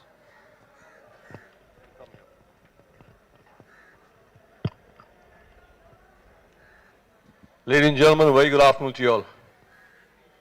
What a splendid week this has been. It's always great to come back to the Royal Calcutta Golf Club. Let me first start by congratulating Manu Gandas for yet another splendid victory. I think he has been playing some amazing golf. I think to win 6 tournaments in a season, the first professional to do so. Hats off to you, Manu. I also like to congratulate Anirban Gaganjeet for some great performance, some great playing. It's been very, very close, but I'm sure there are a lot of others who also enjoy the round of golf here with the kind of scores that they've been showing. Of course, the course is another part that I'll talk about right now. But before I do that, I'd like to thank my friend SSP this week. Thank you, SS. Thank you very much. You definitely drew in the big boys like Anirban and Gaganjeet. Thank you very much. To do so, it wouldn't have been possible of course, without the support of Mr. Srinivasan. Sir, thank you very much for your continued support to professional golf and all the players. It means a lot to us. This is the second tournament that he has added to the kitty, to the tour schedule, apart from Jeev Milkha Singh's event. And I like the way that he always gives the title to the legends, to our icons of professional golf. So, sir, thank you very much, sir. The course has been in amazing shape. I mean, I first like to thank the captain, Rohan. Thank you very much. Firstly, for having us here this week and for giving us this splendid and a beautiful golf course to play on. I mean, we were just talking about, back in the days when I used to be playing here, and now what it is just amazing. I haven't been on the course, but I've been on the putting green, and it's just amazing. So for that, there are a number of other people I'd like to thank. Of course, Rohan Ghosh, who's looking after the golf course with your team of people that you have. Nikhil Sanwan, kudos to you, wherever you are. Nikhil, great job done. Ranjit Singh, for helping us entire week. Ranjit, you're always in the background, aren't you? Well, thank you very much for your support. I know we've been a bit of a pain to you, but thank you for tolerating us. Mr. Hemant Goenka, for coordinating the entire F&B for us. I think the hospitality was par excellent. It's just been fantastic. The players loved it. Obviously, the cuisine was changing every day, so the players loved all the kind of cuisines that were served. So thank you very much for entire tie-up. Before I sign off, I'd like to share some good news with you all with regard to the PGTI. Yesterday, we got into a very strategic partnership with the PGA Tour and the DP World Tour. The game is just heating up. In that, I'm just going to mention one part, which is the number 1 order of merit, going up to 10 places, would get a card, full card on the DP World starting January 23. So the fight is on for the number 1 spot. We go down to the wire. I think next week is going to be a big week for all our professionals. It's a landmark for us, a milestone for us to actually get into that and to get 1 spot directly into the DP World. So that's fantastic news. I wish the players all the very best for next week. I'd like to also thank, before signing off, the media for giving us the coverage that this event actually deserved. The print media, electronic media, of course, our television. I'd like to thank Eurosport for live streaming these last 2 days. And we definitely will see you all very soon next year. Thank you very much. And before, sorry, I forgot one more thing. I'd like to thank the entire membership. I know it is very, very tough to actually shut the golf course for the whole week. So I'd like to thank the membership for their patience and understanding and for giving the support professionals to showcase their skills. So thank you very much, gentlemen, ladies. Thank you, sir. I'd now like to request Mr. Rohan Ghosh, Captain RCGC, to kindly share his thoughts. Good afternoon, everybody. On behalf of the Royals, the members, my committee, I wish to thank Mr. Srinivasan and Mr. SSP Chawrasia Uttam for bringing this tournament to the Royal. We've had great golf for the last week. And my congratulations to Manu for winning the tournament. Big congratulations, Manu. Anirban, great golf. Pleasure watching you. Gaganji, we saw great golf from you. And to all the 126 golfers who came here to participate in this tournament, I thank all of you all. And thank you, sir. Thank you so much for being here with us. Thank you, sir. I'd now like to request Mr. Srinivasan HR, Director, Take Sports, to kindly address the gathering.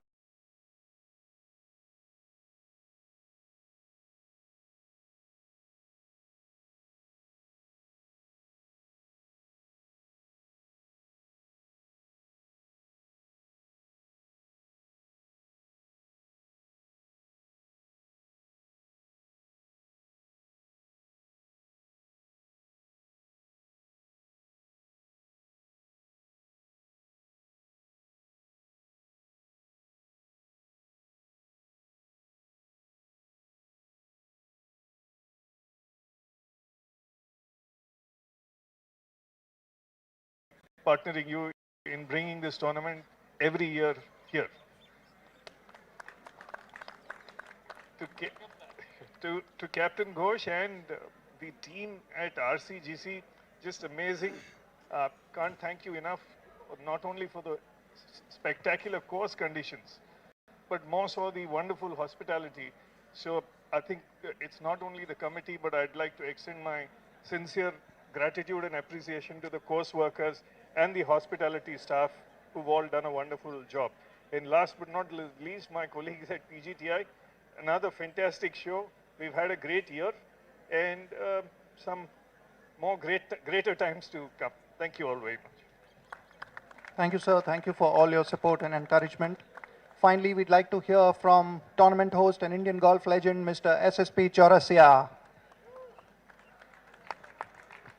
Good afternoon, everyone. First of all, मैं thank you बोलना चाहता हूँ Mr. HR Srinivasan को sir. Thank you so much. ये opportunities मुझे आपने दिए हैं. मतलब मैं बता नहीं सकता आपको कि क्या opportunities मेरे को आपने दिए हैं. And thank you for all support, sir. और रॉयल के बारे में मैं जितना भी बोलूँगा शायद कम है. क्योंकि मैं बोलना शुरू करूँगा तो शायद ख़त्म भी नहीं होगा. So मैं सिर्फ इतना ही बोलना चाहूँगा. Thank you all members and committee members and sir, captain. हाँ, और golf course बहुत अच्छा खेल रहा था. Thank you so much, sir, for all. And I would like to say PGTI whole staff. Sir, thank you so much for all of this. And also Nikhil, उनका team पूरा बहुत अच्छा काम किया है. Thank you so much. Thank you. Thank you, SSP. We now begin with the prize distribution. And I request Mr. Rohan Ghosh, Captain RCGC, to kindly give away the prize money check of rupees 10 lakh to the runner-up, which was Anirban Lahiri, with scores of 71, 65, 71 and 70 for a total of 11 under 277.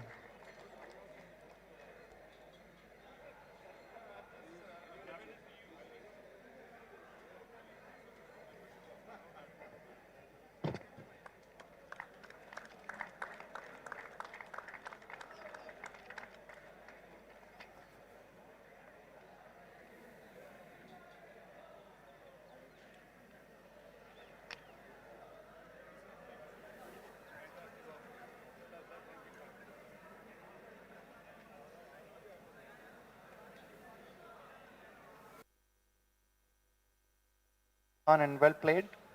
Moving on to the grand prize. trophy.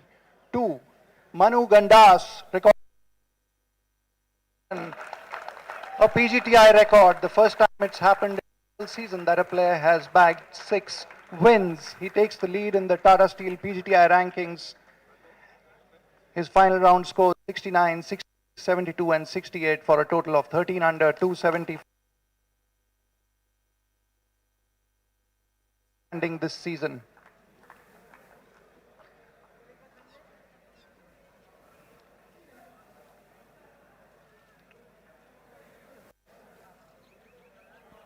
I would now request Mr. Rupees 15 lakh to the champion.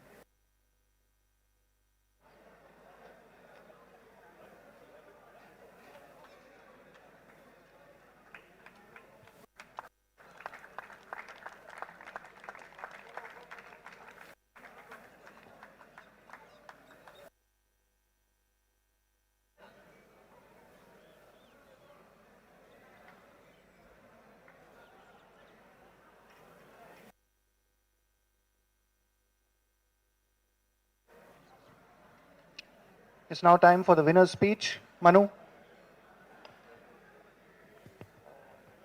First of all, I would like to thank my parents and my coach for all their support. I would like to thank Srinivasan sir supporting and organizing this event. The RCGC for being a wonderful supporter forever from when I remember. They've been there when required. Other than that, the course, even at start of the week, I think I said so, was in superb condition. Greens were pristine, so job well done by the green maintenance staff. Big round of applause for them. Other than that, Rahul, for being a wonderful host. Thank you so much. And thank you all the spectators and our media friends for covering this event and being wonderful throughout the week. Thank you all. Congratulations, Manu. Manu now takes a significant lead in the Tata Steel PGTI rankings. Before we wrap up, I would like to request Mr. Rohan Ghosh, Captain RCGC, to kindly present the checks to the core staff outside. Members of the core staff one by one by their names.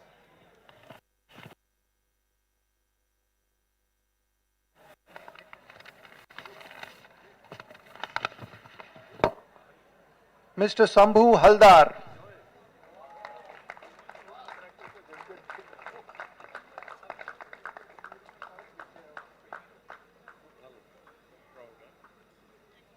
Mr. Somen Manik.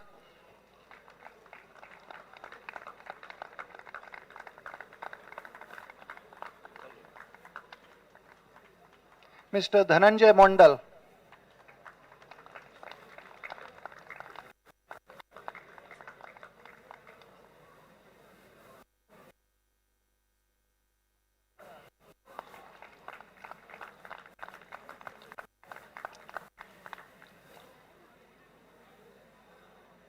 Mr. S.K. Jahangir Ali.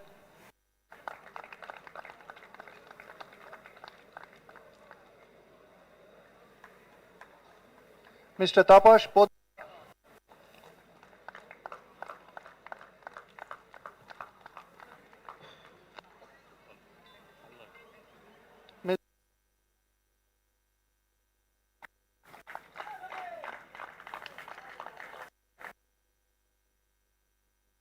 Mr. Ashim Hazra.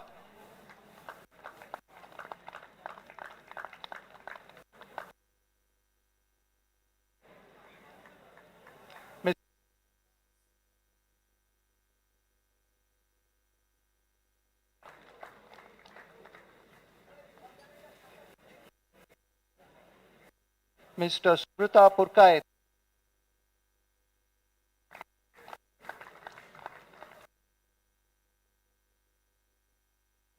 And Mr. Bijoy Prasad Chaurasia.